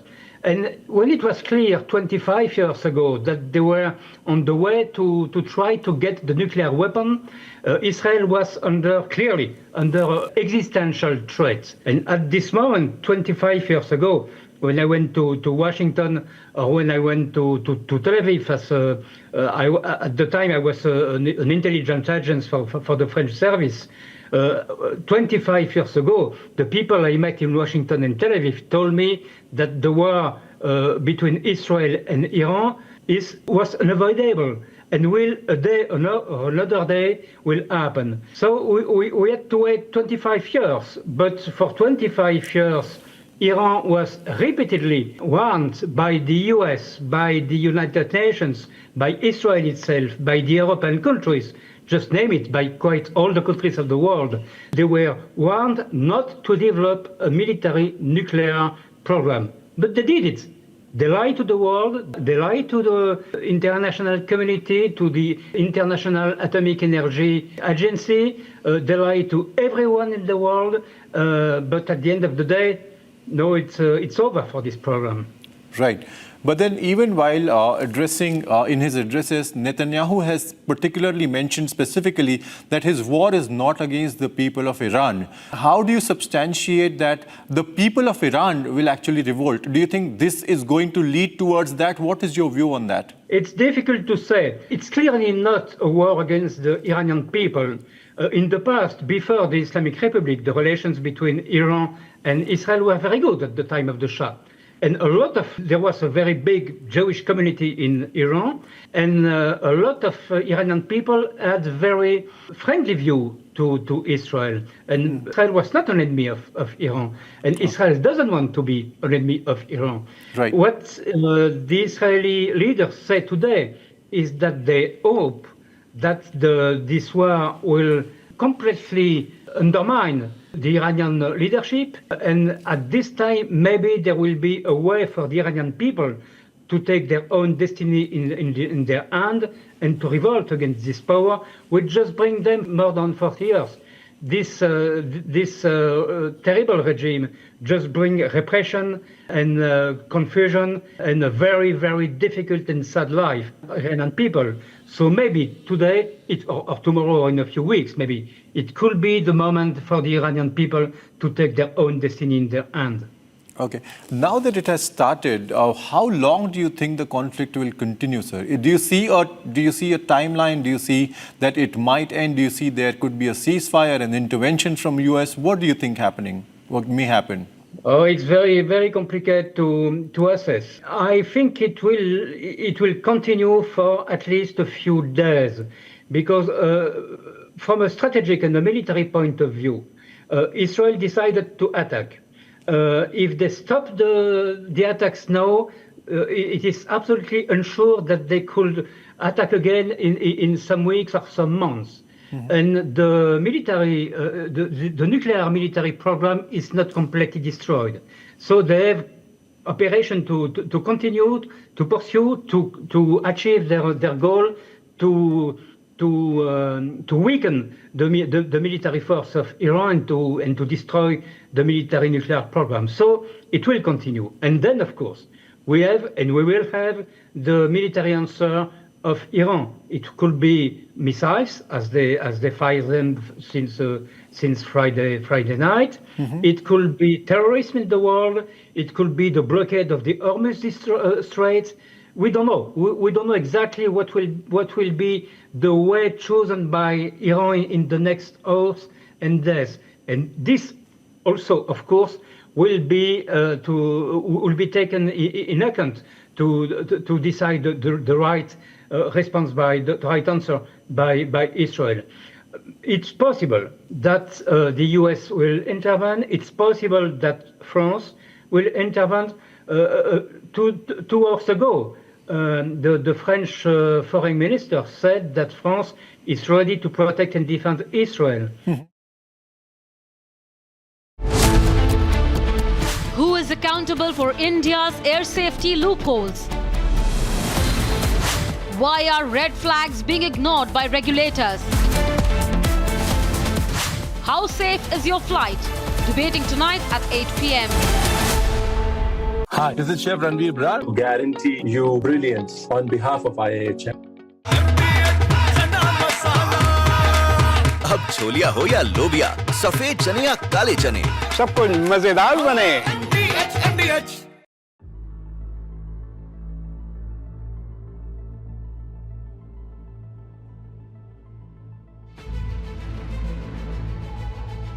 With technical reasons, sir, we'd like to stay closer to Hong Kong.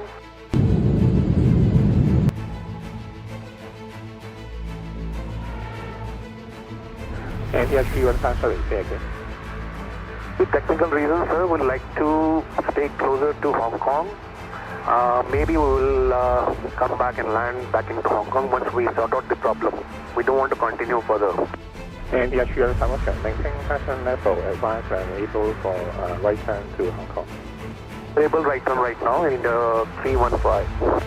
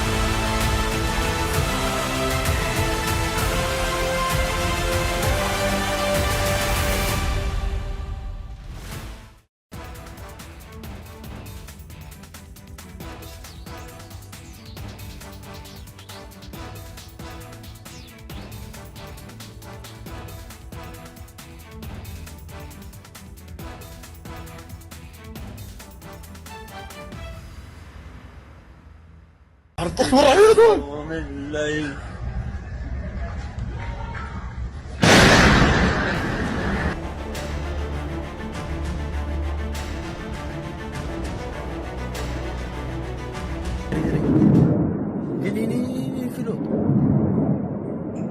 Wow, bebatnya siku.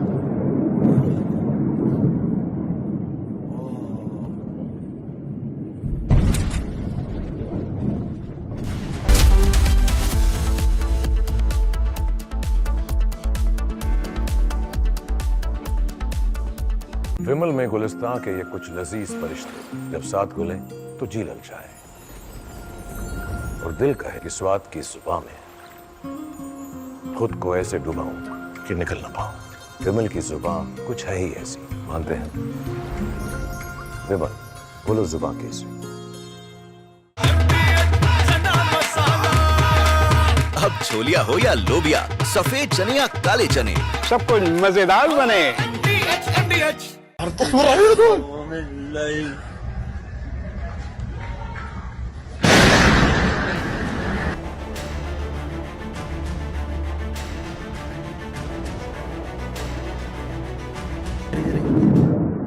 Ini Filo. Wow, bebatnya siku.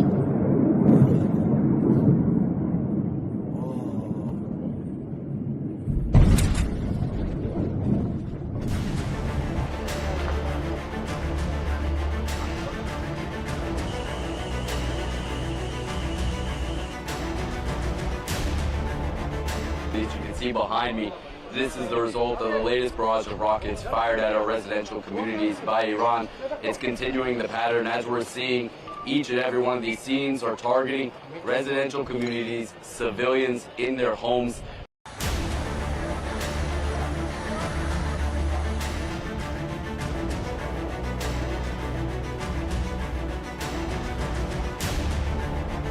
אחרי שקיבלנו את ההתראות בלילה, נכנסנו לממ"ד, המתנו, היה את האזעקה, המתנו.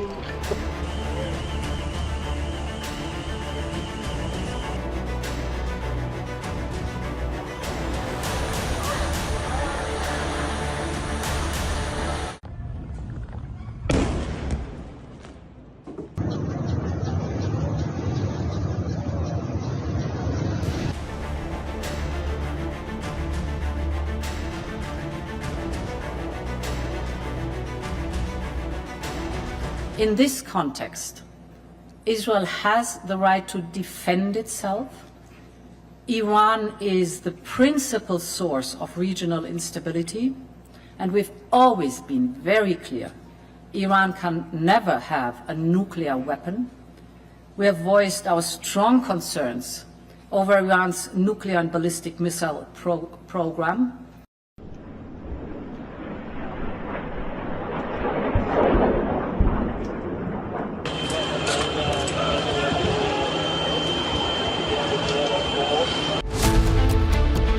Who is accountable for India's air safety loopholes? Why are red flags being ignored by regulators? How safe is your flight? Debating tonight at 8 p.m.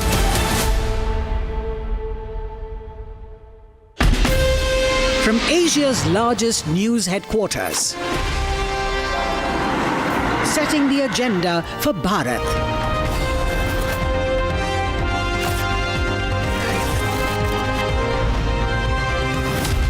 You're watching Republic.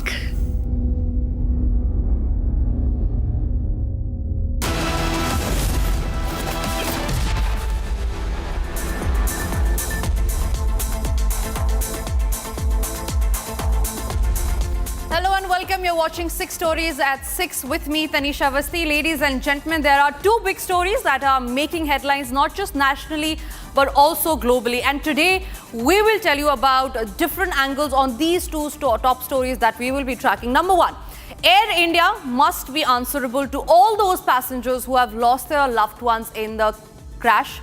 Air India must answer on back-to-back technical snags and the failures, the hydraulic failures that their airlines have been facing.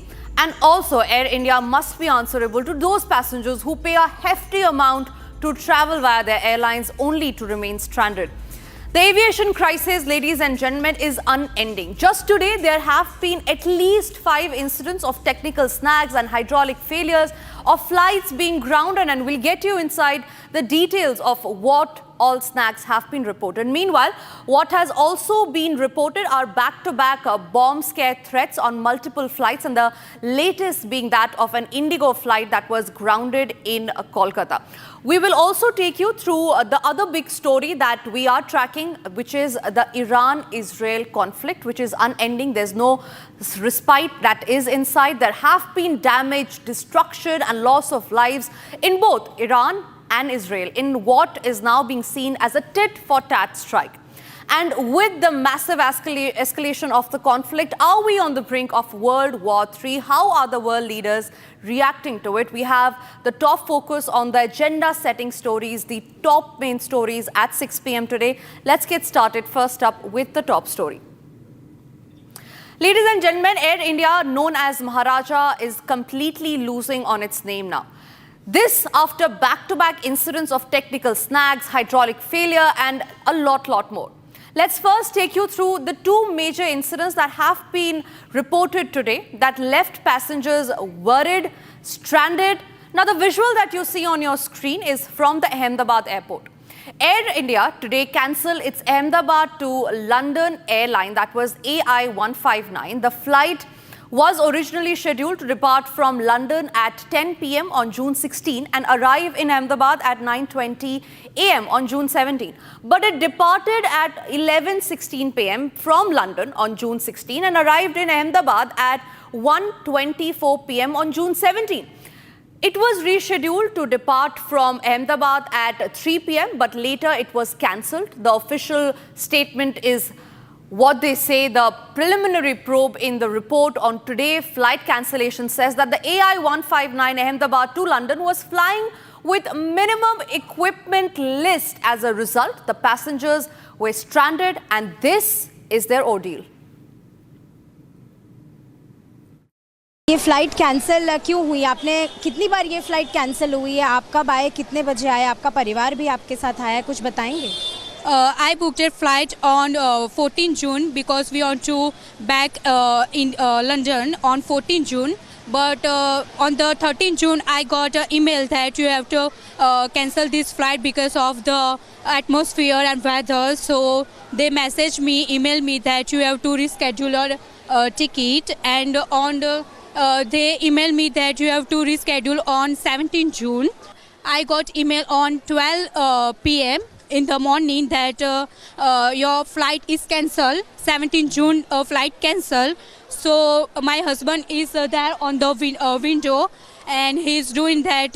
We want to do new flight and they are doing. तो यही same flight पहले 2 बार और भी cancel हो चुकी है? हाँ, 2 बार हमारी ये फ्लाइट कैंसिल हुई है और एयर इंडिया कोई जवाब नहीं देते. हम मैसेज भी करते तो इतना होल्ड होता है, हमको 15-15 मिनट होल्ड रखना पड़ता है और हमको सामने से भी अच्छा कोई रिस्पॉन्स नहीं आता है एयर इंडिया में से. अब हम लोग अभी अगली बार से एयर इंडिया में आने वाले नहीं है. हम इधर आए तो बता रहे थे कि फ्लाइट है वो डिले हुई है 3 आवर्स. सो हमको 1 PM की जगह 3 PM का टाइम दिया और अभी जब टाइम बोर्डिंग का आया, अंदर जाने का आया, चेक इन का टाइम आया तो वो लोग बोल रहे हैं कि अब फ्लाइट कैंसिल हो गई है. सो वो लोग अच्छे से रिफंड का भी आंसर नहीं यहाँ पर दे रहे हैं. हम लोग कॉल सेंटर में बात कर रहे हैं, वहाँ भी कोई भी कॉल रिसीव नहीं कर रहा है और वो लोग यही बता रहे हैं कि हम आपको 10-15 दिन में रिफंड कर देंगे. Did they tell you what is the reason behind the cancellation of this particular air? Actually, when we reached here, there are 3-4 persons from the Air India Airlines, and the reasons stated by them are different. There are 3 persons who are here to respond, and each and every person is giving a different reply. One is saying that there is some technical issue. The second one is saying that there is a delay in the flight to reach here from Delhi to Ahmedabad. Therefore, today takeoff is not possible, and other reasons are being stated which are not plausible. Now, you heard what the passengers had to say. They were stranded. They were upset about the services that Air India was providing them. This is just one incident. Another Air India flight, this time from San Francisco to Mumbai via Kolkata, suffered a technical snag in one of its engines, forcing passengers to deplane during the scheduled halt. Now, flight AI 180, a Boeing 777-200 LR landed at Kolkata at around 1:25 a.m. and was scheduled to depart for Mumbai at 2 a.m. However, during its scheduled halt, a technical snag was detected in the aircraft's left engine, delaying its onward journey. At around 5:20 a.m., an announcement was made on board asking all passengers to deplane. The aircraft's captain informed the flyers that the step was being taken in the interest of flight safety. Visuals from Kolkata airport showed the aircraft grounded on the tarmac with airline personnel inspecting the faulty engine.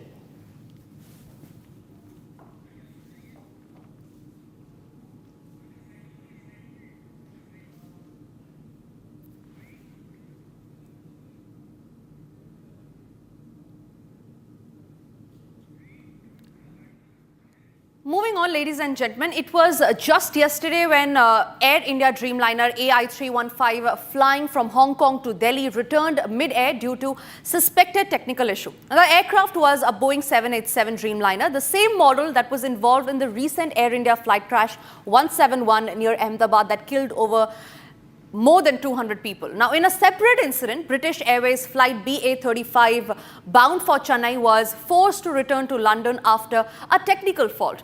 Today alone, there have been 5 Air India incidents that have been reported. Let's take a look at what are those 5 incidents that have been reported.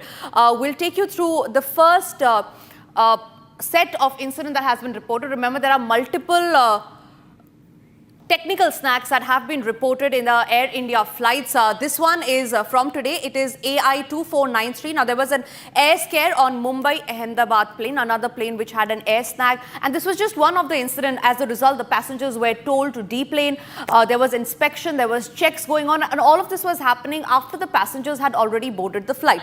Another incident that we are going to talk about here is again of Air India, where it was again on June 17, that is today, when there was another air scare at the plane, after which the passengers were left stranded. This is from the Ahmedabad to London flight. Now, there were operational issue delays in the flight. We'll quickly move forward about what was the other delays that were detected. Flight was cancelled over FDTL. Now, there were some certain technical snags that were reported that Air India had told their passengers after they had boarded the plane already. Now, the tech snag on San Francisco to Mumbai via Kolkata flight had also been reported. The same flight was grounded, after which technical snag was reported in the left engine, which we already have told you about. Another snag that was reported was that the technical snag delayed the flight from Kolkata. So a huge long hours of delay, nearly 5 to 6 hours is what left the passengers stranded. Another incident was of AI915. Again, this is from today, where Delhi to Dubai AI915 flight was stranded. Flight was cancelled from both Delhi and Dubai, after which we know that there has been no update from the airline so far on what is going on. There was a technical issue in Air India Boeing B787 aircraft. Remember, now there are 787 Boeing aircrafts that have been reporting technical snags back to back, and the question remains on why is there no action being taken from Air India? Why are these specific Boeing aircrafts not grounded yet? Another incident is of AI143, where Air India's Delhi to Paris flight was cancelled. All of these are international airlines. Remember, passengers pay a hefty amount to get on those flights to reach the destination that they want to leave. At the end of the day, they realize that these flights are going to remain grounded. There was a hydraulic leak, in fact, that was reported in the Boeing 787 aircraft, the same hydraulic failure that was reported on other aircrafts as well. Another incident, now this is from June 16, where Hong Kong to Delhi flight makes a U-turn. So yesterday, there were about 3 incidents that were reported. Today, there are nearly 5 Air India planes that have been grounded on certain technical snags that were reported. So there are multiple snags that have been reported. And with that, we move on to the other stories that we're tracking on the broadcast, where we are being joined by an aviation expert. Amit Singh is joining us on the broadcast. He's an aviation expert to give us more insight on what could be the possible reasons of back-to-back hydraulic failures, back-to-back technical snags. Amit Singh, thank you very much for speaking to Republic. Now, these are the specifications that we just detailed out to our viewers, and most of it has been coming for Air India. It seems that no lessons have been learned after the fatal crash that happened in Ahmedabad. Where do you see this going forward? Basically, the safety culture which is prevailing in the airline and industry as such, it's not that faults were not happening earlier. It's just that fear has set in now. So before, if the pilot was being forced to take a faulty aircraft or an aircraft with multiple faults so that there is no delay or effect on the schedule, now the pilots perhaps are refusing or getting more jittery because they do not know the consequences and they do not want to meet the consequences, what we have seen in the recent past. So this is the reason why suddenly, all of a sudden, a number of faults suddenly crop up. So this is the culture in the airline. We have seen in the past, while in Indian Airlines, there were a spate of hydraulic failures on the Airbus 320. Right. And inquiry revealed that it was the faulty, cheap spare part which was being imported and installed. So that would fail repeatedly. So repeated snags are of serious nature. Absolutely. And I'm sure the aircraft which went down also had certain repeated faults. And it is a very serious issue which the regulator must take it up seriously so that there is some kind of assurance, because nobody is giving an assurance to the public, neither the airline nor the regulator, that flying is still safe. It is safe statistically, but somebody has to come out in the open that yes, right, we have the system under control. Right, sir. Amit Singh, I request you to stay with me because what we're going to do right now for our viewers is we're going to report another incident that happened, and this time this is from an Indigo Airlines. Now, in another incident of a similar case, an Indigo flight 6E2706 from Muscat to Delhi via Kochi made an emergency landing at the Nagpur airport after a bomb threat was received. Now, the Kochi International Airport Limited said that the bomb threat was received with regard to the Indigo flight, which arrived here from Muscat and departed for Delhi, prompting them to make an emergency landing at Nagpur airport for undergoing inspection. It said that the threat was received on its official email ID about the Indigo flight, which departed for Delhi with 157 passengers and 6 crew at 9:31 a.m. On the same, I am also being joined by Amit Singh, aviation expert, continues to stay with us. Amit Singh, these are concentrated efforts that we see that have been going on, and it's not something new. There have been cases of hoax bomb threats that have been given to airlines. What do you think would be the possible reasons on why these airlines are receiving bomb threats? What could be the intention? Is it an attempt to create panic among the passengers? Generally, to destabilize aviation, when something unfortunate has happened, the airline is under stress, the aviation industry is under stress. So this is the easiest thing to mount some more stress to break basically the system. And aviation as such, we have such a big footprint, and everybody is traveling and they're booked for the summer season. So this is the travel season. That is when people want, who are against the interest of the country basically, to bring the system down. So that is one of the easiest thing to do. Absolutely. Thank you very much, sir, for speaking to Republic and sharing your views on that. With that, we move forward to the other stories that we're tracking on the broadcast, and this has made headlines globally. Now, Israel and Iran launched a new round of attacks as the conflict between the two heavily armed rivals entered day 5th. Israel said it had killed Ali Shadmani, Iran's new wartime chief of staff and country's most senior military commander. His predecessor was killed in Israel's initial attack, and this happened on Friday.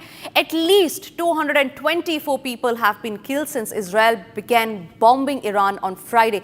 Now, Iranian state media reported while Iranian retaliatory strikes have killed at least 24 people in Israel. Let's also take you through the key areas that have been hit in both Iran and Israel. Now, remember, there have been loss of lives, there have been destruction as far as the escalation in the conflict is concerned. There seems to be no respite that is in sight. There seems to be no end. The world leaders are raising alarm, and the G7 leaders, in fact, are also issuing a statement. They have said that they back Israel and that Israel has the right to defend. Let's also take you through the key areas that have been hit by Israel. Now, these are certain key bases that Israel claims it has hit, and this happened in the span of 12th to 16th of June. Number one is Tabriz, where explosion was reported near a nuclear research center. Remember, both of them are nuclear heavy nations. Another strike that was reported was in Tehran, another one which was reported at Natanz, and refueling plane at the airport was also hit. However, it is Iran that claims that no damage has occurred so far after the Israel strike on them. We'll also take you through about the areas that have been hit by Iran. Now, one of the key areas that have been hit is Haifa. And there are several buildings that have been hit. Remember, we got you visuals of destruction that have been seen in Haifa city. Another one is Tel Aviv. It's the major point of flashpoint where there have been certain damages that have been reported. Western Galley also remains one of the areas that Iran claims it has hit. And remember, all of this at a point in time that happened between 12th to 16th of June. So these are the key areas where Iran claims that it has hit. The escalation is only widening. Now, in its latest offensive, Israel has launched targeted airstrikes. What we do know so far is that there are also some Indian students in Iran that are being relocated to safer places within the country. The government has said that in a statement, stressing that other feasible options were also being examined.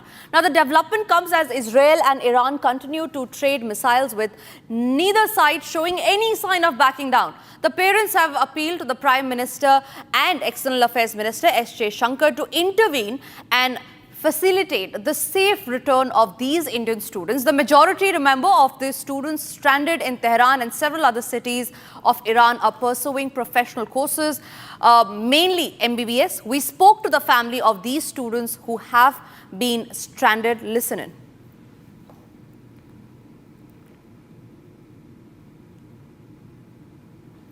Daughter of the family who's studying in Shiraz University. And she is the one who's still been stuck there, and I'm joined by her father, Nisar. जी ma'am, वो Shiraz medical university में पढ़ रही है. 2-4 दिन पहले जब ये वार स्टार्ट हो गया बिटवीन इसराइल एंड ईरान, तो वो बहुत डरे हुए थे. तो पहले दिन तो उतने डरे हुए नहीं थे, लेकिन जैसे जैसे वो दिन चढ़ता गया तो वहाँ से भी रॉकेट आ रहे हैं, यहाँ से भी रॉकेट आ रहे हैं. तो वो हॉस्टल में स्टक थे. तो फिर वो क्या करते, या हम फ़ोन करते, हम क्या कर सकते थे. फिर यूनिवर्सिटी वालों से कांटेक्ट किया. यूनिवर्सिटी बोलने वाला, आप हॉस्टल में रहिए, आप बाहर मत निकले, हम देखते हैं क्या हालात रहेंगे, उसी हिसाब से करेंगे. तो रात को ज़्यादा जब वहाँ रॉकेट वगैरह मिसाइल चलने लगे तो वो बहुत डरे हुए, सहमे हुए थे.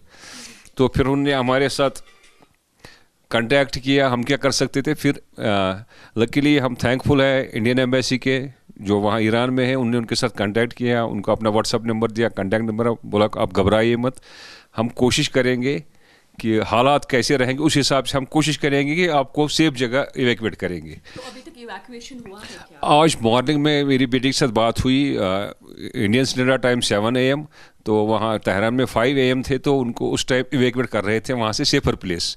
इंडियन एम्बेसी की तरफ से उनका फुल सपोर्ट उनसे मिला, इंडियन एम्बेसी की तरफ से. वो कंटिन्यू इन दोनों उनके साथ टच में थे.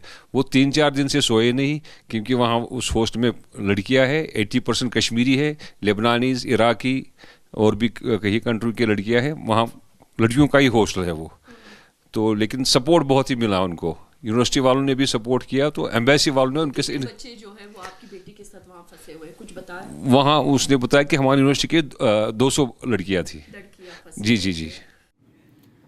Ladies and gentlemen, the Israeli Air Force destroyed more than 20 surface-to-surface missiles last night before they were launched towards the state of Israel by Iran. Now, the Israeli Air Force completed several waves of strike overnight, targeting approximately 100 military targets in central Iran. Now, let's get you the key visuals that are surfacing across Iran and Israel. One of the key videos shows how far the destruction has happened. Remember, there are certain nuclear sites as well that have been hit.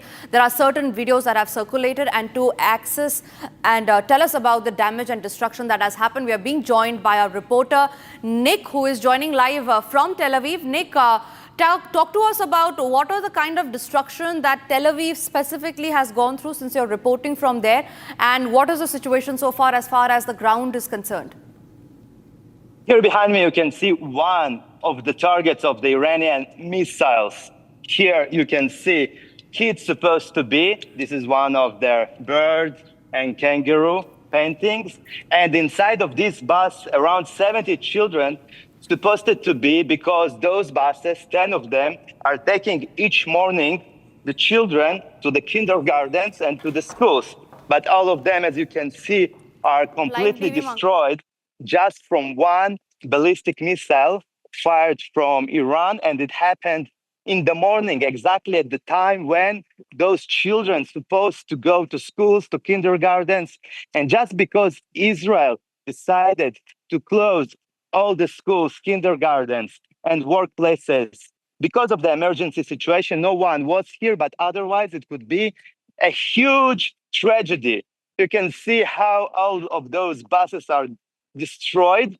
And now I will show you a huge hole that this ballistic missile made inside of the area here. And then you can also see behind how close are the residential buildings, kindergartens, schools.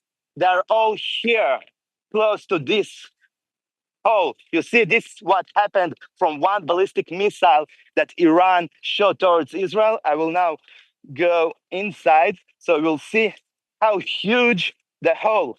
This is the hole from one ballistic missile of Iran. And they were targeting civilians in Israel.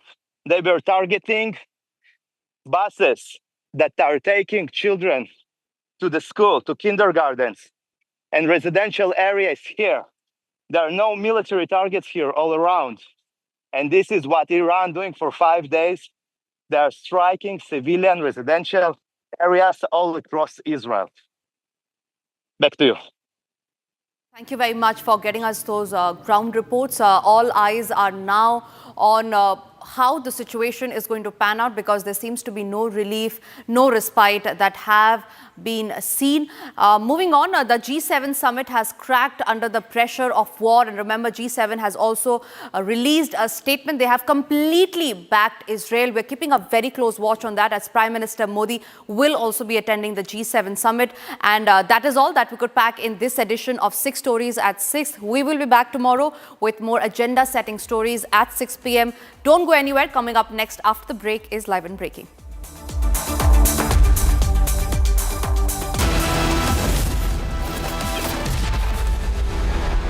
Amity has been ranked India's #1 not-for-profit private university for 11th year, with top 10 ranked institutions in management, engineering, biotech, law, masscom, telecom, hospitality, fashion and more. Yet another top ranking for Amity University. अब छोलिया हो या लोबिया, सफेद चने या काले चने, सब कुछ मजेदार बने। आपकी फेवरेट हुडी कार्स पर मिल रही है अमेजिंग डील्स। वैसे लोगे तो आप हुंडई ही, चाहे दिल की सुनो या डील्स की, तो जल्दी चले आओ हुंडई शोरूम। MDH की हल्दी मिर्ची धनिया करे कमाल, ये रंग दे, ये खुशबू दे, ये तीखा, ये कम पड़े, क्या निराला MDH masala.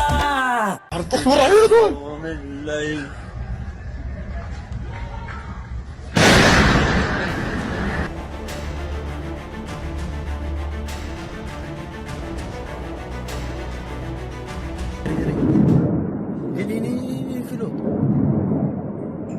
Wow, bebatesiku.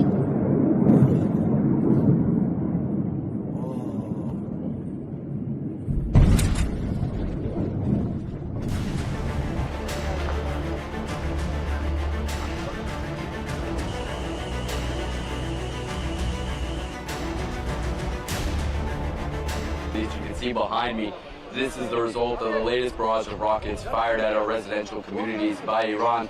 It's continuing the pattern as we're seeing. Each and every one of these scenes are targeting residential communities, civilians in their homes.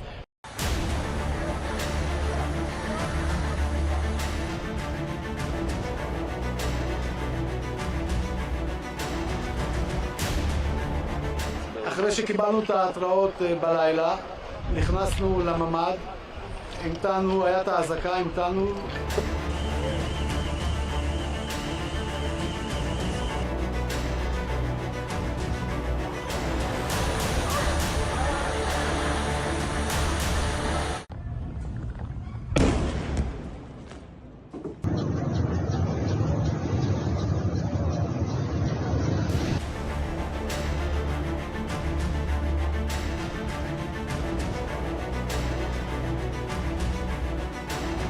In this context, Israel has the right to defend itself. Iran is the principal source of regional instability, and we've always been very clear. Iran can never have a nuclear weapon. We have voiced our strong concerns over Iran's nuclear and ballistic missile program.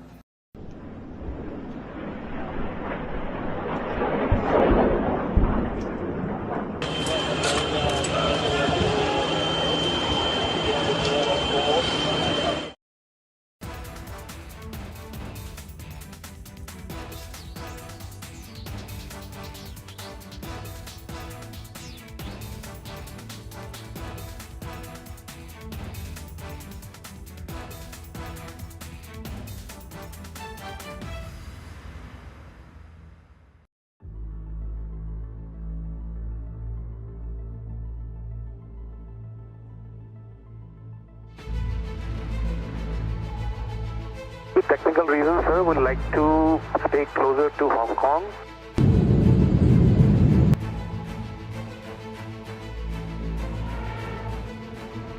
And yes, you are sorry, say again.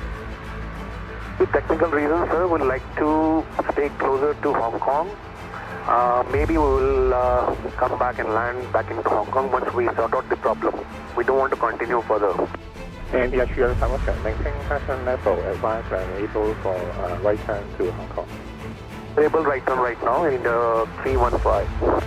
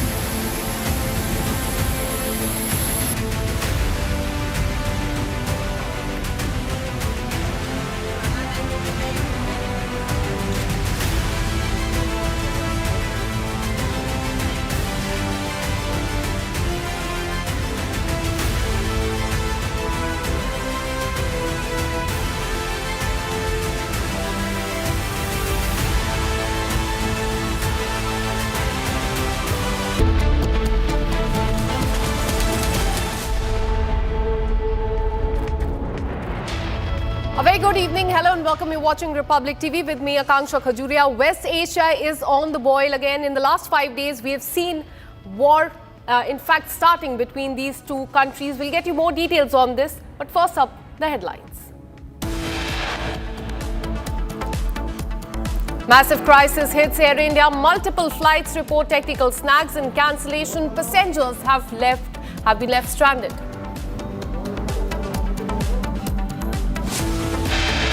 Indigo flight flying from Kochi to the national capital was forced to make an emergency landing in Nagpur after the airline received a security alert.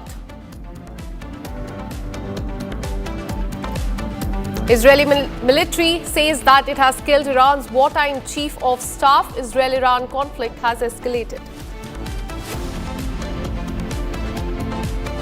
Iran says that it has destroyed Israel's military intelligence center near Tel Aviv. PM Modi is in Canada to attend the G7 summit. He will be meeting Ukrainian President Zelensky on the sidelines of this summit, and we will keep you updated on that.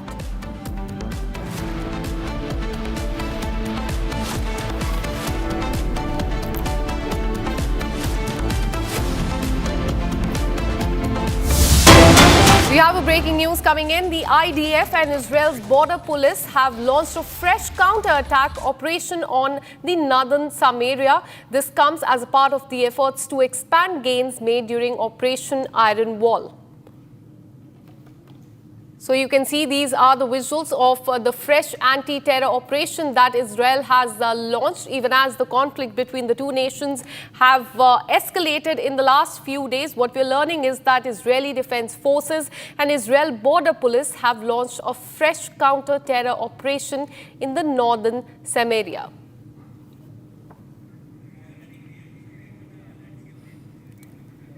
Well, this comes as a part of the efforts to expand gains made during the Operation Iron Wall. For more on this, let me go across in fact, our guest will be joining in some time.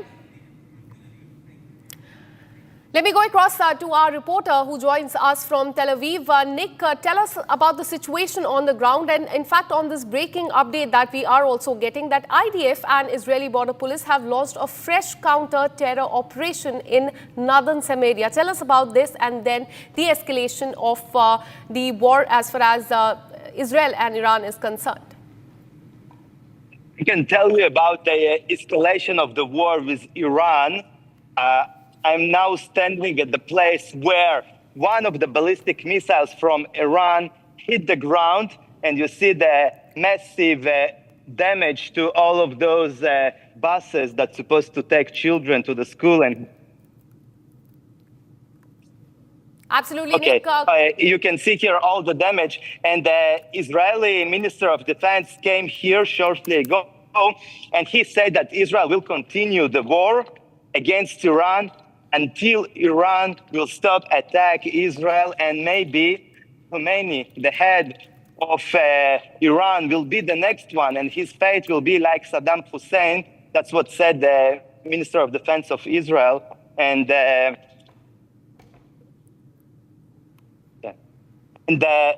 Israel says to Iran that they need to stop target civilians, like you can see here behind me. All those buses and this kind of targets is not acceptable.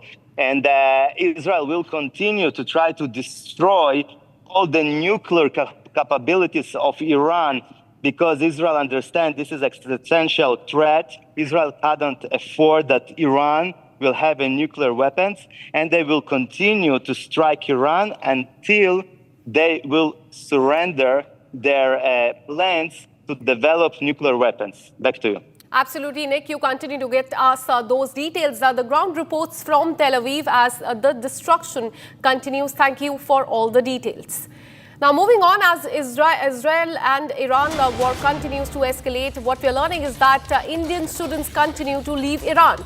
Students from University of Isfahan are going to Yazd. Meanwhile, 110 Indian students have evacuated to Armenia from Iran, and they will be flying to the national capital tomorrow, is what we are learning. This is even as the escalation in the West Asia is on the boil. That entire region has seen attack and counter-attack in the last 5 days. Now, today India has directed all the Indians living there to either move to a safer location and to other part of Iran, or to move to close to the Armenian border. And that is why External Affairs Minister S. Jaishankar was in touch with the Armenian counterpart to get the assistance as far as the evacuation is concerned. What we're learning so far that there are as many as 10,000 Indians living in Iran. 6,000 of them are students. And also at least 1,300 to 1,400 Kashmiri students also studying there. And that is why it is very important, given the escalation between Israel and India, it is very important for them to be evacuated. There are two strategies that India has adopted. Firstly, either to move them to a safer location away from where the attacks are happening or closer to the Armenian border so that they can be handed over to the Armenian authorities. And in fact, what we're learning is that 110 students have been evacuated close to the border and they will be flying to the national capital tomorrow.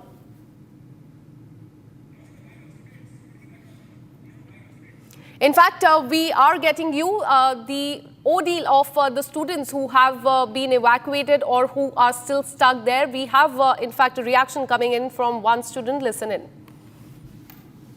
I am Skanshabi, citizen of India. Right now, I am fourth year medical student in Urmia University of Medical Sciences, Urmia. Right now, exactly 110 students of India who were in the University of Urmia are being accommodated in the capital of Armenia, that is Yerevan. The accommodation arranged by the Embassy of India is very well promising here. 2-3 days ago, we were in such a terrible situation. We had been witnessing missiles in the sky, explosions nearby, explosions in the night time, which was very distressing. But right now, we are very safe. And all the members of embassy are treating us like family, not just the citizens of India. Medical sciences, as you can see, we are traveling. We are in the bus. We are almost 20 people in the bus, and rest in the another bus, 30 people are there. So overall, roughly we are 50 people. We started our journey. I would like to thank Indian Embassy. Early morning, they just relocated us. First, we got all collected near our university. And after that, now we are getting relocated towards Yas from Isfahan. This journey is almost taking 5 or 6 hours. As Yas is a really safer place than Isfahan. You can see the visuals, the outside of these things where we are traveling. But thanks to Indian Embassy that we are not facing any problems here. They are trying to provide every possible facility here. I would request our Indian Embassy that to evacuate us from Iran, as the situation in Iran is not really that stable. बहुत खुश हो गया हमारी embassy जो है हमें बहुत support किया. हम बहुत सारे स्टूडेंट्स हैं, बहुत सारे बिजनेस क्लास पीपल हैं, बहुत सारे टूरिस्ट हैं. सबको एक सेफ प्लेस पे ले जा रहे हैं. डेंजरस प्लेस से वो सेफली हमें पहुंचा रहे हैं. उनका कोऑपरेशन के लिए बहुत बहुत थैंक यू उनको. And meanwhile, Brigade Combat Team and Yahalom unit forces have dismantled an underground Hamas compound beneath the European hospital, which is located in the southern Gaza Strip. Now, this is the same compound where the body of Mohammed Sinwar was found. A targeted operation has been conducted over the past 2 weeks to locate and map out the large-scale underground Hamas infrastructure as well. Here's more on that story. An underground Hamas compound beneath the European hospital in Gaza has been dismantled by the Golani Brigade Combat Team and Yahalom unit forces. This is the same complex where the body of Mohammed Sinwar was found. The route was dismantled in a complex logistical and engineering operation after the tunnel routes were mapped by the Yahalom unit and additional units. Dozens of trucks and cement mixers were used to seal the tunnel. Approximately 250 cubic meters of concrete was used during the process. The effort was led by the Golani Brigade's Engineering Battalion and with the division's Logistical Support Unit. The operation was carried out with precision and care to avoid damaging the hospital building. Very short break coming up. On the other side, Prime Minister is in Canada today to attend the G7 summit. He will be meeting with Zelensky on the sidelines of the summit. This and much more on the other side. After this very short break, we'll tell you more.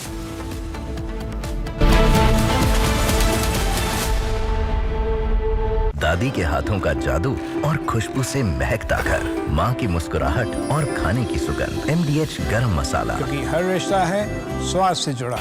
विमल में गुलिस्तां की ये कुछ लजीज फरिश्ते, जब साथ घुले तो जी ललचाए और दिल कहे कि स्वाद की इस जुबां में खुद को ऐसा डुबाऊं कि निकल ना पाऊं। विमल की जुबान कुछ है ही ऐसी, मानते हैं ना? विमल, बोलो जुबां केसरी। आधे बाउल दही में 4 चम्मच MDH चटनी पुदीना मसाला डाला, स्टर करो, पुदीना चटनी तैयार। MDH चटनी पुदीना मसाला। MDH।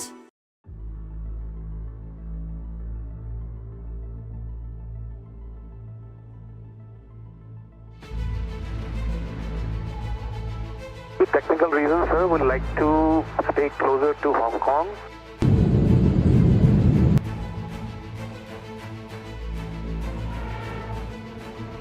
And yes, you are sorry, say again. With technical reasons, sir, would like to stay closer to Hong Kong. Maybe we will come back and land back into Hong Kong once we sort out the problem. We don't want to continue further. And yes, you are sorry, maintain fashion level, advance and able for right turn to Hong Kong. Able right turn right now in the 315.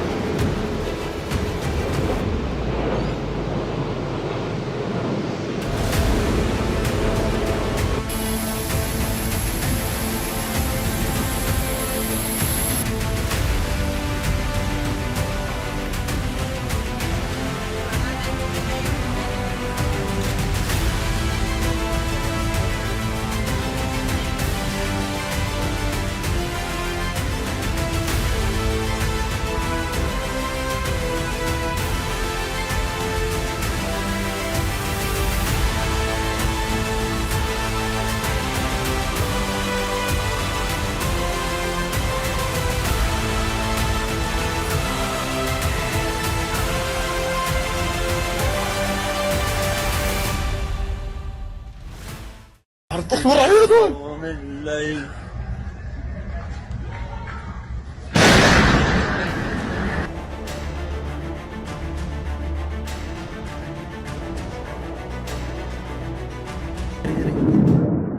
ini filo. Wow, we got this coup.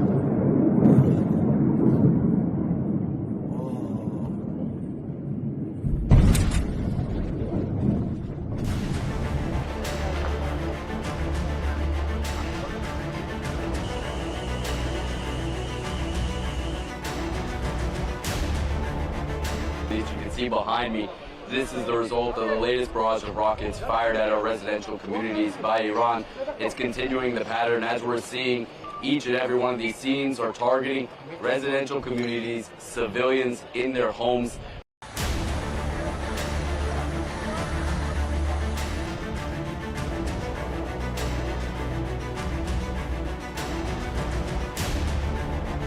אחרי שקיבלנו את ההתראות בלילה, נכנסנו לממ"ד, המתנו, היה את האזעקה, המתנו.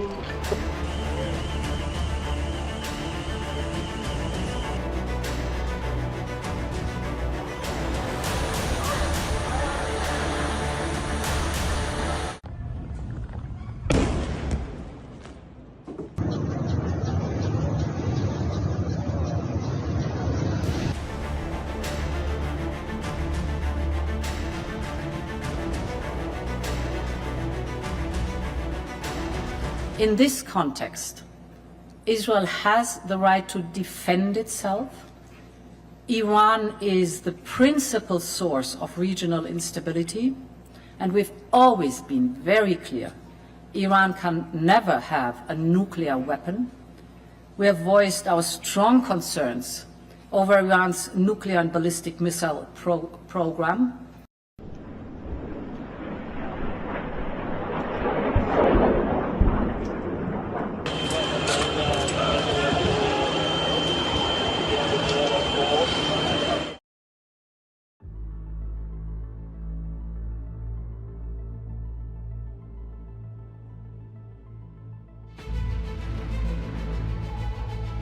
With technical reasons, sir, would like to stay closer to Hong Kong.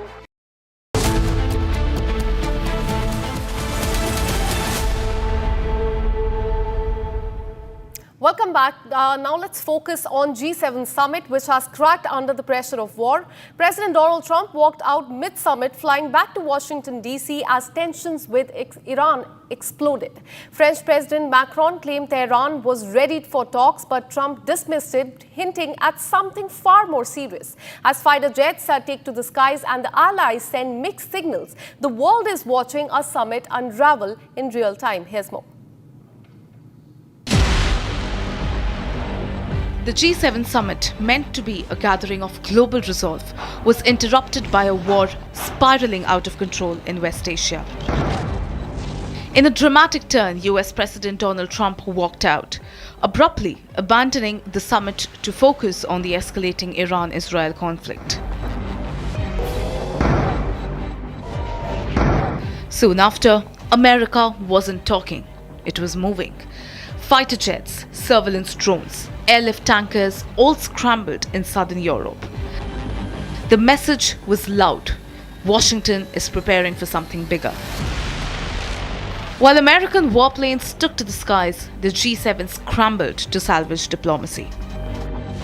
The G7 leaders did not mince words. Iran was blamed, Israel was backed, and nuclear red lines were drawn.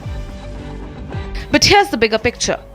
Donald Trump, the most powerful president in the world, was forced out of a summit by Tehran's war games. Let's not call it diplomacy. This was geopolitical theater, and Trump blinked first. Remember, Iran cannot have a nuclear weapon. It's very simple. We don't have to go too deep into it. They just can't have a nuclear weapon. I want people to be safe. And that's always possible. A thing like that could happen. I just want people to be safe. Back in Alberta, another diplomatic crack opened wide. French President Emmanuel Macron claimed Iran was ready for a ceasefire, even nuclear negotiations. Et donc, si les États-Unis d'Amérique peuvent obtenir un cessez-le-feu, c'est une très bonne chose. Et la France le soutiendra et nous le souhaitons. Ensuite, je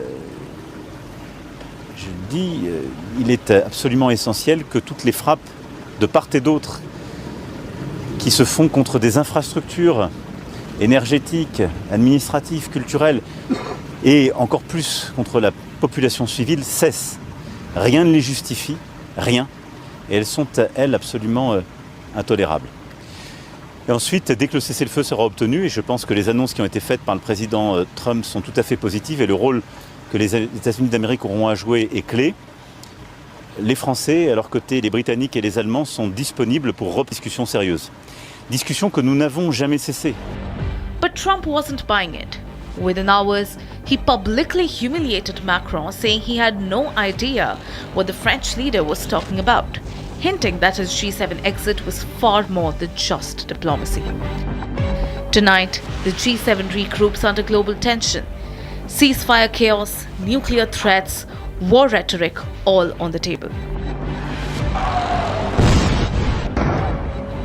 But in the war room, India isn't just present.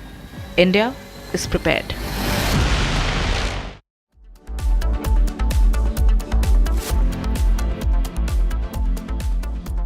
Amity has been ranked India's #1 not-for-profit private university for 11th year, with top 10 ranked institutions in management, engineering, biotech, law, mass comm, telecom, hospitality, fashion and more. Yet another top ranking for Amity University. दादी के हाथों का जादू और खुशबू से महकता घर, माँ की मुस्कुराहट और खाने की सुगंध। MDH गरम मसाला, क्योंकि हर रिश्ता है स्वाद से जुड़ा। आपकी फेवरेट टुडे कार्स पर मिल रही है अमेजिंग डील्स। वैसे लोगे तो आप हुंडई ही, चाहे दिल की सुनो या डील्स की, तो जल्दी चले आओ हुंडई शोरूम। MDH की हल्दी मिर्ची धनिया करे कमाल, ये रंग दे, ये खुशबू दे, ये तीखा, ये कम पड़े, क्या निराला MDH masala.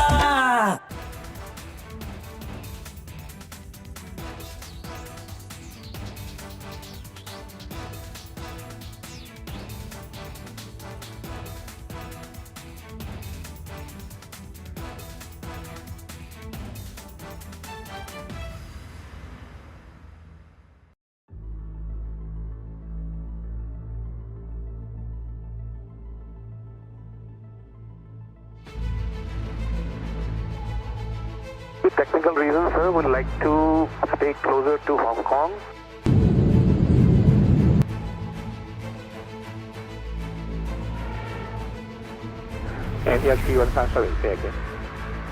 With technical reasons, sir, we'd like to stay closer to Hong Kong. Maybe we will come back and land back into Hong Kong once we sort out the problem. We don't want to continue further. And the actual maintain fashion level, advance and able for right turn to Hong Kong. Able right turn right now in 315.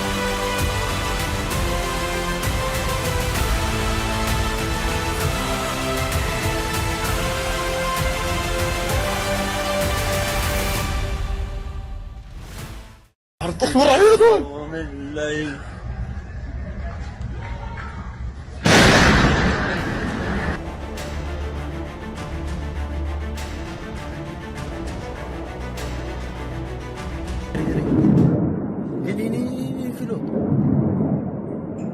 Wow, may batesi ko.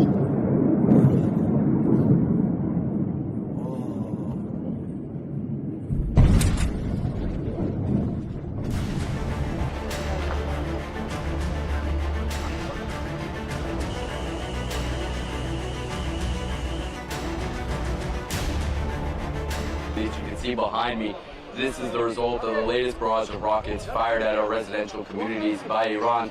It's continuing the pattern as we're seeing. Each and every one of these scenes are targeting residential communities, civilians in their homes.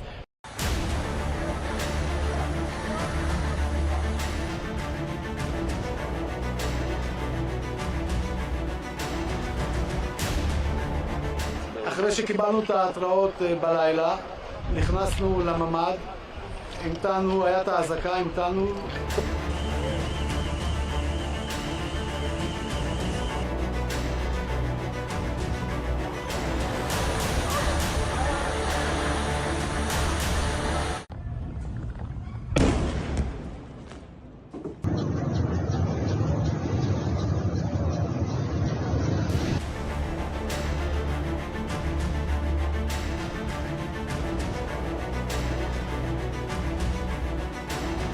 In this context, Israel has the right to defend itself.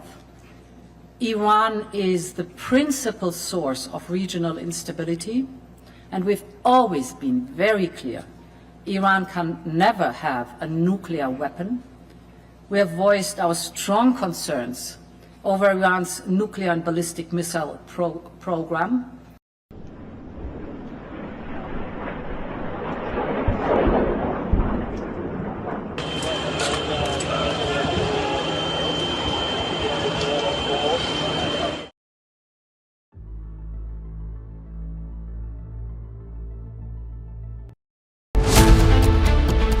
Strikes, evacuations, civilian casualties, no end in sight. Fifth day of missile attacks between Israel and Iran. Global fallout looms as West Asia conflict widens. Debating tonight at 9 p.m. Hi, this is Chef Ranveer Brar. Guarantee you brilliance on behalf of IIHM. आधे bowl दही में 4 चम्मच MDH चटनी पुदीना मसाला डाला, stir करो, पुदीना चटनी तैयार। MDH चटनी पुदीना मसाला। इसको घर पे लगाओगे तो शादी का तो पता नहीं, पर घर पक्का नहीं टूटेगा। रुंगटा नहीं तो घर स्ट्रॉन्ग नहीं। रुंगटा स्टील TMT बार एकदम सॉलिड। पहाड़ों में एक हाइकिंग शिप भी बन सकती है।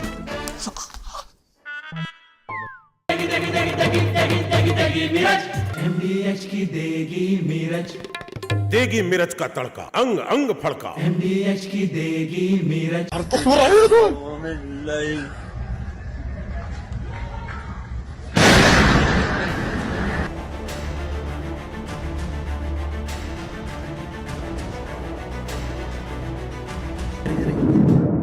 Ini filo. Wow, we got this coup.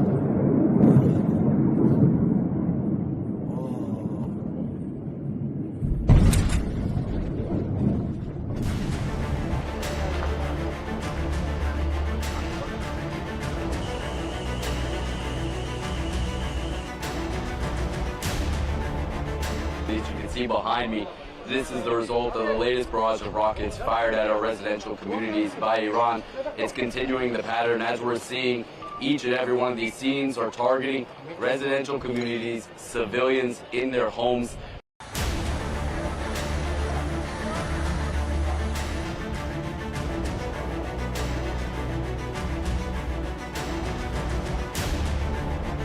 אחרי שקיבלנו את ההתראות בלילה, נכנסנו לממ"ד, המתנו, היה את האזעקה, המתנו.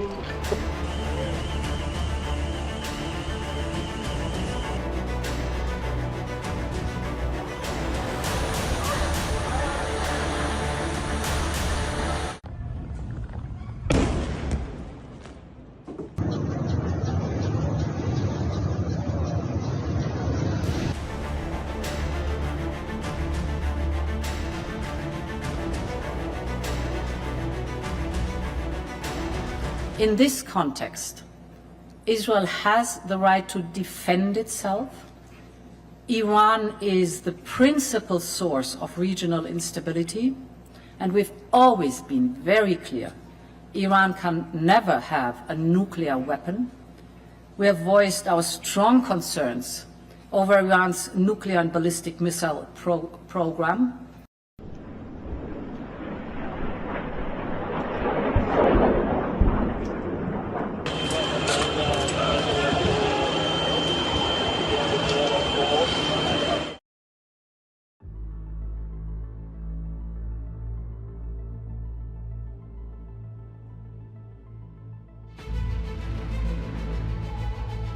With technical reasons, sir, we'd like to stay closer to Hong Kong.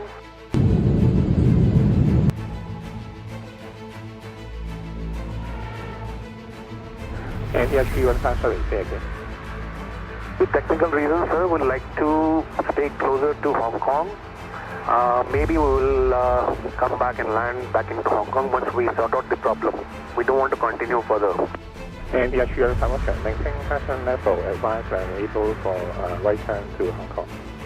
Able right turn right now in the 315.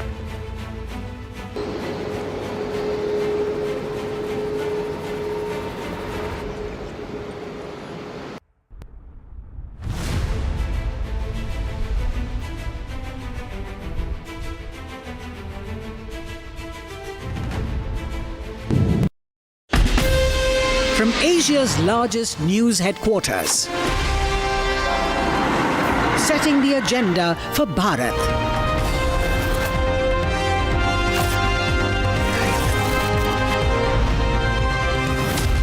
You're watching Republic.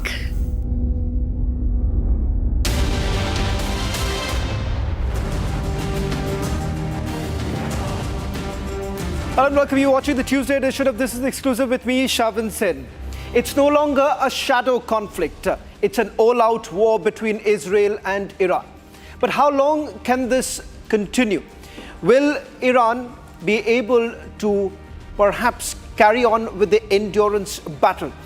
Tonight on This is Exclusive, we get you both sides. What's really happening in Israel as well as Iran. The only Indian news network to give you a 360-degree view as to what's really happening in West Asia. But up first, let me take you through the headlines we're tracking at this hour.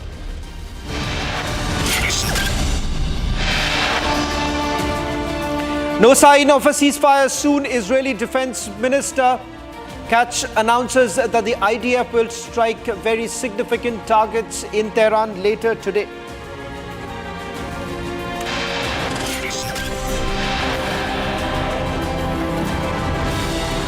Republic is the only channel live from Ground Zero in Tel Aviv, rolling coverage and exclusive reports from both the countries.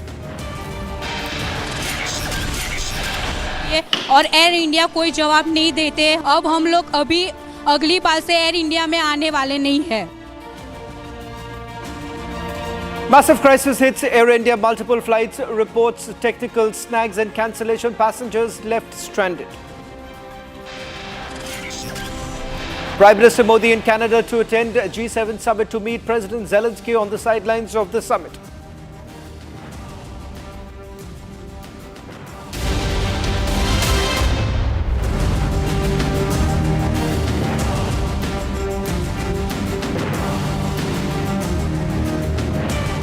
Ladies and gentlemen, in the last 24 hours, the Iran-Israel conflict has escalated sharply, with both nations exchanging direct military strikes in what is being described as the most intense confrontation between the two powers in recent years.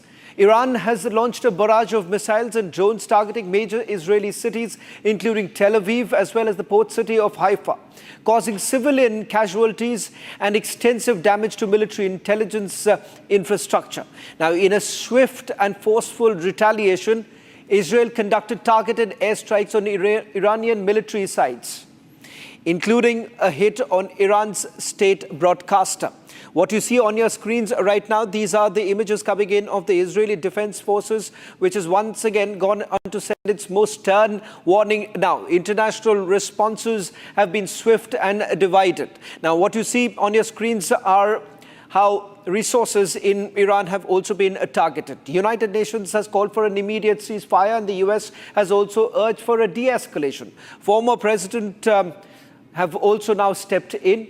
In fact, as far as the United States of America is concerned, important to point out here what is happening on the ground. Iran has already retaliated. On your screens, these are latest images of multiple military sites being targeted in Israel. Iran says that if at all United States of America is into diplomacy, then it is time for them to pick up the call with Prime Minister Benjamin Netanyahu and call in for a ceasefire. Is there a ceasefire anytime soon? It's unlikely, given the fact that what you see on your screens right now, it's an all-out war that's actually going on. Viewers, Republic TV is providing first-hand coverage of the aftermath of the Iran-Israel conflict. The report that we're going to play out in a short while from now is from Tel Aviv, which captures the immediate impact on residents and cities' infrastructure following Iranian missile strikes, offering a poignant look at the resilience of the people of Israel amidst the chaos. Now, not just in Israel, but also in Iran, there has been large-scale devastation that's taken place. If you go by the numbers that have been put out by the Iranian, it goes into hundreds. As far as Israel is concerned, perhaps it's a little different. But tonight, we'll break it down for you. First, take a look at what's happening in Israel. This is the hole that made just one ballistic missile that was fired from Iran towards a residential area in the center of Israel. Meters from here, there are kindergarten, schools, a lot of buildings with innocent people living there. And you can see the impact. One blast of a ballistic missile destroys anything with the shock wave in a radius of around 500 meters. And Iran continued to bombard Israel with hundreds of those kind of missiles for 5 days. Israel tries to destroy the nuclear capability of Iran because they also can use the nuclear weapons and to strike the same areas, but the impact will be much more bigger. Here behind me you can see the residential area in the center of Israel, and one of the ballistic missiles of Iran targeted this area where there is a schools, kindergartens, many residential buildings, and see what a huge hole just one rocket did. You can see the impact just of one rocket. See how big is that? And there are 10 buses here which were completely destroyed by this rocket. And in those buses, each morning, children are taken to the school, and you can see it is completely destroyed. You can see the destruction. And if the children was here now, they probably all would be dead. And this is what Iran is doing. They are targeting those kind of places where residential places are, where there's so many infrastructure, public places, regular people are living here, and you can see the destruction, how many of the buses were destroyed completely. And now some Jewish Orthodox Jews came here to cheer up the people of Israel. They probably want to say to them that God with us, with Israel, this is the promised land, and Israel will prevail. And you can see what a huge damage to all those buses, 10 buses, each of them with about 70 or even more places. And those buses at this hour when the rockets strike, usually taking children to the kindergartens and to the schools. But because Israel declared a military situation, emergency situation, the kindergarten, schools and workplaces are not open, and that's why there were no one here, no children. And this is a miracle that no one was killed from this ballistic attack by Iran. But you can understand what a huge disaster that could be. Nikol Yochin, center of Israel. This bus was one of the targets of the Iranian ballistic missiles. In this bus supposed to be about 70 children, and also there are another 9 buses that are completely destroyed from one Iranian ballistic missile. It happened in the morning when usually those buses take children to kindergartens and to schools all around the city. But just because Israel was now in an emergency situation, the kindergartens, the schools and also the workplaces are closed. That's why nobody was here. And just because of that, it is not a big tragedy that could happen here.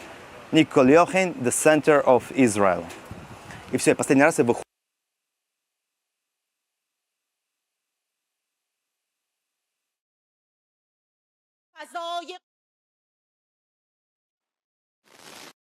A residential area, there are schools, kindergartens, and this is a huge hole here behind me that made just one ballistic missile. And you can see here around how many buses are impacted by just one missile. You can see it is completely destroyed, and just by fortune there was nobody here inside of those buses. But if somebody was inside, no one will survive it for sure. You can see how huge the blast was, and more than 10 buses are completely destroyed. You can go and see here all around the complete destruction. In one bus, there could be more than 70 people, and you see it is completely burned. And you can see here there are more of those buses. There are so much of them. This one here completely burned, but also the other ones. There are 1, 2, 3, 4, 5, 6, 7, 8, 9, 10 buses that were destroyed. If there were people inside of them, so the casualties could be massive. And those are the targets of Iranians. They are targeting civilians. You can see those are buses that civilians use them. This is not a military target. It is just civilian buses. And you can see here the impact. For hundreds of meters, you see the impact of those rockets. You can see here everything completely destroyed. And Iran continue to target civilians all across Israel. Nikol Yochin, Central Israel. Well, that was what happened in Israel. Now let me take you through what's really happening on the ground in Iran. In fact, Ali Akbar Dareni, he's a writer, joining us from Tehran, only Indian network to get you both sides, Israel as well as Iran. Mr. Dareni, thank you very much for joining us from Tehran. I believe you'll have to unmute yourself. I want to begin by asking you about what's the situation like in Iran right now. Given the fact that President Trump has already announced asking people in Tehran to leave the city, an indication that there could be a massive escalation by the end of the day. Iranians have suffered as a result of the Israeli act of aggression. Israel started an unprovoked war against Iran right in the middle of negotiations between Iran and the United States. And this war has been directly assisted by the United States. Israel, under no circumstances, was able to carry out such an act of aggression without logistical, intelligence, military, and diplomatic support from the United States. Iran did not start a war. It is Israel that started the war. The pictures you showed highlighted that Iran is targeting civilian areas in Israel.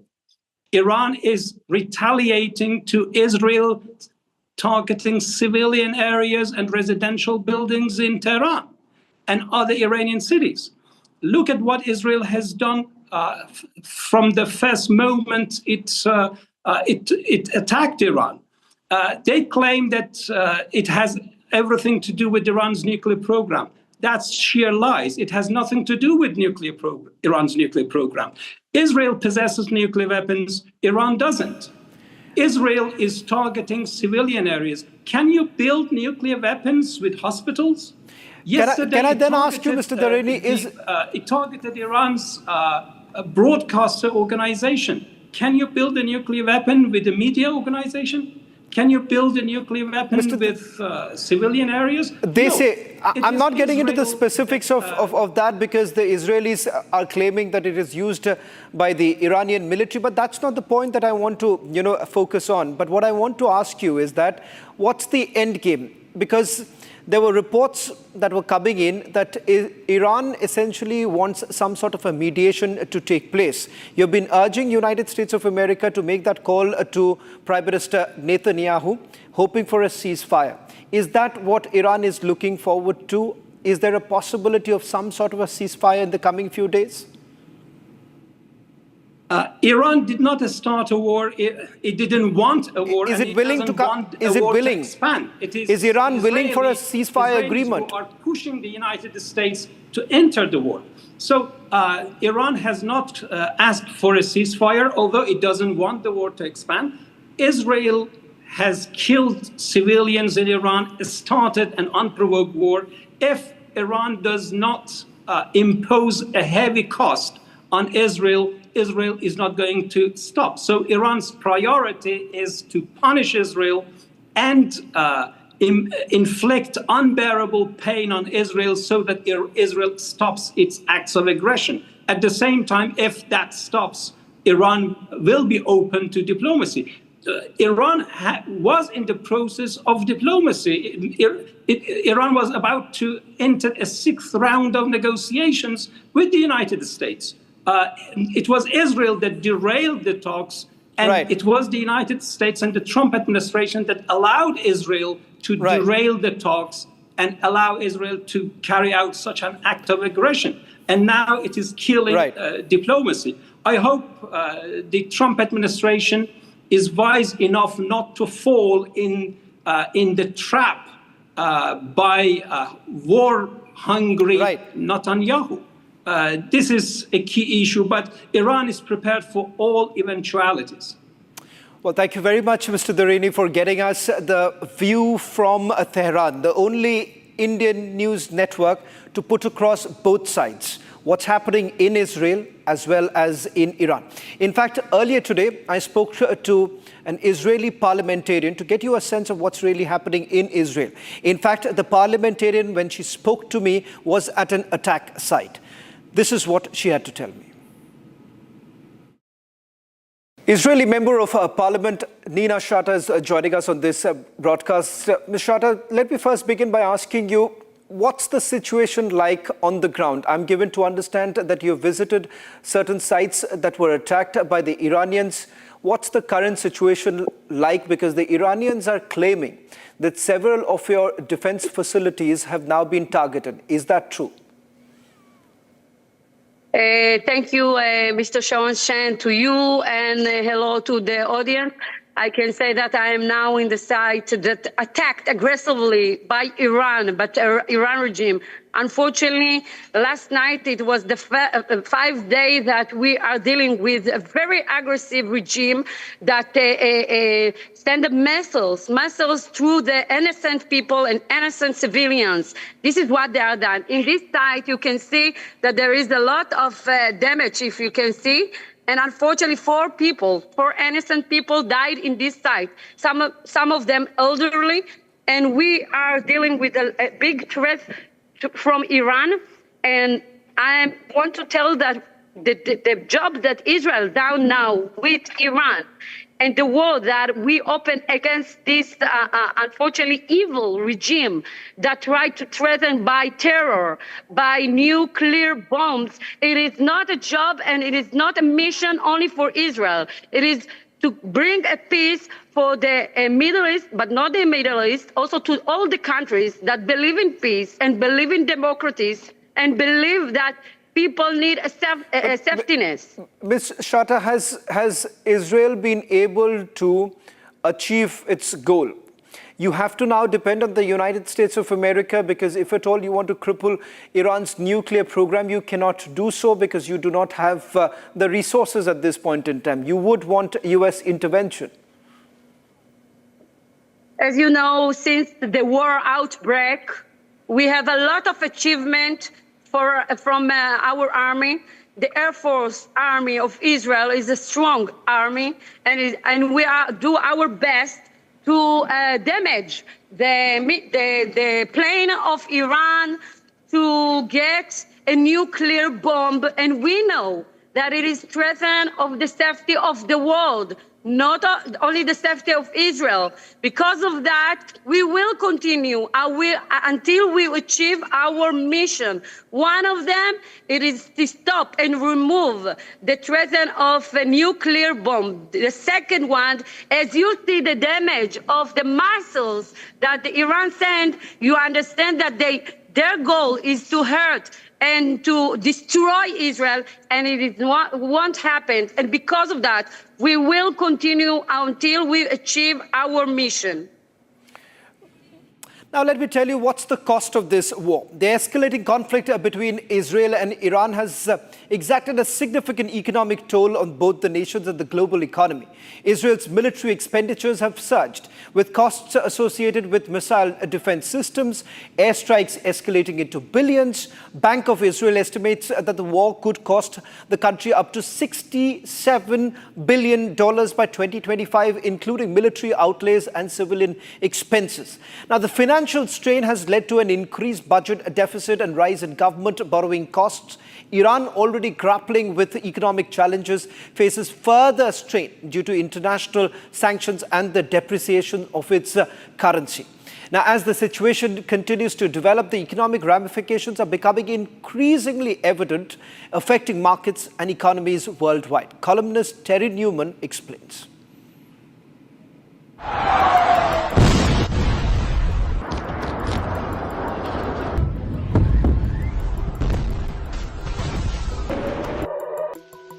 As we enter day 5 of this Iran-Israel war, the costs from the Israeli side of executing this war are in the region of about 800 million to $1 billion per day. Now, that number splits approximately 50% on offensive costs, i.e. the costs of Israel sending its aeroplanes, nearly 2,000 kilometers from Israel, all the way across to Iran, and the munitions required in order to take out the various nuclear installations, the ballistic missile installations, and also the targeted assassinations of the military leadership of the Iranian regime and the Revolutionary Guards. That obviously in addition to the local costs of various operatives that have been reported or not been reported to be working on the ground there. In parallel, you also have the costs of defending the home front. So as your viewers are probably aware, Israel operates a multi-layered, multi-tiered air defense system, which includes the most famous Iron Dome, but then you also have the Arrow 1 and the Arrow 2, which go outside of the atmosphere and into space. We have David Sling. We have the American THAAD system. And there's also the laser system, and so that's also, at peak nights when there've been hundreds of surface-to-surface missiles and also ballistic missiles. There've been evenings where it's been $1.5 billion of expenses because of the cost of the interceptions. Just to sort of put in, numbers, the cost of a Iron Dome missile is in the region of about $50,000 a missile. The cost of an Arrow 1 is in the region of about $3 to $4 million a missile, and the cost of an Arrow 3 is around $5 to $6 million in order to take those down. So that obviously explains why the laser, which is costs $1 or so, is such an important addition to the defensive arsenal of countries that want to protect themselves from incoming rockets and missiles. Obviously, those costs are the direct costs of both offense and defense. In addition to that, you have the costs of repairing the buildings that have fallen and lost GDP. So that's an overall picture. I hope that's useful. Well, in fact, what's the impact on India? In fact, government sources already indicating that the crude oil stocks are enough and it does not have any direct impact. In fact, I'm just going to quickly take you through the details that we've just got from our sources in terms of how exactly is the government responding to this entire thing. Point number 1, we have been given to understand global crude supply. There is currently an oversupply of crude oil globally with no risk of shortage. OPEC plus production, the group is producing 120 million barrels per day. Through production has been slightly reduced by 5 million barrels, bringing the current levels to approximately 97 million. And rising supplies from the Western Hemisphere, countries like Guyana, Brazil and US have emerged as major oil suppliers. So there is no direct impact. In fact, Strait of Hormuz's dependency of India's 5.6 million barrels per day oil consumption, only 1.5 to 2 million barrels comes through the Strait of Hormuz. So there is no disruption in it. Well, that's all that we could pack in this edition of This Is Exclusive. Coming up, trending with my colleague Rakshita.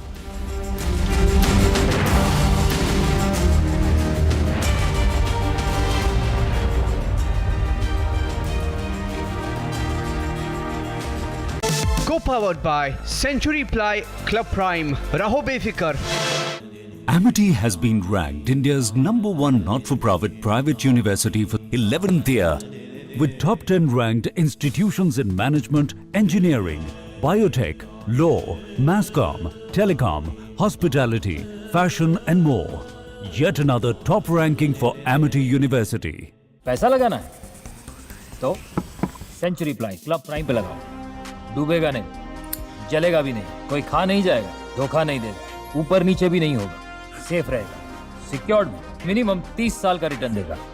अब इससे better investment है तो बताओ।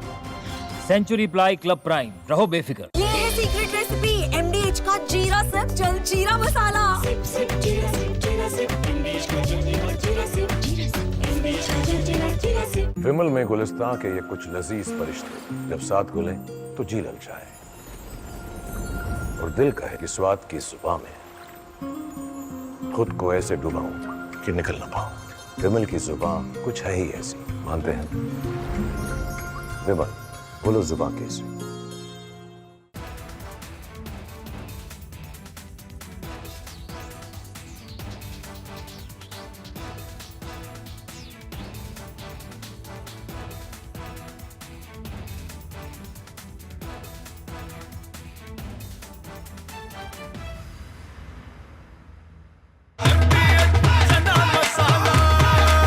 अब छोलिया हो या लोबिया, सफेद चने या काले चने, सब कुछ मजेदार बने।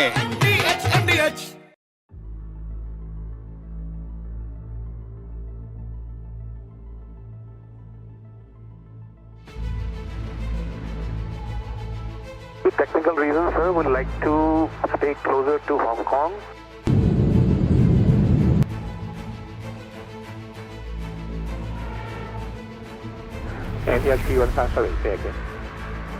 With technical reasons, sir, we'd like to stay closer to Hong Kong. Maybe we will come back and land back into Hong Kong once we sort out the problem. We don't want to continue further. And the actual Somerset, maintain passion level, advance and able for right turn to Hong Kong. Able right turn right now in 315.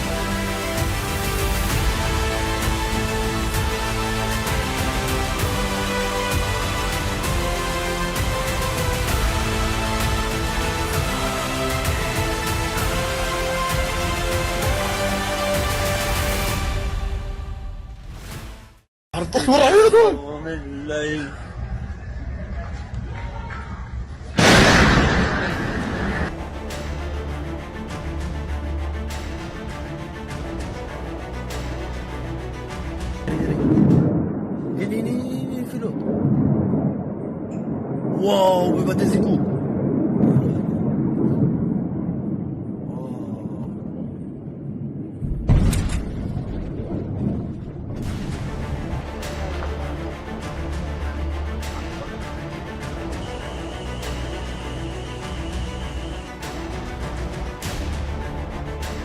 can see behind me, this is the result of the latest barrage of rockets fired at our residential communities by Iran. It's continuing the pattern as we're seeing. Each and every one of these scenes are targeting residential communities, civilians in their homes.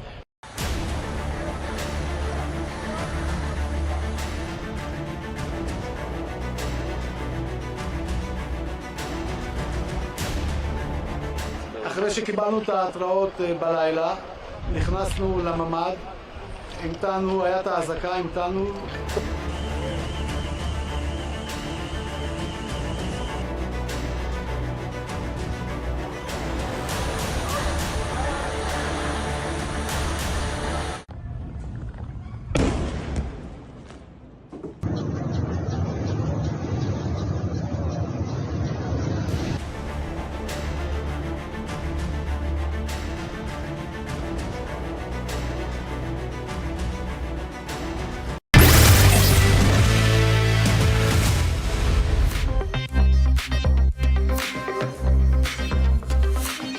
From your smart screens to your smart television, the trending stories are breaking the internet. Civil aviation safety has become a major cause of concern after back-to-back technical snags. Meanwhile, tensions in West Asia have seen an unprecedented escalation as the Israeli Prime Minister Benjamin Netanyahu has issued an unmissable warning. Not just that, in a major embarrassment for Asim Munir, he was seen being heckled by the Pakistanis in the United States. We'll get you all this and much more in this Power Pack Bulletin. I'm Rakshita Mishra and this is what is trending today.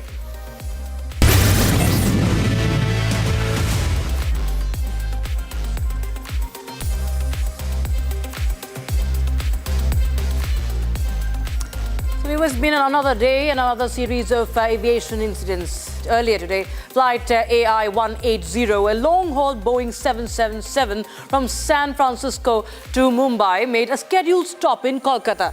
Now, a technical fault was detected in the left engine just after landing. For hours, passengers sat on board. At 5:20 a.m., they were finally asked to deplane. The captain cited safety concerns. Engineers were seen inspecting the aircraft on the tarmac, a now familiar scene. And viewers, this is not just an isolated incident. In fact, it's part of a string of troubling disruptions. Flight AI-2493 from Mumbai to Ahmedabad cancelled. The reason? Operational delays led to the crew to exceed their legal duty limits as defined by the FDTL regulations. The same AI-180 flight. A transcontinental journey halted midway, engine trouble again. Question that lingers is, was the aircraft airworthy to begin with? Meanwhile, viewers, the turbulence in the skies continues, and so does the uncertainty on the ground. From short-haul domestic to high-profile international routes, failures seem to follow the Air India logo across skies and runways. And these are just incidents from the last few days. And despite this, a templated response is all that follows from the airliners.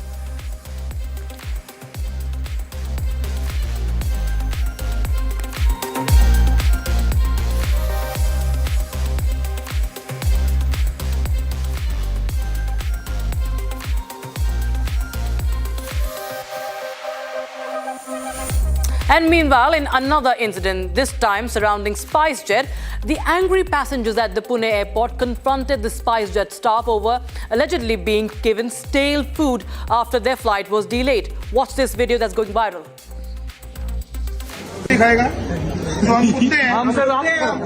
खाना तू खाएगा खा यही सबके सामने खा तो हमें भी पता चले ना कि हम जानवर हैं या इंसान हैं क्या है ये बिरयानी बताओ सर बिरयानी आप सच्ची बताओ भी बिरयानी है ये बिरयानी है क्या है हमें 2 रुपए वाले पुलाव के भी लायक नहीं है वो पुलाव के भी लायक नहीं है खाओ इसको दही का टेस्ट देखो पहले दही का टेस्ट देखो खा के सब पुलाव है ना पानी की बोतल मेरे पास है जो काम कर सकता है उसको बुलाओ, कुछ नहीं हुए आते यार। 6 बजे लेकर दिए भाई, 6 बजे तेरी मर्जी करने का जहाज तैयार होने वाला नहीं। बेचारे ने नाश्ता भी नहीं किया, खाना खाने तो चुपचाप। यार आप सवाल कर रहे हो यार। अभी पुणे में एक बंदा भूखा है, बैठ जा भाई, भाग मत।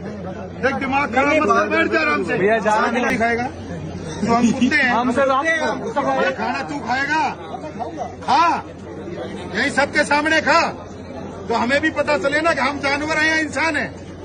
क्या है ये? बिरयानी? बताओ सर, बिरयानी आप सच्ची बताओ, बिरयानी है ये? बिरयानी है? क्या है?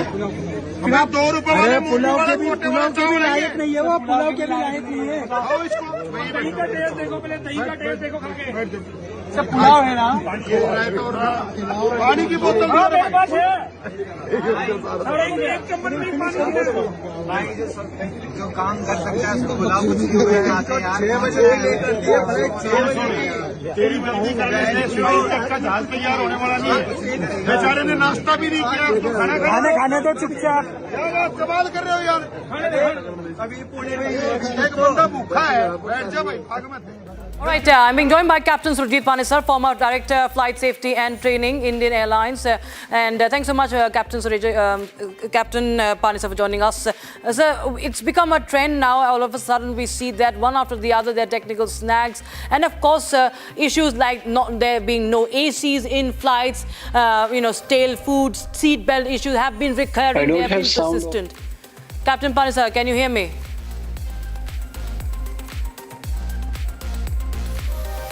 We'll try and connect, just fix that audio. Can you hear me, sir, Captain Panesar?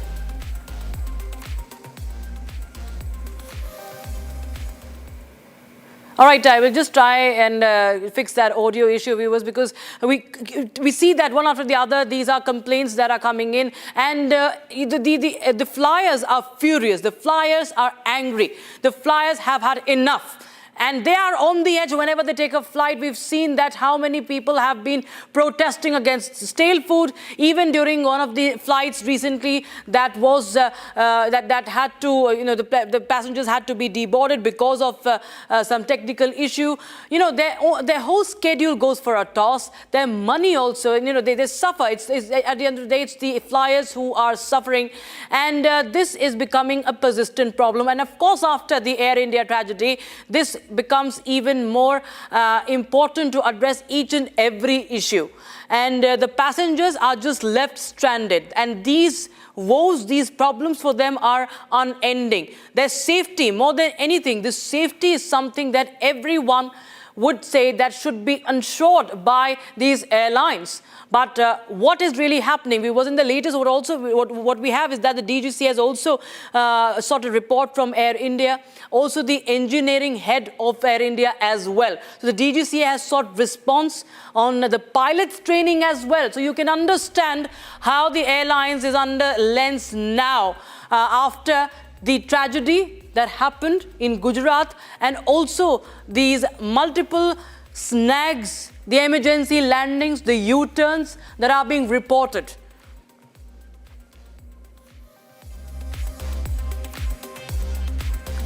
All right, Captain, I think Captain Surjit Panesar is back with us. He's former Director of Flight Safety and Training in the Indian Airlines.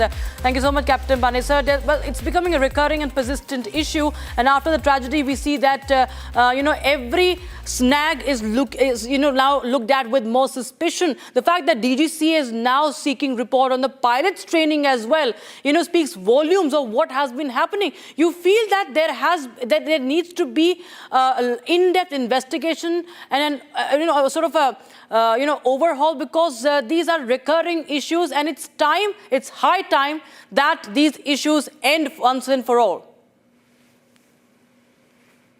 Captain Sabharwal. Captain Surjit Panesar, I think there's a problem with the connection, but we shift our focus to now the other stories on trending that we're bringing to you today. Is the story from West Asia. Israel's airstrike hit Iranian state news channel yesterday. The footage extremely dramatic, going viral. News anchor who was busy lambasting the state of Israel was interrupted by a deafening blast, sending her scrambling for cover. The studio descended into chaos with debris and dust filling the air. This dramatic escalation between Israel and Iran was the world watching closely. Take a look. معاونت سیاسی صدا و سیمای جمهوری اسلامی ایران هدف حمله متجاوز قرار گرفت. الله اکبر، الله اکبر، الله اکبر. مردم شریف ایران آگاه باشید. آنچه که دیدید، صدایی که شنیدید، صدای متجاوز به خاک وطن، صدای متجاوز به صدای حق و حقیقت است. آنچه که ملاحظه کردید، صدایی که شنیدید، فضای غبارآلود استادیوم.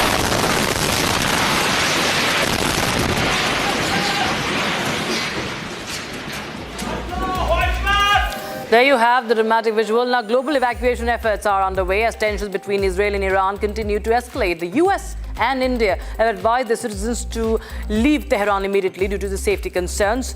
Indian embassy is actively coordinating evacuation plans and has asked nationals in Iran to register their locations. On your screens is the visual of huge traffic queues as people flee the Iranian capital. You can see that people are running for cover because you see that in Iran they don't really have bunkers. They have to just flee from their homes. And Iran has also reportedly attacked the Israeli military intelligence logistics center near Tel Aviv. That's what at least Iran is claiming. There's no confirmation from Israel yet on that. Meanwhile, Israeli Defense Minister Israel Katz has announced that tonight, the IDF will strike very significant targets in Tehran. It's a significant warning, and he's also cautioned Iran's leader Ayatollah Khamenei might meet a fate like Saddam Hussein's. And don't forget that they also said that another nuclear facility might also be on target. At least they will address the issue. That's what he said.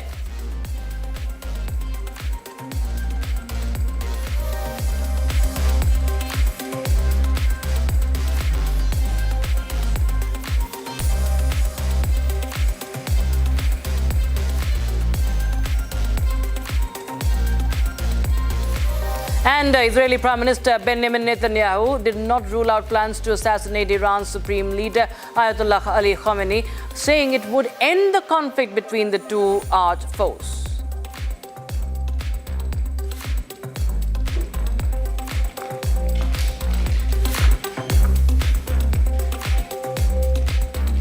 So the war between Iran and Israel is only escalating, and West Asia continues to be on the edge, and Republic TV continues to get you more updates on that, viewers. Meanwhile, we will take a quick look at all the trends that are running hot on social media and breaking the internet today.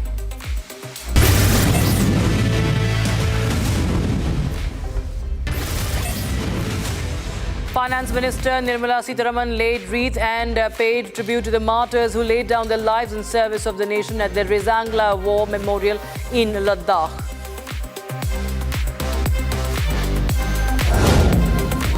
Italian Prime Minister Giorgia Meloni and French President Emmanuel Macron were spotted sharing whispered conversations during the G7 summit, leaving everyone wondering what did they really discuss. Their private exchange has sparked curiosity among the observers, with many speculating about the topics they might have covered. That includes Iran and Israel.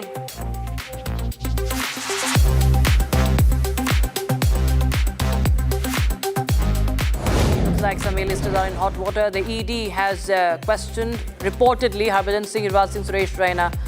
However, there's been no confirmation on that.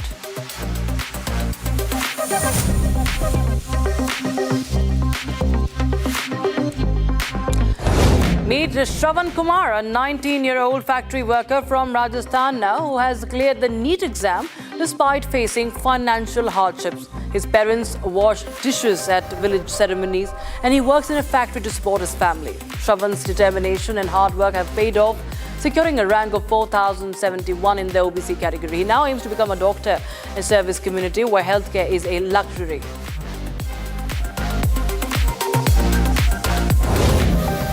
A rare 30-feet oarfish, also known as the doomsday fish, has been spotted in Tamil Nadu. Now, this deep-sea dweller is a rare sight, and its appearance has got everyone talking.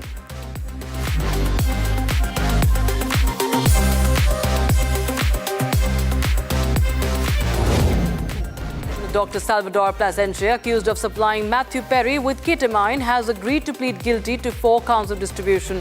Now, this could land him up to 40 years in prison. The doctor allegedly called Perry a moron in text messages, exploiting the actor's vulnerability for financial gain. Plasencia admitted to supplying Perry with 20 vials of ketamine worth thousands of dollars despite knowing the risks.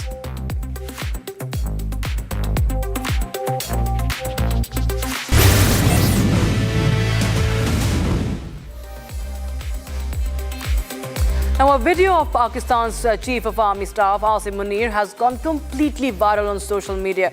He was heckled by the Pakistani diaspora in the United States. In fact, his whole hotel was geared out. You can see on your screens, they installed a large electronic billboard across the hotel that he was staying in. The billboard is flashing screens calling him a mass murderer, saying, Asim Munir, your time is up. He's in Washington, D.C. to attend an event, and the protesters in front of the hotel, you can see, were shouting slogans against him, calling him a mass murderer. Shame on you, free Pakistan, Pakistaniyon ka qatil, they said. Islamabad ka qatil, they said. Just take a look at this dramatic sequence and a major embarrassment and humiliation for Asim Munir.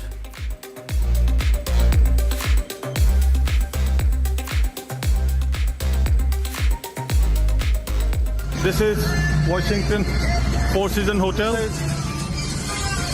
telling him what he has done to Pakistan.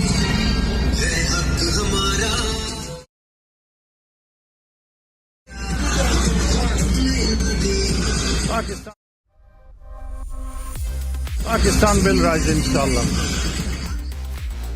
And as you can guess, viewers, the videos have gone completely viral on social media. Twitter users have called him a disgrace and a failed marshal. One Twitter user said, and I quote, failed Kate Marshal. Asim Munir getting cursed and heckled by angry Pakistanis in America. Public outrage follows him overseas, a symbol of growing discontent with Pakistan's military leadership, unquote. Another user has shared the video with the caption, and I quote, Asim Munir is getting jeered by Imran Khan supporters, unquote. And of course, there are people talking about General Asim Munir and the state of affairs in Pakistan and how he had hoped for red carpets in Washington, D.C. And instead, he got trolled, heckled and humiliated from Pakistanis abroad. That from GHQ's powered corridors to public shame on foreign streets, the mask has fallen, writes one writer.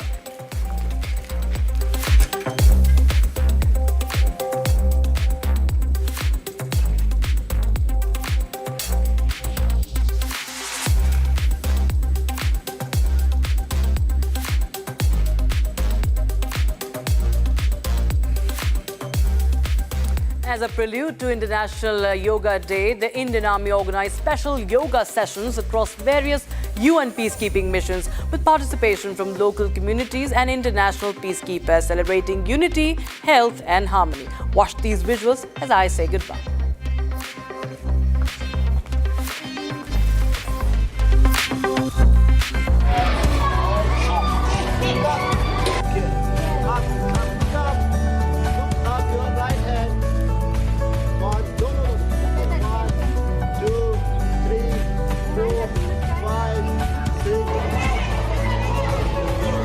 Chest up, shed your hand.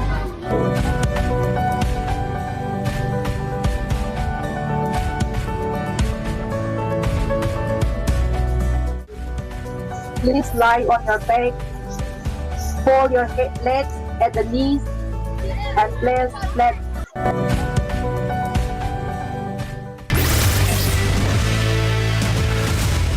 Co-powered by Century Ply Club Prime. रहो बेफिक्र.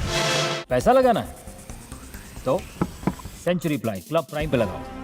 डूबेगा नहीं, जलेगा भी नहीं, कोई खा नहीं जाएगा, धोखा नहीं देगा, ऊपर नीचे भी नहीं होगा, सेफ रहेगा, सिक्योर्ड, मिनिमम 30 साल का रिटर्न देगा. अब इससे बेटर इन्वेस्टमेंट है तो बताओ. सेंचुरी प्लाई क्लब प्राइम, रहो बेफिक्र.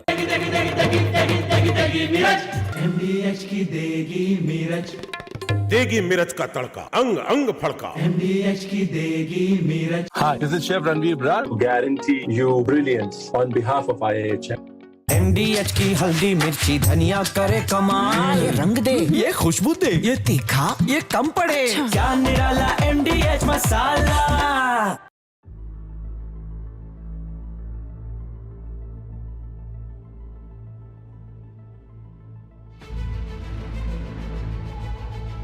With technical reasons, sir, would like to stay closer to Hong Kong.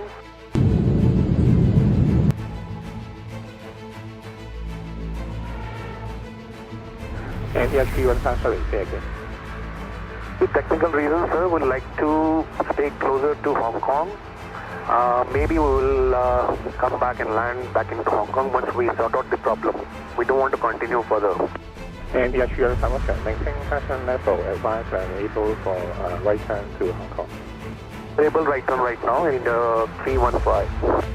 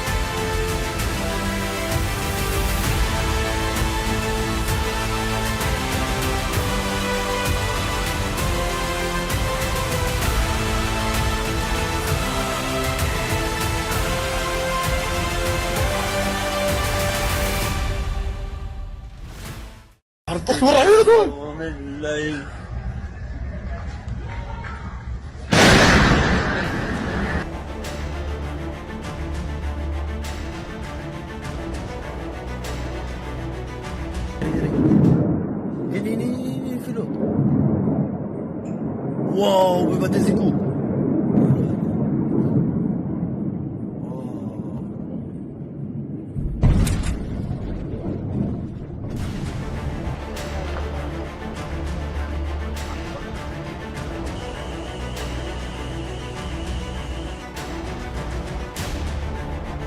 As you can see behind me, this is the result of the latest barrage of rockets fired at our residential communities by Iran. It's continuing the pattern as we're seeing.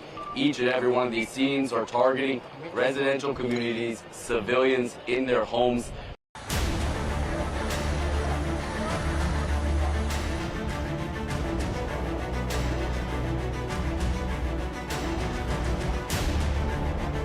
אחרי שקיבלנו את ההתראות בלילה, נכנסנו לממ"ד, המתנו, היה את האזעקה, המתנו.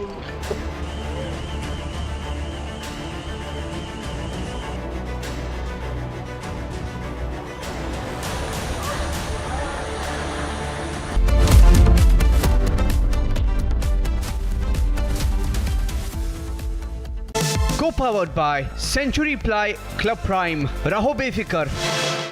Amity has been ranked India's #1 not-for-profit private university for 11th year, with top 10 ranked institutions in management, engineering, biotech, law, mass comm, telecom, hospitality, fashion and more. Yet another top ranking for Amity University.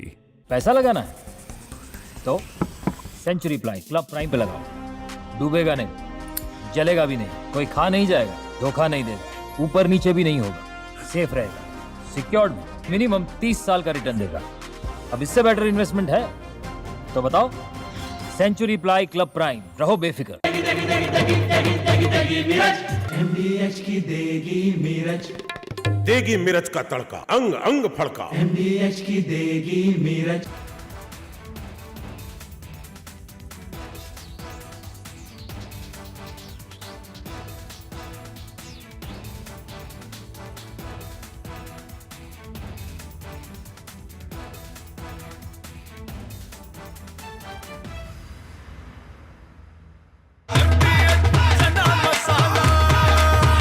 Chholiya हो या लोबिया, सफेद चने या काले चने, सब कुछ मजेदार बने।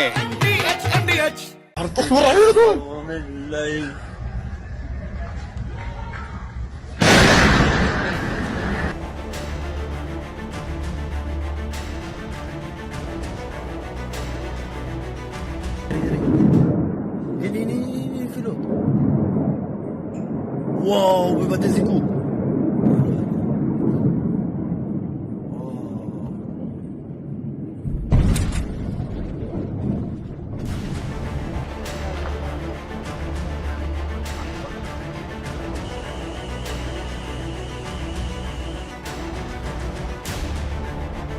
As you can see behind me, this is the result of the latest barrage of rockets fired at our residential communities by Iran. It's continuing the pattern as we're seeing. Each and every one of these scenes are targeting residential communities, civilians in their homes.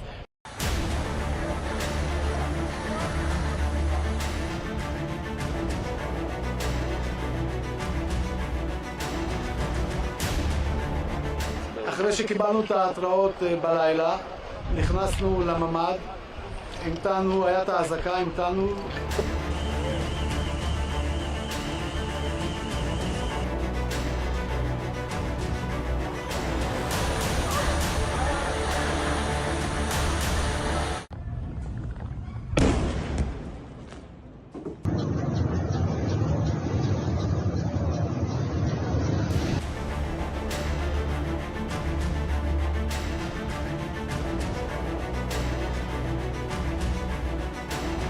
In this context, Israel has the right to defend itself. Iran is the principal source of regional instability, and we've always been very clear. Iran can never have a nuclear weapon. We have voiced our strong concerns over Iran's nuclear and ballistic missile program.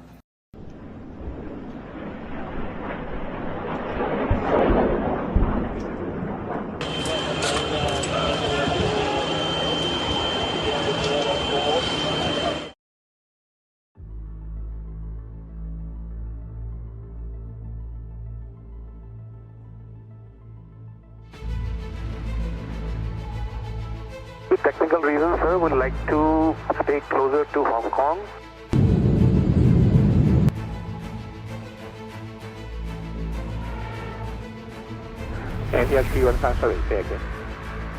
With technical reasons, sir, would like to stay closer to Hong Kong. Maybe we will come back and land back into Hong Kong once we sort out the problem. We don't want to continue further.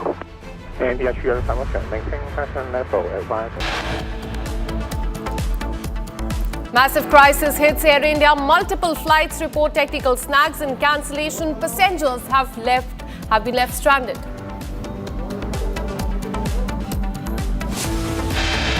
Indigo flight flying from Kochi to the national capital was forced to make an emergency landing in Nagpur after the airline received a security alert.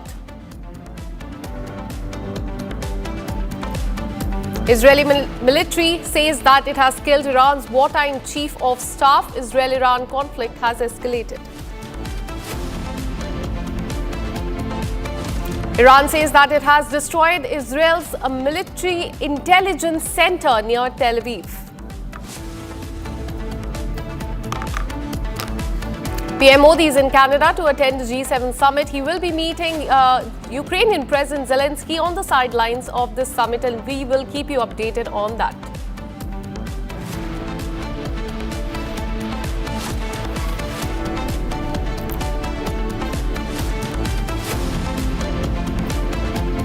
Co-powered by Century Ply Club Prime. रहो बेफिक्र.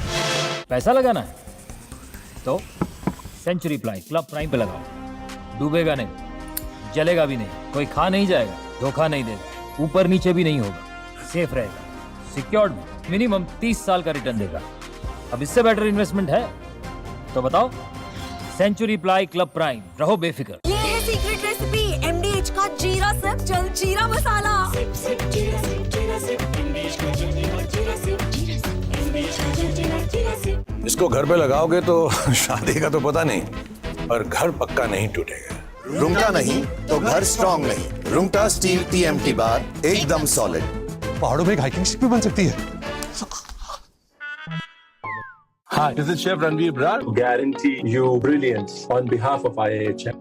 MDH की हल्दी मिर्ची धनिया करे कमाल, ये रंग दे, ये खुशबू दे, ये तीखा, ये कम पड़े, क्या निराला MDH masala.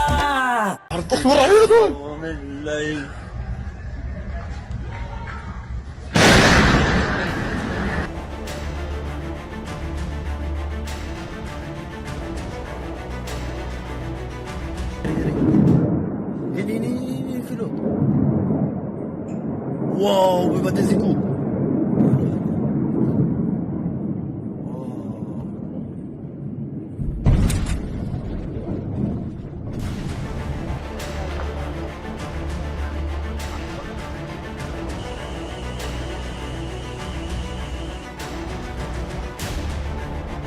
As you can see behind me, this is the result of the latest barrage of rockets fired at our residential communities by Iran. It's continuing the pattern as we're seeing. Each and every one of these scenes are targeting residential communities, civilians in their homes.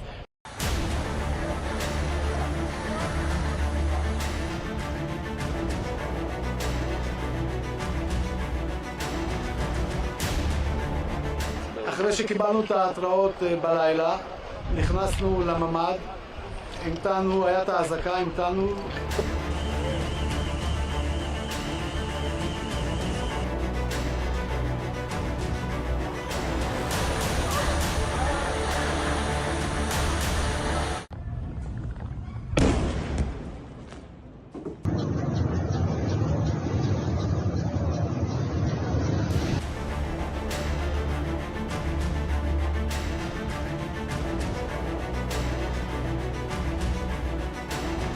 In this context, Israel has the right to defend itself.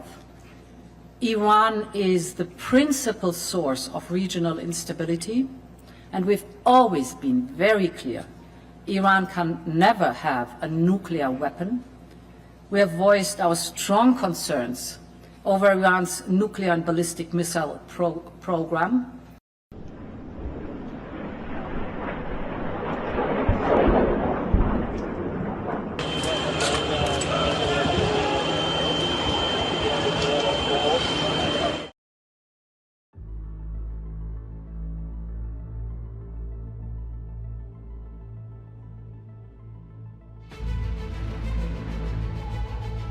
With technical reasons, sir, would like to stay closer to Hong Kong.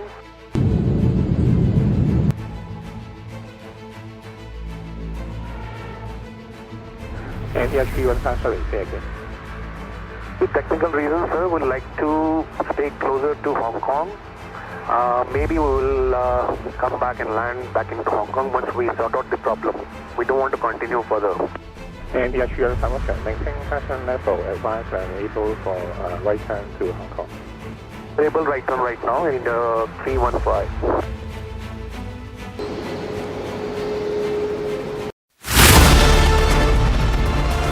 Each night on prime time, we don't just bring you the news. We lead it with responsibility, asking the toughest questions, breaking the biggest stories, setting the national agenda. At the Republic School of Journalism, you learn how to front the news with clarity, confidence, and conviction. The RSJ Diploma program begins on the 30th of June. Your prime time starts here.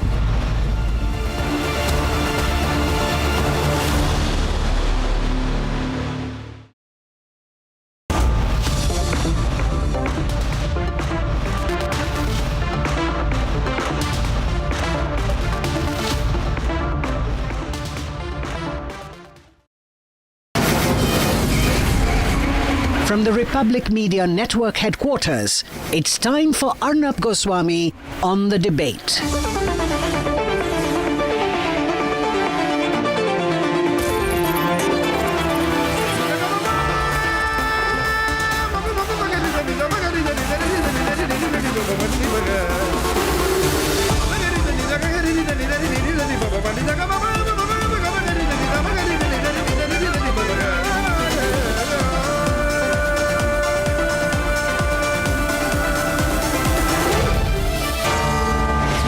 Goswami on the debate. On the show tonight, the worst ever crisis to have hit India's aviation sector. Air India is getting into bigger and bigger trouble. 6 Air India Dreamliner planes have been cancelled today. The airline is an absolute mess. Air India is the biggest aviation mess in the world. At 9 p.m. this evening, Donald Trump is threatening major action, major military action against Iran. And as we enter a 5th night of this fight, this could be the tipping point.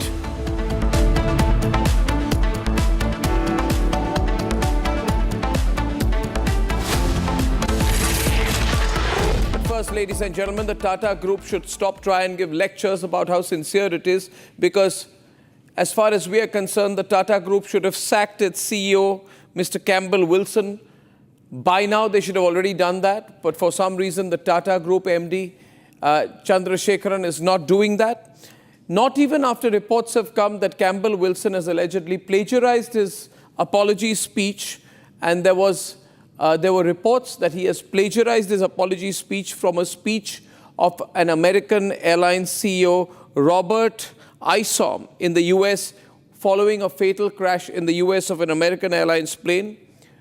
Some people say this is not plagiarization, but if it's not plagiarization, it's even worse. This means there's a standard SOP among these airlines following air crashes where hundreds of people die.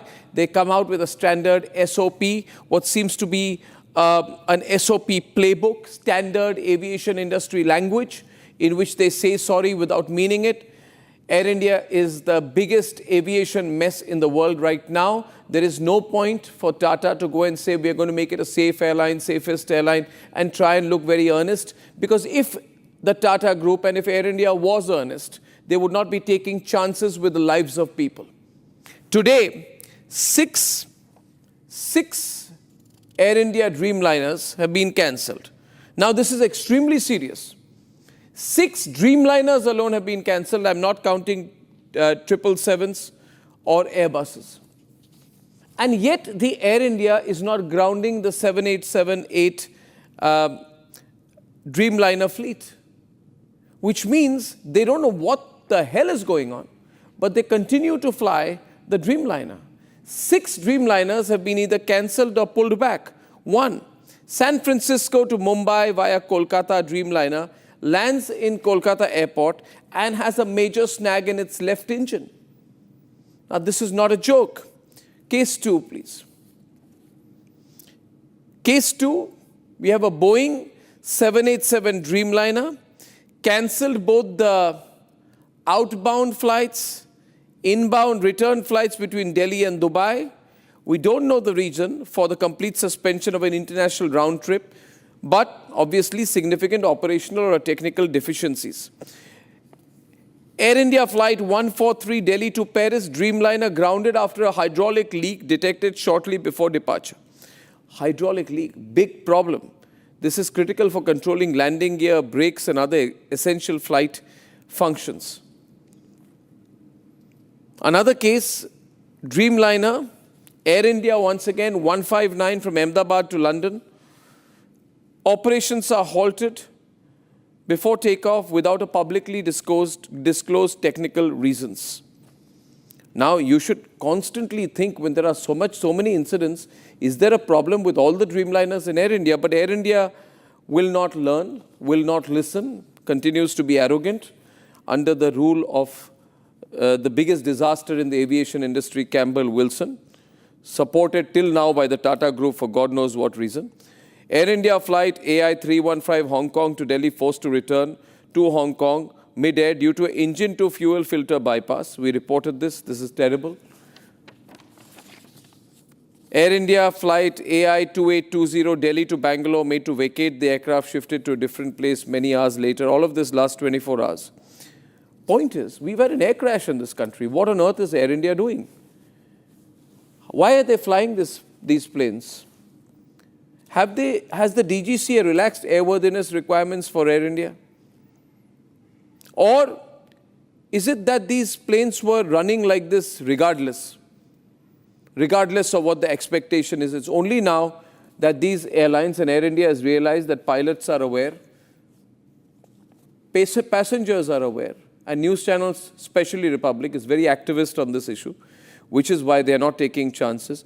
But these 787s, which are being routinely flown with deferred repairs, temporary fixes, snag histories, opaque maintenance logs, weak enforcement of basic regulatory clearances,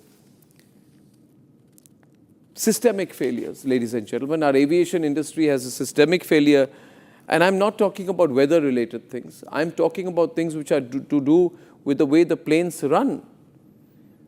And we're sick and tired with these self-certifications that the Tata Group is giving Air India. And Air India, Campbell Wilson is reading out what appears to be either plagiarized or industry SOP press releases after hundreds of people have been killed. Do you feel safe? I'm asking you, do you feel safe flying? And if you don't, then I think you need to raise your voice. There is something seriously wrong. The safety of passengers in our country flying in the air has been severely compromised. The central government has appeared extremely lax. And today, the Civil Aviation Minister responded to seconds when Supriya Sule complained. And the Civil Aviation Minister directly responded on DM. Supriya Sule, Sharad Pawar's daughter, puts out a complaint saying, my plane is delayed, no answers, etc. Within seconds, the Civil Aviation Minister replies. Now, I want to ask the Civil Aviation Minister, are you answerable to Supriya Sule or to the people of this country? What about the rest of us? What about Air India? Why are you giving Air India a long leash, Mr. Civil Aviation Minister? How is this acceptable? Why are you not giving clear answers to the people of this country? I want to make it clear tonight, we'll continue to put the pressure on the government, the DGCA, the Civil Aviation Minister, Air India and the Tata Group. Come what may. I know the other channels will go soft. I know they take it easy. I know they'll play safe. But this is Republic. We're going to make it difficult for people who think they are beyond accountability. You must make it difficult for such people too. Let's debate.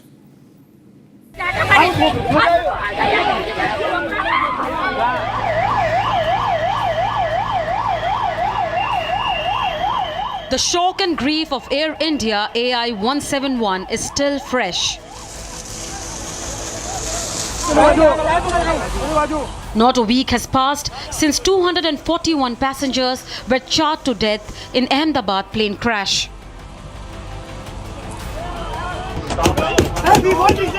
A series of air safety scares have raised a serious alarm. Early Tuesday, flight AI-180, a long-haul Boeing 777 from San Francisco to Mumbai, made a scheduled stop in Kolkata. But what followed was anything but routine. A technical fault was detected in the left engine just after landing. For hours, passengers sat on board. At 5:20 a.m., they were finally asked to deplane, citing safety concerns. Engineers were seen inspecting the aircraft on the tarmac. Flight AI-2493 from Mumbai to Ahmedabad cancelled. The reason? Operational delays led the crew to exceed their legal duty limits. And it does not stop there. AI-915 Delhi to Dubai cancelled. A Boeing 787 grounded over technical issues. No explanations for stranded passengers. AI-143 Delhi to Paris. Another Boeing B787 aircraft. Another failure. This time a hydraulic leak. AI-159 Ahmedabad to London. A flight to Europe cancelled moments before taking off, citing a last-minute technical snag. 2 बार हमारी ये flight cancel हुई है और air India कोई जवाब नहीं देते। हम मैसेज भी करते तो इतना होल्ड होता है, हमको 15-15 मिनट होल्ड रखना पड़ता है और हमको सामने से भी अच्छा कोई रिस्पांस नहीं आता है एयर इंडिया में से। अब हम लोग अभी अगली बार से एयर इंडिया में आने वाले नहीं हैं। हम इधर आए तो बता रहे थे कि फ़्लाइट है वो डिले हुई है 3 आवर्स। सो हमको 1 PM की जगह 3 PM का टाइम दिया और अभी जब टाइम बोर्डिंग का आया, अंदर जाने का आया, चेक इन का टाइम आया तो वो लोग बोल रहे हैं कि अब फ़्लाइट कैंसिल हो गई है। सो वो लोग अच्छे से रिफंड का भी आंसर नहीं दे रहे हैं। हम लोग कॉल सेंटर में बात कर रहे हैं, वहाँ भी कोई भी कॉल रिसीव नहीं कर रहा है। Each and every person is giving a different reply. One is saying that there is some technical issue. The second one is saying that there is a delay in the flight to reach here from Delhi to Ahmedabad. Therefore, today takeoff is not possible. And other reasons are being stated which are not plausible. From short-haul domestic to high-profile international routes, technical snags seem to follow the Air India logo across skies and runways. And these are just incidents from the last few days. And despite this, a templated response is all that follows. DGCA summoned Air India Engineering Department head earlier in the day. Aviation authorities are watching, but are they acting? How many more cancelled flights? How many more safety scares? How many more hours must passengers spend stranded without answers?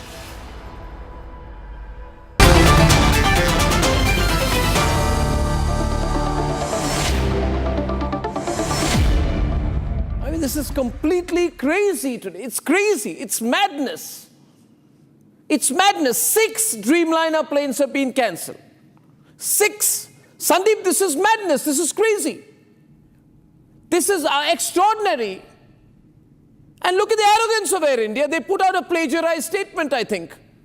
The statement of this fellow, this disaster, Campbell Wilson, who Tata Group is supporting till now, appears to be plagiarized from the statement of the American Airlines CEO, some Robert Isom in the US following a fatal crash there.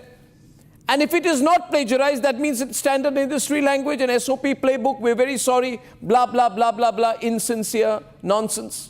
Now the question is, Parvez, you support Air India after this. Why is Air India flying the Dreamliners? 6 cases in one day. Sorry. Would you take a Dreamliner of Air India tomorrow? Would you take an Air India Dreamliner plane tomorrow, Parvez? Would you? No, I would not, and I would not let my family fly on it. This kind of behavior from Air India and a Tata Group company is absolutely shocking. I would not have ever expected them to be behaved this way. The passenger service standards and the safety standards cannot be compromised by any airline, maybe A, B, C, D. So there is no excuse for this kind of behavior. This level of cancellation and delays is not acceptable. If they're not sure with the problems with the Dreamliner 787, it would be absolutely a basic courtesy to ground this fleet, make all the correction, do whatever is required to settle the fleet right, and then start flying. And the consumer is treated this way. It's very, very shabby and a very sad day for Indian Airlines. You know, we keep talking about, Tata Group, JRD Tata. JRD Tata started it. I am shocked with this behavior. I am shocked with the standards of safety and service. Forget safety. Safety is, of course, priority number 1. But service, no communication to the passenger, delays, cancellation on short hauls, long hauls, everywhere. This kind of standards are not expected from a Tata Group company, and they have to take people to task, whether it's the head of engineering, whether the CEO. Heads have to roll, Tatas have to sharpen up their act. This is not acceptable. I'm sure the DGCA is on them. And No, but they were always told, we ask a few questions, Tata Group, does the Republic Group know how to run an airline? If the Republic Group does not know how to run an airline, let the Tata Group do it. You guys shut up, what do you know, blah, blah, blah. You heard that argument. I'm saying Parvez Damania says today that Air India and the Tata Group, he says Air India and the Tata Group, their behavior is shocking. And I know absolutely shocking. It's absolutely shocking. Absolutely unacceptable, and cannot be tolerated. The way the consumer is being treated is really sad. It's a sad day for Indian Airlines and aviation in India. Was the crash where so many people have lost their lives. Up till now, no real explanations have come forth. We, till today, so many days have passed, do not know the exact reason for the crash. No serious explanation has come forward. Only theories are coming forward. Tata Group by now should come forward with a very clear statement and taking action and what they've done for the cause and the cause of this accident. Nobody knows. Everybody's just guessing. Tatas have not come up with a clear-cut answer to the reason. 5 or 6 Dreamliners, 6 I think Dreamliners cancel. And I would have thought, Sandeep, the least the Tata Group is not going to collapse financially if it stops flying the Dreamliner for a while. No, they will not collapse. The airline nothing will happen, and people will find alternative ways of traveling. But the point is, Sandeep, you take a risk. Parvez Damania says, I would not fly a Dreamliner, neither would my family fly a Dreamliner on Air India today. I normally am very brief on your shows, but today allow me 30 seconds because I have a lot of a few important points to make. I think at the moment, the Air India, and I would extend to Tata Group, is having a leadership crisis. There is a total leadership crisis, and there is no idea of crisis management. I was just reading a long tweet, and I presume it is true. Today, at the cremation of this captain, there was not a single senior Tata Group representative, not the managing director, not any of their board members, and forget anybody. Very sad. Tata sons who was present there. I personally recall, Arnab, in 1993, there was an Indian Airlines crash in which 2 of my colleagues passed away. My companies, not only the entire board, the chairman, but all past chairmen who were alive, they were all there at the crematorium with the family. And this just shows the lack of empathy, the lack of connect. And everything else which you're hearing, Arnab, I was reading an explanation about the Bangalore flight cancellation. Again, as you were saying, a templated response. The flight was cancelled because of lack of availability of aircraft, which happened because of the mandated, testing which the DGCA has recommended. And we had informed all the passengers. Whereas, as you're hearing, most of the cases, passengers are not. So there is also a morale issue among the existing staff.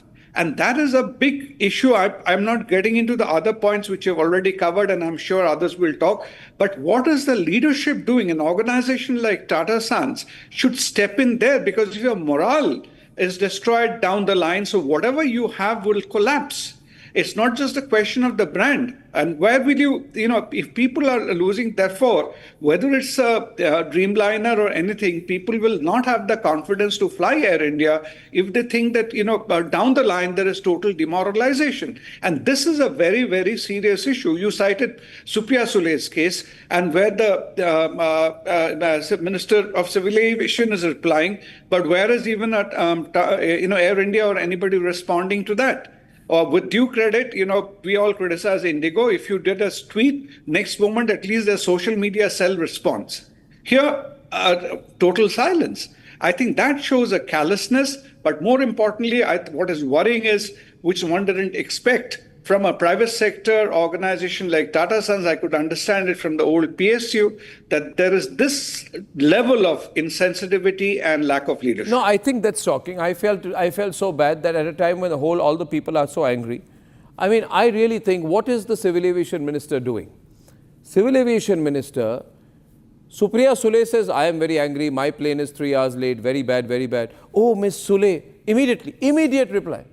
Oh, Ms. Sule, we are very concerned. We are looking into it. I have issued instructions so that you are not put into any trouble. I mean, at a time when 270, 280, maybe God knows how many, probably 300 people have died, Civil Aviation Minister Rahul Ishwar responds within seconds to Sharad Pawar's daughter as if nobody else is a lesser citizen. 6 Dreamliners cancelled. Tata Group picks up what appears to be a plagiarized statement and tells Alex Campbell Wilson to read it. People are being taken for a royal ride in this country. Rahul Ishwar. And Arnabji, everyone ride in this country.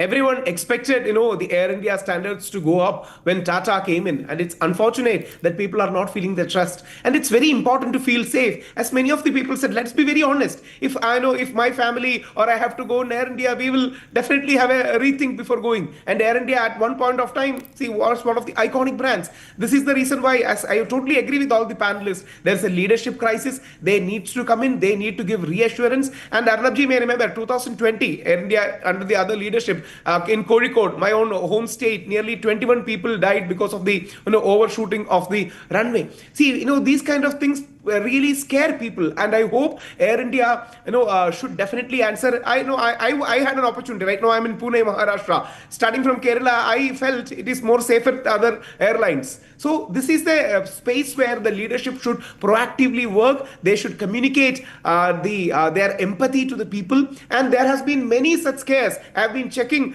for the past news, and there have been many incidents regarding such reported over the past many years. It's high time the leadership seriously approaches this, address these concerns. No, they won't, because they are outsourcing it. Their problem with the people managing stuff for the Tata Group is they probably think this is a PR crisis. No, it's not. It's a Tata Sons crisis. It's a Tata Group crisis. It's an Air India crisis. Don't think this is a PR crisis. It's an organizational crisis.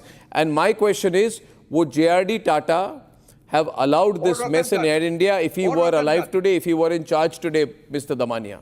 Would JRD Tata have said, fly the Dreamliners, doesn't matter? If you remember, when there was a JRD Tata would not have compromised the lives of passengers. He would have at least spoken. Ratan Tata ji himself went to every funeral, met every family, and he showed real courage and leadership. This kind of leadership is definitely lacking. This crisis is not small. 270, 280 people have died. We don't even know what has happened to the number of people at the hostels. How many bodies have not found?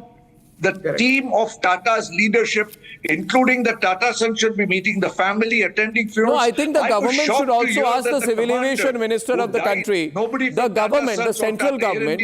I'm nobody to advise. But if I were to say that today it looks bad, that civil aviation minister responds immediately to Sharad Pawar's daughter. That I'm sorry. But what about the number of people? Does the civil aviation minister know? Does the civil aviation minister in the Modi government know how many people have died, how many Air India people, passengers suffer every day? I'm sorry, but would the civil aviation minister tell me how many ordinary Indians he responds to on a daily basis within minutes? Or does the civil aviation minister feel answerable only to Sharad Pawar's daughter? Because NCP Sharad Pawar is a prospective ally in the Modi government. Somebody is going to have to speak up for this mess. This is favoritism. This is wrong. This is taking the people for a ride, and this is making the people of this country very, very angry. Extremely angry. Captain Tanushri Bhalla is a whistleblower. She's a former Boeing 737 MEIR pilot. She's an attorney jurist in the Supreme Court. And I'd like your views today. Captain Bhalla, just tell me one thing first. I put you, and they've got Captain Kabir Malik also. They say, Arnab, do you know how to fly a plane? Does Republic know how to run a plane? So shut up and keep quiet. That's what these pro-Air India people tell me. As a person, I'm saying, why are 6 Dreamliners being cancelled? I asked someone today. They said, you're responsible. I said, why am I responsible? They said, now the pilots are worried because you guys in the media are picking it up. I said, this is the most insane argument I've heard so far. And what's going on, Captain? I would like to weigh in on that, Arnab. First of all, I would like to compliment you and Republic for being so vociferous on this. Pilots, any sane pilot would actually be happy about this. I know there are management pilots who would always come out in the favor of the management, and okay, that's their job. But the fact is that I would request any pilot on the panel to answer, aren't we persecuted when we refuse to fly a bad aircraft? And I can give many examples. Bhavya Suneja, JT610. He was a close friend. I remember, and we knew each other through another pilot friend of mine who I knew for 32 years. And one fine morning he calls me and he says, Tanu, Bhavya is no more. His mother is flying to Indonesia. Please make sure there's no issue, because my friend wasn't in India. You can't replace lives with 1 CR. That's how much these pilots earn, we as pilots earn in a year. You can't replace a father. You can't replace somebody from a Big 4 company. That's what they earn in a year. It's not about money. It's about regulations. Secondly, we are persecuted as pilots. Our FDTLs are constantly violated. Female pilots are seldom given, official accommodations for that time of the month. There is the issue, the regulatory issue, since Mr. Arnab Goswami was questioning the Civil Aviation Ministry. There is that issue of the 20-kilometer construction restriction. You see, recently, Mr. Goswami, there has been a lot of construction around airports. We can see Vasant Kunj in Delhi. That's really built along the approach roads. There's MP and then there's Gujarat. And there was this, and a lot of this land has been allotted to colleges. If you are handling a beast like an elephant. You have to give space for error. And it is very easy to blame the pilots. It has become a fashion to blame the pilots because they can, you get to avoid liability by this. And the DGCA is not being fair either. So how do you explain that? And about SRDs, one more thing I would like to bring here, which is not in public domain. Air India, before its acquisition back between 2012 and 2017, had special recruitment drives. And if everybody knows, special recruitment drives are done on the basis of caste. Merit is not seen in those. And special recruitment drives in fields like aviation for pilots and medical fields is clearly mentioned as not requisite and not advisable in the constitution of the country. Then how was Air India doing SRDs and overlooking merit? And how has the DGCA and the training division gone through it and seen that this was rectified? Does anybody have answer to that? So you're saying there's favoritism, there's corruption, there's bad methods, but you see, what happens is now, Captain Tanushree, you know, we are always told our civil aviation sector is a great shining example of how well the country. Just because people have to fly, does that make the aviation sector a success? I don't think so. I think people in this country, flyers are taken for a royal ride. The Civil Aviation Minister of India in the Modi government must tell me why he chose to respond to Sharad Pawar's daughter. How is she so important?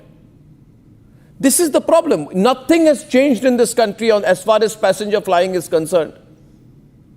Captain, you tell me, Captain Kabir Malik, you are defending the airlines. Why are 6 Dreamliners being cancelled in one day? By one airline called Air India. Facts, Mr. Arnab, I would like to address you regarding these things, why did it happen. If you know, on 12th of June, what was happened with the same machinery? It was sunk in the grave of fire along with 42 people, and almost 241 has been died in this incident.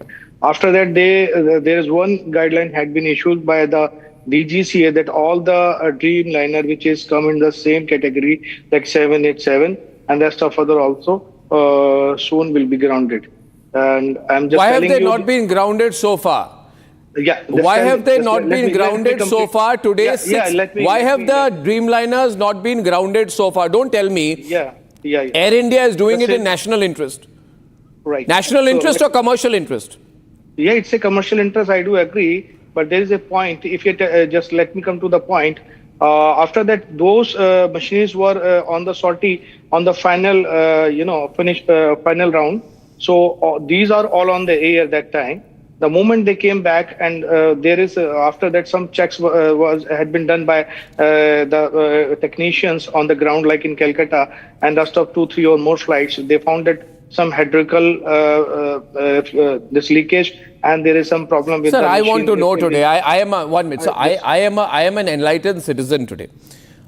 If you can't today, and this is Tata Group, you can't say today, okay, just get off the plane, man. We have technical problems.